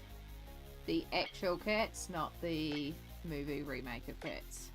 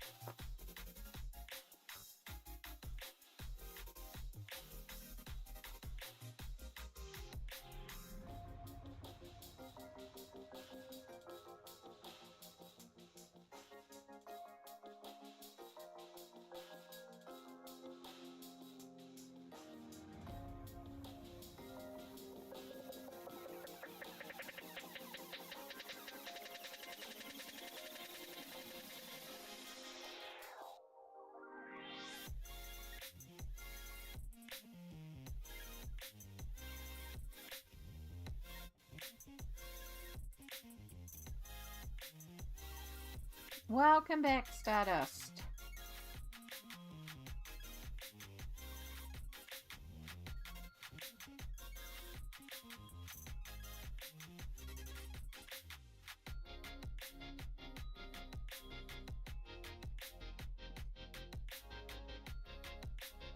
We are working on quite the interesting blend here. Not quite coming together as easily as I hoped. Part of that is because, like, I need it to all be warmer purples, but then to get the depth of the purple that I need, I'm having to use a cooler purple, and it's throwing things off, so we were having to adding more warms, and yeah, it's not an easy layer color blend, but it is working. It's going to be one of those ones where I'm layering a lot of colors to build up the depth that we want, but I think it's getting there. Let's swap that one out. I'm actually going to swap to this one.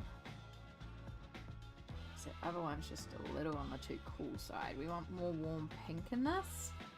Trying to create kind of like a pinky purple, but it can't be too warm of a pinky purple, but it can't be too cold of a pinky purple. Like a very specific color that I'm trying to create. I'm actually wondering if maybe I need to put the Precious over it to give it just that little bit of lilac wash. It might be good for the shadows. I have Eagle One Barrel Premiere from Canada, USA. I collect them all? That's awesome. I think just Red Violet, yeah. We got Red Violet. I'm sure that's in our mix somewhere. It is like a really... It's a red violet, but I want more pinky in it, but I want, yeah. I guess because I also don't 100% know how I want to build it. We're just kind of go with the flow. I just want a pinky purple red. Pinky purple red. So we'll just do our best for that. And it'll be what it'll be. If I find it too frustrating, it's probably more a sign I just need to take a break. But we're doing alright so far. All good, Artsy Endo. Thank you so much for popping back in. It's lovely to have you here. I hope you find that glorious sleep, and we'll catch you again another time.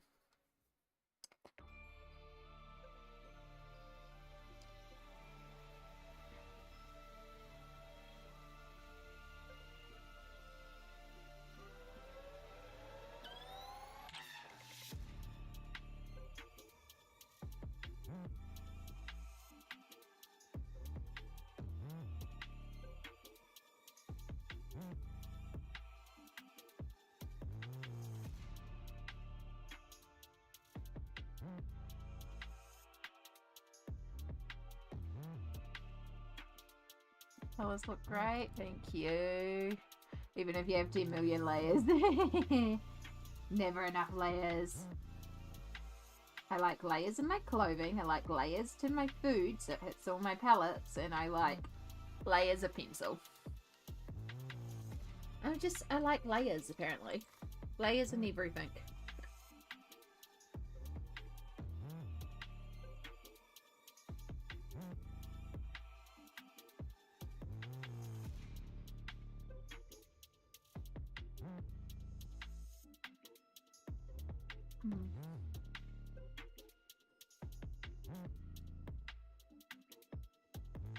There we go. Got it out. Sorry, I had a piece of pizza stuck between my teeth there. Okay. That helps. Now I can think. Don't like food stuck between my teeth. I'm obsessed with the leaf. Beautiful work. Thank you. We still have these little pieces of leaves in here, which I'll probably do quite a bright green, quite a yellowy green. And then we still have the leaves up the top. But then once we've done all that, we've officially done all the plants. And yeah, it's just the butterfly and the kitty. And am I looking forward to it? Because my god, am I getting burnt out on flowers and plants now? Like, it's great that I've made it this far. Again, I'm not the world's biggest fan of colouring flowers and plants and leaves. And I've still got to figure out what the hell I'm doing for those leaves. So, yeah, I've still got to find, like, a reference for the leaf. But as someone who doesn't like colouring plants and flowers, to make it this far into colouring plants and flowers so solidly without switching page is pretty substantial for me. But I do know that I'm not going to be streaming tonight because I'm probably going to colour tonight. I've still got the itch to colour, but I want to find something else to colour. I'm feeling the itch to work on something that isn't plants. So that's good. That means I've found my colouring mojo and I'm wanting to actually carry on colouring. This is what we want. It's a good sign. Which, I mean, sadness fuel because no more stream tonight. But also, I think I can take a little break from streaming tonight. We'll be back again tomorrow. We're still streaming now. Obviously, this is not me ending. But, you know, we're back again tomorrow. I think I can take a little break tonight. But I kind of want to look through my books and find something else to colour. I kind of want to look at my mythographics. And part of me is sitting here like, I think I want to just take a little break from the flowers because I am starting to get a little frustrated as well that I'm not quite achieving what I want to achieve, which means I need to just stop and think for a minute normally. So Marty's like, I just want to pull out a bunch of books and look at a bunch of books and find what I want to work on next. Yeah. Any ideas for the colour of the butterfly? None yet. I kind of want to finish the page to bring, like, to have all the colours there and then decide. So I might even do it after I finish Shadow / Leon. Blue would be a very logical option because the blue currently is only worked up here. So blue would be a thing logically I think I might need to bring around, but there is a bit of blue in all the plants.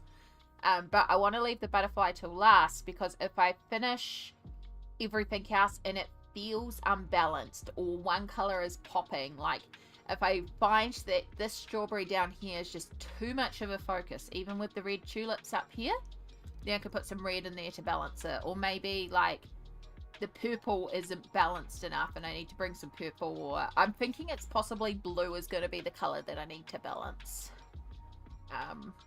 So yeah, it's going to be a case of once I get to everything else on the page coloured, the butterfly will be last. Well, the pastalisation will be last if I want pastalisation. And then, but the thing before that will be the butterfly. And that's how we need to balance the page opportunity. But if the page is balanced, then we'll just be trying to pull colours from the page, which we have a practical rainbow here. So it will be basically, we're not doing a bright orange, for example. We're not doing a brown, for example. We'll be trying to work with the colours that are in the page. And technically, there's an orangey red. Technically, there's brown on the page, but they're not a feature colour. So we'll be trying to work with colours that are already featured on the page. Yeah. The blue morpho.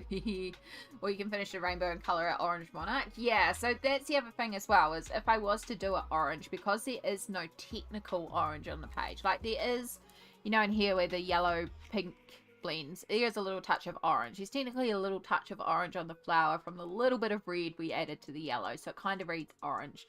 There's a little bit of peach in here, like these touches, but it's not a boom orange section. So if we did that, we could do that, but that's immediately going to be like boom orange, and this is the only place with orange. And because we have one page area where it's going to be boom color, and this is where your eyes should go first, I don't want to compete with that, because shadow is going to be in black, and this is our only big area of black on the page. So shadow's where your eye will go first by the like contrast of the page. So we also we want our butterfly to be special, but we don't want it to compete. So blue is probably the logical option, because it's tied around the whole page. There's blue in here, there's blue in here, there's blue in all the plants, there's blue in this green background, there's bright blue over here. These leaves being the more blue-green, like the strawberries, will mean the blue's up there, but we don't have direct blue anywhere. But blue is probably what we're going to lean towards, and it'll be very harmonious with the whole page. And it's, again, one of those things that will trick your eye to move around the page. But I don't want to settle on that until we've done the whole page, because, as I said, it might be that we finish everything else, and we're like, oh darn, our eye's getting stuck here. We need a way to bring it over here. Yeah. So yeah, the butterfly is kind of like our last bridge to cross. So no idea yet, but there is some thought behind why we don't know for certain what we're doing for the butterfly. There's a lot of ramble to say I don't know, but yeah. Thunderstorm, if I go DC, that's why. That's all good. Yes, don't want to take away from shadow, and to balance you will need to see it better at the end to make total sense. Yeah, and that's also again why if I choose to pastelize the background a bit more, we're doing it at the end as well, because we need to see it in regards to the whole picture.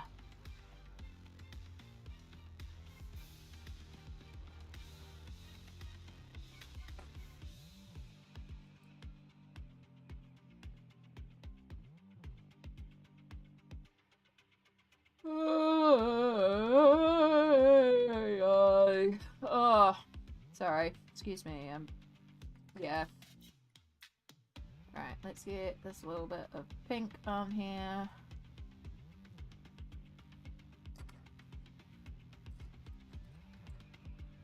Still need to... I think it's a little frustrating for me too, because I also need to put shadows onto these, and that's gonna change it, but that needs to wait to the end, because the colour of the flower, then we shade on the top. I seen a picture of IG of the Caran blue. Let's look at books. Yeah, I think we're going to take a little break and look at books. Oh, I have to look at it on mobile app. Okay. Okay. Right. Where's my, not toothpick tooth, but my toothpick for phone.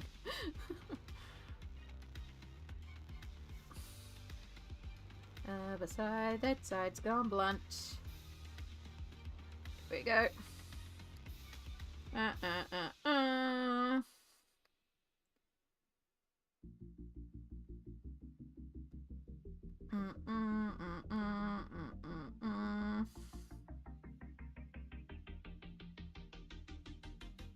Oh, that's pretty. Alright, will you let me just, like, keep the photo open? That's, like, that ties in really well. Can see that. That is absolutely perfect. So what did you call that one? Caran blue. No, not changed to Blaga. Caran. Right. Thank you, Han. I appreciate it. You know, we might have to addend the in Smalt we trust rule. Like, in Smalt we still trust. In Smalt we trust. But also in Ashley we trust as well. Because the amount of stuff that Ashley has seen through for this page has just been perfect. In Smalt we trust, and Ashley we vibe. There we go. There's the rules. There's them rules. Okay, little wiggle, little stretch, cause I feel locked up. Ooh, okay, while I go over to look at books, I'm also going to take a pile of books back because I have books piling up everywhere here. Right, your whip shelf, you're to go back. Whip shelf, you to go back. Whip shelf, all the books to go back. So many books to go back. And then we got these ones up here. So, gotta go back. Whip shelf. Completed. Whip shelf. So many whips. Right. Kanoko, you go in there. Kirby, my dear, you go in here. Vertical row.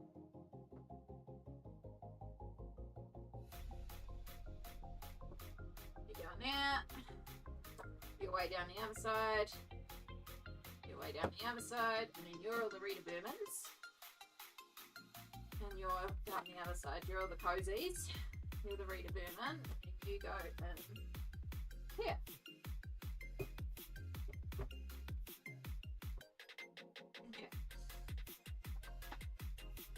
Oh, that's a little bit of pull, and I'm not meant to pull.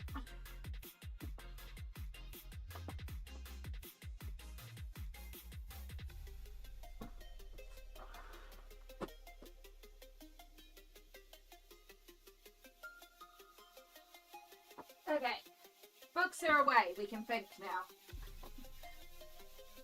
Sometimes you just need to clear the deck, and then you can. I said deck.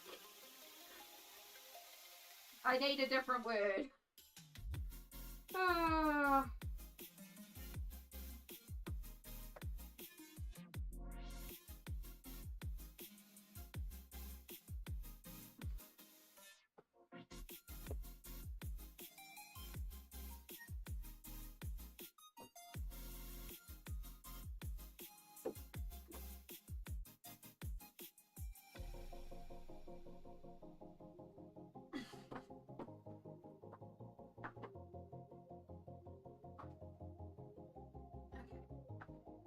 Whip pile can go up there because you need to go up there. I know there's even more under there on the whip pile.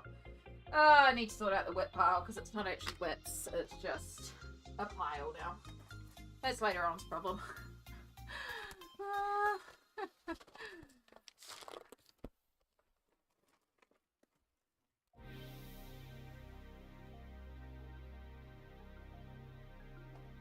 Alright.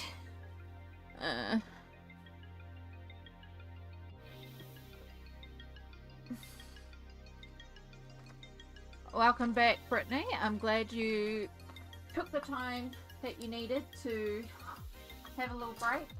And yes, hopefully you find some joy with us today. We're having a lovely, bubbly time over here. I really like how this is progressing. Also, welcome in Perfection. Ooh, home from shopping. What did we get? Yeah.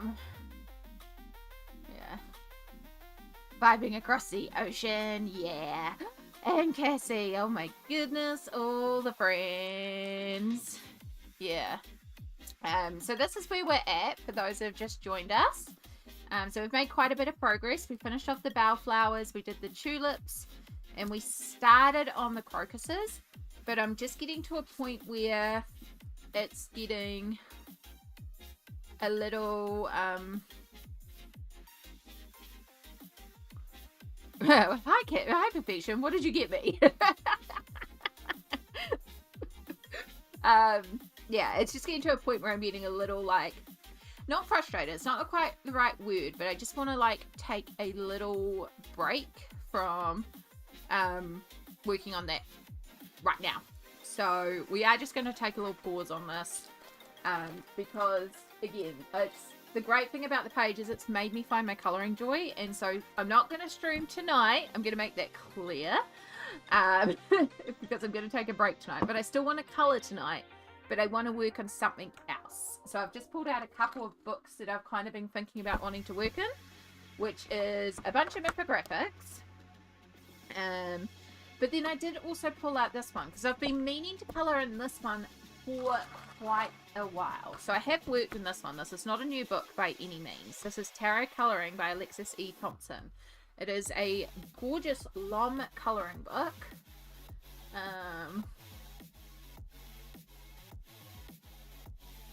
Oh, what the heck is going on here? We zoomed all the way up. Now we can go one further. Ha ha ha. You mean you're not a night streamer now? I mean, never say never, because you know me, I might be like, nah, I'm done, I want to colour. But I think I'm going to take a little break tonight. Like, I don't know, I feel like it. I had to get 2 phone chargers, dinner for tomorrow. I didn't buy anything colouring. Yeah, I kind of want to find a page for me to colour. So this is the only page I've coloured in this book. Each page is basically a tarot card. Also, this is available in US as well as UK. I've obviously got the UK version because I've got the U. But if you get, I think the US version, without having the U there, has like the Empress on the front cover. So a slightly different cover. It's a different card. But I've done the full. And I love this. And actually, when I returned to YouTube in 2023, when I came back to YouTube and started sharing colouring on YouTube instead of original art, time-lapse of this was the first video I put up. So that has how long it's been since I've coloured in this book. I've done this one page in it. Love how this turned out.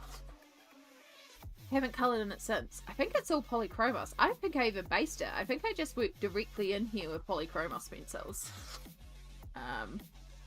But yeah, I've kind of been like, maybe I want to colour in this one again because I haven't coloured in it a lot. But now I look at it, I feel like it's got a lot of floral, and I say that going to a very sea creature section.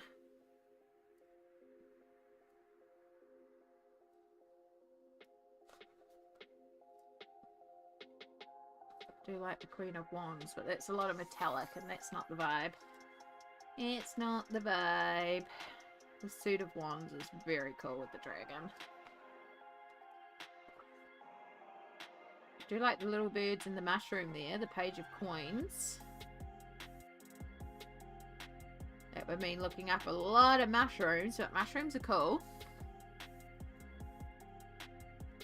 That one's pretty too. But I am then also looking up flowers. Does it give me what the flowers are?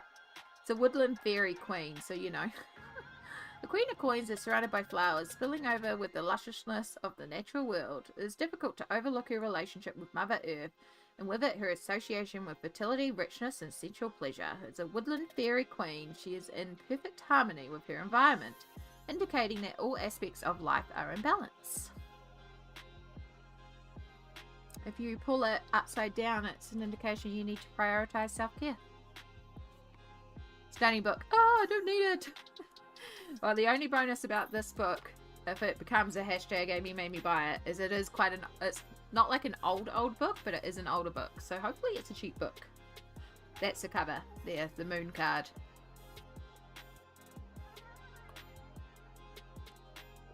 Star, the Tower, the Devil, Temperance, Step, the Hanged Man, Justice, the Wheel of Fortune. Yeah. Oh, I didn't grab Oceans to Stars, Stardust. Oh, you're so right. Why did I not grab Ocean to Stars? I love the Lovers page, but again, that's a lot of plants. You are absolutely right. Why did I not grab Ocean to Stars?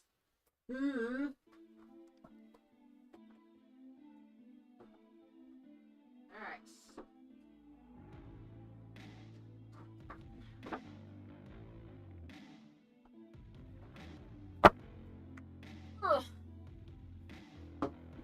did I grab Dragonspell in the end? Yes, I grabbed Dragonspell, Rainbow Realms, Fantasy Forest, and Cosmic Spirit for mythographics.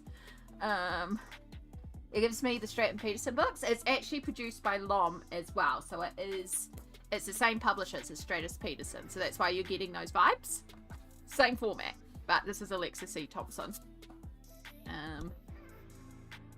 Pretty sure that's the cover of the American version, so just flip them. What I'm looking for is the publication date. Sorry, my hands are quite shaky. 2021, so it's 4 years old. Okay. Ocean to Stars. This one might be hard to choose one. I suppose I could look, well look, right there, Capricorn. That's my birth sign. So pretty.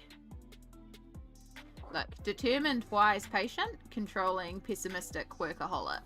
I wouldn't say I'm pessimistic because I do really push myself to focus on positive, but it's known that I can be a little controlling and I am definitely a workaholic. So yes, agree. It's funny, we call us siblings the 3 C's because I am control, one of my brothers is chaos, and one of my brothers is calm. And that comes about because in I do love these. In a situation of complexity, because of my anxiety, I am the one that tends to take control, because in a scenario when I am not in control, I look for what I can control. It's how I deal with my anxiety, so in turn I can be considered controlling. But it's usually I am just the person who kind of takes on the leadership role. So yeah, that's the one that the wonderful Elizabeth is working on.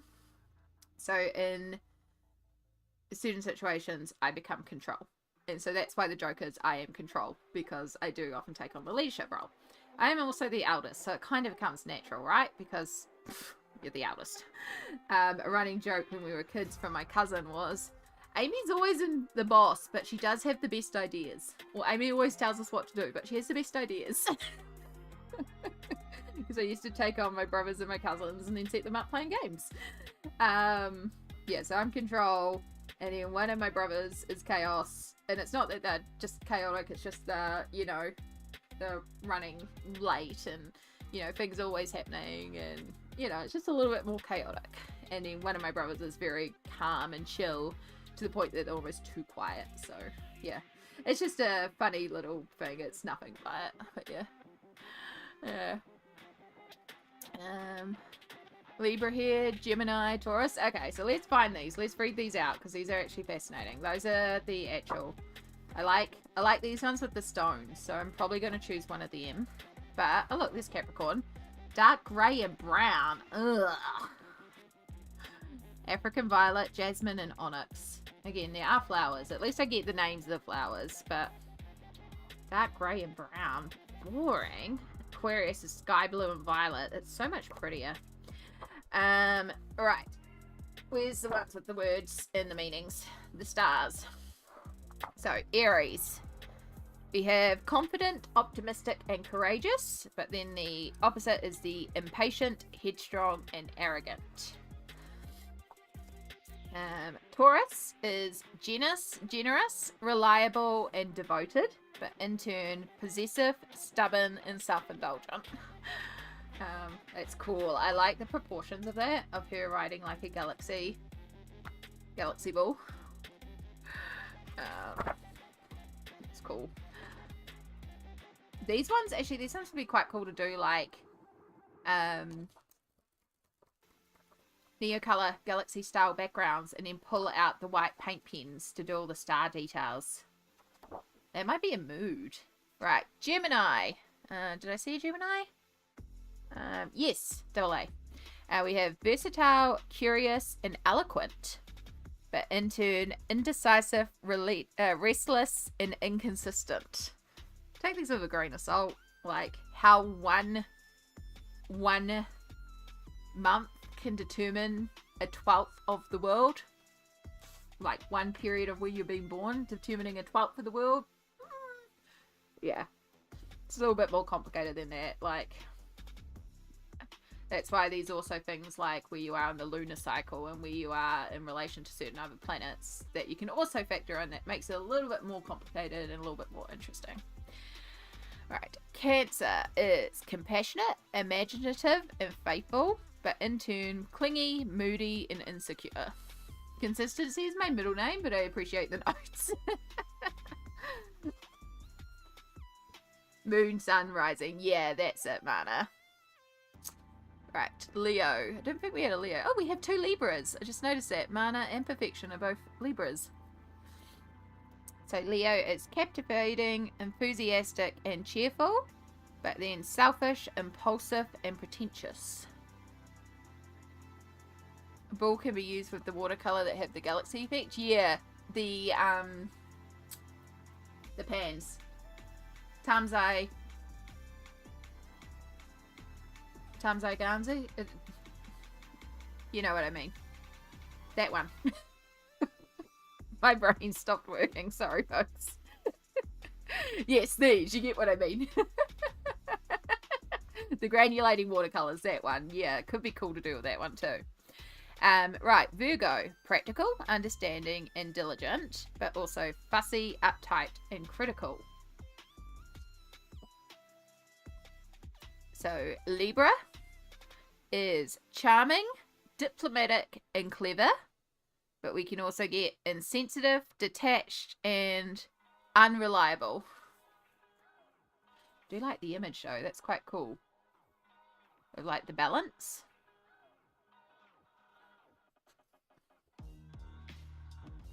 Scorpio. So Scorpio is passionate, self-reliant, and perceptive, but also jealous, secretive, and obsessive. So 100% me for the Libra. Well, there you go. Sagittarius, adventurous, idealistic, and honest, but also tactless, unrealistic, and careless. Do really love that. I quite like the idea of doing a galaxy background. So yeah, here's Capricorn, which is me, which is determined, wise, and patient. Which, yeah, I agree with all that. But then the controlling, pessimistic, and workaholic. I suppose in a way I am pessimistic, but I work very hard to stay optimistic. But that's more depression. I consider myself an optimistic person, but I work very hard to be optimistic. It's not my natural. So yeah.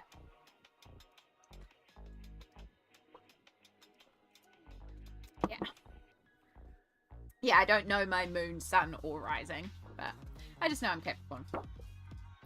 Aquarius is innovative, humanitarian, and independent, but it can be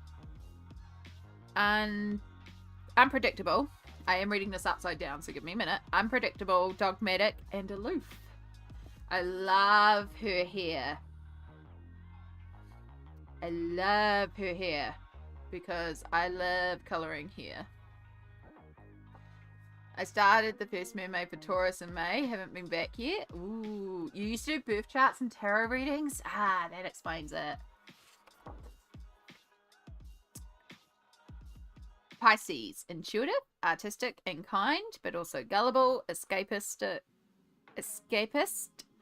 and unfocused. It's kind of cool. Who's swimming for a star? What are you drinking there? I am drinking Coke Zero with slices of lemon in it. So, Coke Zero, a little bit of lemon. And then we're at the end. You're a Pisces? We'll go back to Pisces for you, hon. Pisces.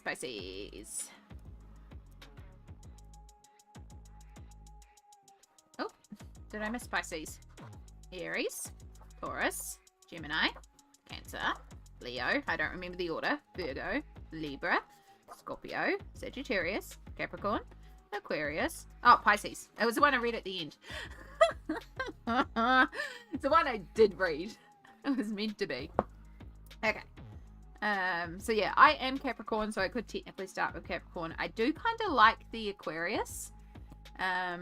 Even though we're not in Aquarius time, but also Aquarius doesn't work for the galaxy idea. I think I just love the water here. I think that's just what is getting me, is the hair that turns into the waterfall. So I do love that one. And I do love, Capricorn's okay. Like, she's okay. I like the Sagittarius as well.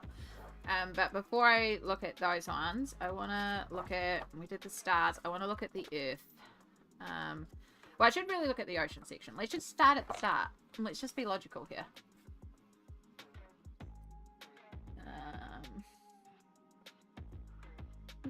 Yeah, so these ones are based on shells by the look of it. For the earth, we've got shells to the side. I started the first mermaid for Taurus. So you've started this one, Stardust, which is a very cool one. I can see that one too. I think I might finish off my Cinderella pumpkin. Ooh, are you thinking of streaming it? Because I can bring the peeps over to you on the Twitch side if you are. We're going to wrap up for the day soon here. And then I'm going to go have a little bit of a rest before work. Leo, this is so gorgeous. Virgo, I love mermaids and ponds. Because I love water as well. Libra, and then the Scorpio. Again, I know Lisbeth's colouring that one. The Sagittarius. No, not streaming, at least not right now. That's valid. That's valid. You're Sagittarius? Capricorn. See, I like this Capricorn. This Capricorn's cool. Blue hair. Yeah, I used to have blue hair. I miss my blue hair. Look, more water for here. That one's got quite a cool dynamic pose.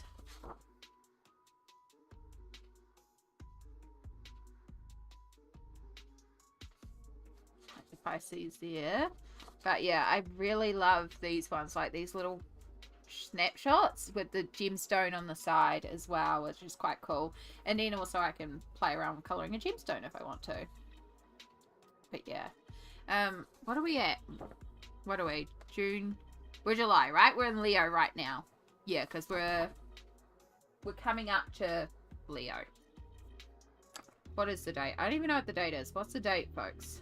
17th of July. So in a few days we turn to Leo. Yeah, so we're Cancer right now. Taurus. Oh, spring green and pink. What a combo. What a combo. I got all my stuff to go purple, but it's pool season and I don't look good in green here. Yeah. Yeah, it's a lot of upkeep. The great thing about the blue is the blue that I used was so dark that over time it was slightly tint more green, of course, as the blue lifted off, but it kind of worked. It looked more aqua. But yeah, I didn't go swimming with my blue here. Gemini, that one's pretty too. Cancer. Also pretty. And then Leo. So these are the two that we're up to. Although, oh, again, it's flowers, but it's a little bit of flowers. Daisy, Marigold, and Peridot. I do really love the Leo look though. And there's a lot of hair. Also like the Cancer, but the Leo, I think I'm going to bookmark the Leo. Like, I really do like this one. I love the face. I love the portrait hand. I love the wild hair. And yes, there's a couple of flowers, but I think it kind of adds to it. So,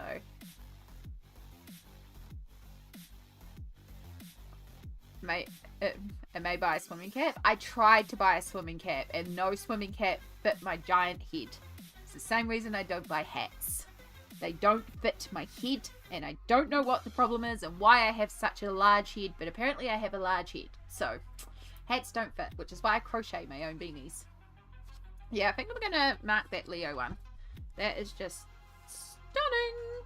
I do want to use alcohol markers as a base though, and I can't lift my alcohol marker tub, so that's a problem. But, could use ink tints, could use pencils on its own. I could use watercolours. I don't know, I'll figure that part out. But we're going to mark that one because that is stunning. Right, and then I want to look at, I know Dragonspell, and a lot of people are working in Dragonspell, but I actually want to look at Fantasy Forests. Again, I just said I'm sick of colouring flowers. Let's look at one that's based around plant life. Yeah. My son, the Capricorn sun has the same issue. Is it a Capricorn issue? Do we just have large heads? I mean, we are considered like headstrong and bossy people. Like, some people view us as like bossy and detached, and then others just view us as logical leaders. So, it's all a matter of perspective. And does that give us a big head? Yeah, it's because we're goats. We're stubborn. Because all the creativity needs more space, Amy. Well, see, this is the thing. This is the thing about Capricorns that is interesting, because they are considered very logical. but I am a creative person. But I also consider myself logic first, and my creativity comes from a logical space. Like when I'm talking about this page that we've been working on and the colors that we were going to do, to me it's logical about balancing out the page. Like I was explaining about how I don't have a color for the butterfly yet, but how I could pull from certain things and balancing colors across the page. It's almost formulaic. There is a logic to it. So my creativity is still logical. Yeah. My creativity is not logic at all. It's just chaos. And that's the thing, because my cousin, who is, I was going to say she's a Leo, but no, she's just had her birthday, so she's a Cancer. Cancer, that's the one before. Having mind blanks as well. That doesn't help. Yeah, Cancer. Yeah, it's like, I'm sure she's a Cancer. She also likes to colour, and the way that she approaches colorings is just pure chaos to me. I just watch you color and I'm like, what are you doing? But it turns out beautiful. Her use of color, if you've ever seen impressionist artwork where like they'll be coloring a red apple, but the red apple will be made up of purple, blue, yellow, green, red, brown, orange, and it's all over the place, and it looks like it should be rainbow, but somehow it reads as a red apple, even though it's just every color of the rainbow in every position. I don't understand how she does it, but that's how she colors. She will use every color within an object, and an object will still look like it's that color, but it's made up of every color, but not in a way of subtle blending. Like they're very obviously, here's a red spot, here's a blue spot, here's a green spot, here's a yellow spot, but somehow it reads as green. And I don't get how she does it, and she can't explain how she does it. She just puts the color where she thinks the color should go. And it's beautiful. It's absolutely beautiful, but it's the complete opposite spectrum to how I color. And that's, yeah, as you say, that's the beautiful thing about coloring, is everyone has their own approach. So yeah. And that's why I say there is still a logic to my creativity. I grab colors and throw them at the page. Sometimes they stick. Yeah. It's okay. Ghost is my favorite farm animal. Well, I'm glad. I'm glad. Yeah, I do, like, I find star signs and stuff interesting. I take them with a grain of salt because, again, I don't think you can divide all people into 12 types. I think there's a little bit more to it than that. There's a bit more nuance. But there's also a certain element of, yeah, I do agree with me being a Capricorn. Yeah. Like, I look at Capricorns, I'm like, yeah, I agree. Yeah, I agree. Like, very Capricorn-y for a Capricorn. But there's still little elements that I'm like, Okay. So this is Fantasy Forest. So yeah, again, I did say, I'm sick of colouring plants. Let's look at the mythographic that's full of plants. But I also love Fabiana Atanasio, so laser bunnies or squirrels, I'm not sure. It's quite cool with the fox that turns into the water. That'd be quite cool to do as like a white fox that goes cooler and cooler and turns into blues. Or to do it white and do this as a snow scene, because you've got all those little bits as well.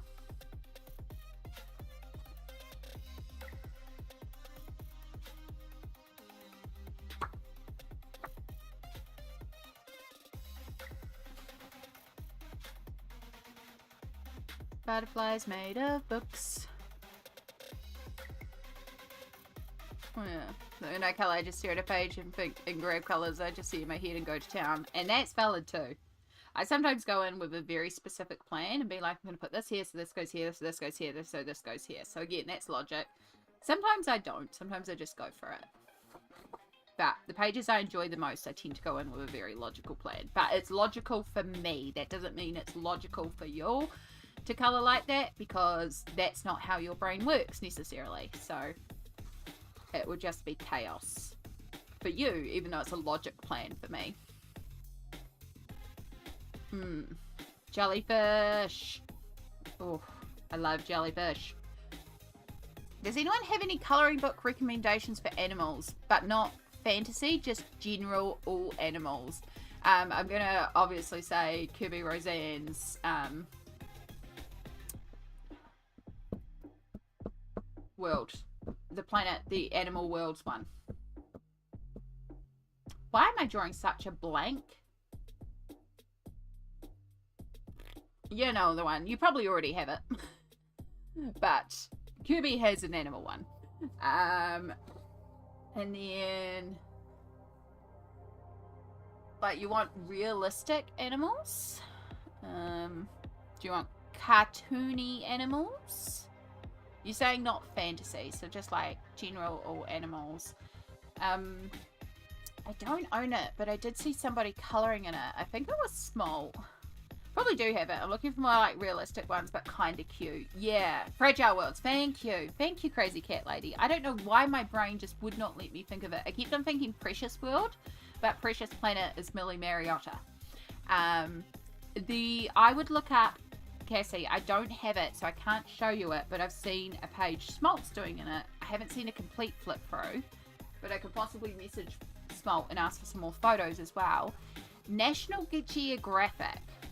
They have some colouring books, as does the Smithsonian. I'll see if I can find them. National Geographic Animal Colouring Book. Yeah, like these a couple of very specific one. Yeah, the National Geographic Magnificent Animals might be. No, that one's the more Zendoodly one. There is one that's like more realistic as well. Raider Prince has a very cute book too, if you can get it. Yeah, Raider Prince does some really cute ones. Okay, the National Geographic one may be the more...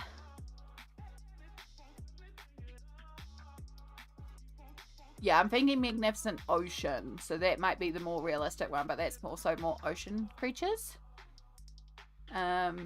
But yeah, Magnificent Animals by National Geographic, but it's a little on the Zendoodly side because of the illustrator. So it must be the Smithsonian?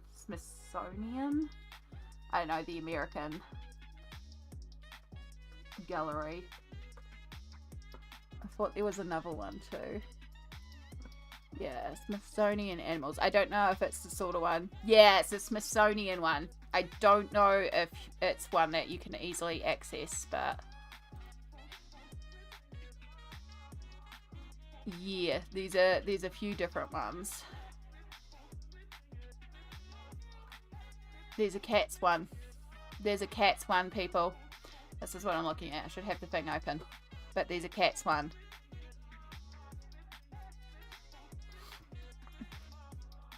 I don't think I have Fragile Worlds either. Yeah, so Fragile Worlds, Kirby Roseanne's, because I know you love your Kirby. So Kirby's a good option. Yeah. And then Malpamini Chatsapanagatu is the illustrator that Perfection is thinking of. Malpamini Chatsapanagatu also has some freebies. Malpamini Chatsapanagatu.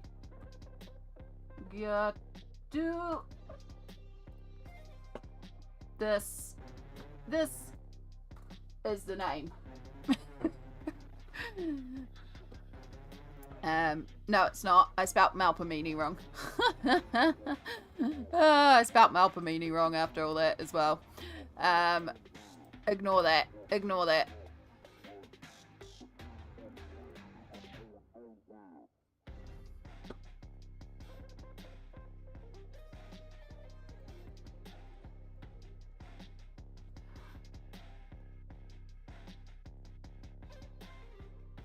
I worked very hard to learn how to say Malpamini's name. There is a video where she says it herself. And I found that video. That's how you spell her name. I found her saying it. I slowed that video right down. And then I sat there and I followed her pronunciation. I still don't say it correctly, but I'm as close as I think I'm going to be able to get. Because she also says it very, very fast. And it's like, ugh. But this is Malpamini's work. She does a lot of like stunning black and white work. But she has colouring books and they are quite beautiful. It's a very distinct style. But it's also a really good one for colouring in with markers. The markers that we use. Also, that's what I was going to look for. Nope. If you go to the bottom of her page, you can also get 2 freebies. So, these 2 free pages for you to try at the bottom of her website. Because the flower one with Snaily Whaley was one of my freebies that I did for Fabulous Freebies. So, if you want to try out before you buy, there's another option too. But go away. Yeah. It's 2 freebies, which is great. And then, yeah, this is... Oh, look. Apparently it's available at the warehouse. That's interesting. Yeah, so that's the Magnificent Animals, which is the more Zen Doodly one and not the one that I was thinking of. So I was thinking of the Smithsonian ones. Oh, look. Amazon.com.au. $74.55. But hey, free international shipping. But should we spend $55 on $75 on a colouring book? No thank you. It's got dinosaurs. This is the box set, I think. This has got all of them. So it's got the dinosaur one and then it's got the bird one. So that might be like your this is a box set, so it's got a lot of different ones in it. I think there's like a dinosaur one, a animals one, and maybe an oceans one. But yeah, if you're looking for like realistic animals, the Smithsonian ones might be more. And it comes with like information about it too, so you know exactly what you're colouring. It's something that I thought would be really cool to get, because of course there is an underwater one. See, this is the one Smolt's colouring. This one here, the narwhal. Some of you all might remember it from when I had Smolt and PB on stream. I think that's what they were working on at one point. Yeah, so I think, because yeah, there's a few different types, as you can see, and some of them are, you know, birds, baby animals, predators, gardens, and I'm sure there's like an ocean one and stuff like that. Like, it's a whole range of them. So. But yeah, I'm pretty sure this one is like 3 in 1. Dinosaur, birds, and sea life. That's it. 3 of them. So yeah, technically it's $25 per book because there's 3 books in this one. This is dinosaurs, birds, and sea creatures. So yeah. It was an owl. Yeah, you remember the one I'm talking about now.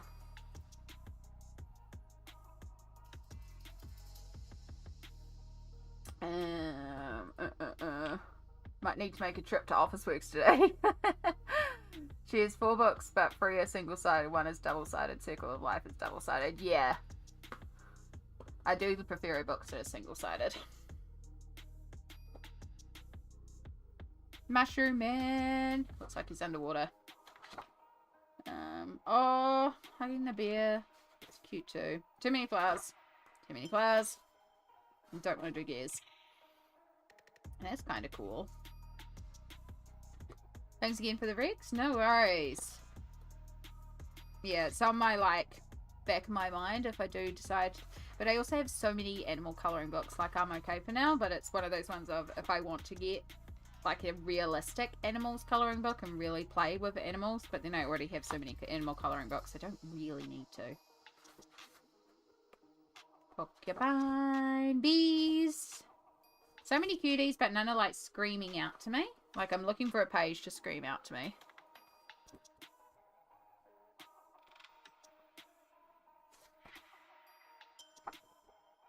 And it's entirely possible. I mean, we've got that Ocean to Stars one. I do kind of dig that, though. But again, there are flowers. But I love that. Like, the face and the trees and the little fae there dancing and doing greens and browns. And that could be cool, too.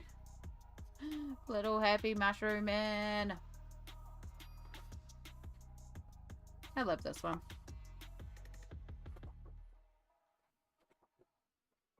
There's a few that I'm like, they're kind of cool, but none of them are like, none of them are screaming out as like, yes, do this one. So, we can chill up there because we did find one in you. I don't really need to bookmark too many because I have got one, but we'll just do a quick, because I've kind of been like, I want to colour a mythographic, but this is Rainbow Realms, by the way.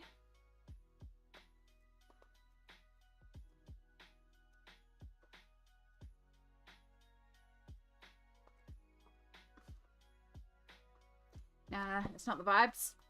I don't need to even fully look through that to know that's not the vibes. It's hard to explain. I know what I'm looking for and I'll know when I see it.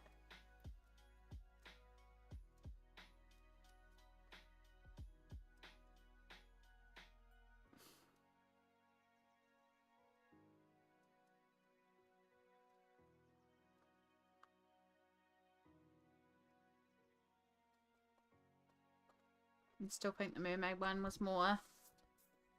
Yeah, I think we're going to stick with mermaid. It's possible one of these might click more after I've done the mermaid one, but yeah, I think the Leo one is more what the vibe is right now. Yeah. Okay. Well, that gives me something anyway. I know that was kind of a quick flip through, but yeah. I think that's what I'm wanting. So that gives me something for later on to colour. That means that I can have my little break tonight. Although, that being said, things may change. You know me. I'm changeable. I may settle on a plan and then the plan will change.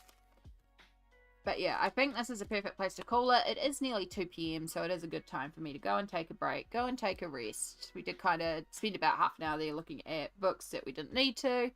But it was fun. And I hope you all had fun as well. I really am loving how this is progressing.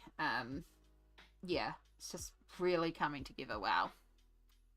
So we are going to call bonus stream here today, but we will be back for regular stream tomorrow because it is Friday, and we will carry on with some flowers with a bit of a refreshing because I would have stepped away and had a bit of a break.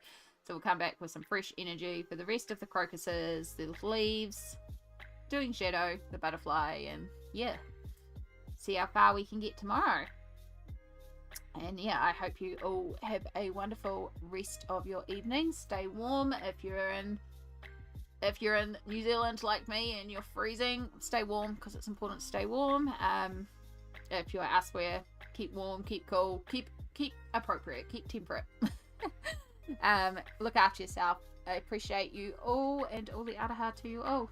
And I will see you hopefully tomorrow. Hopefully. Bye all.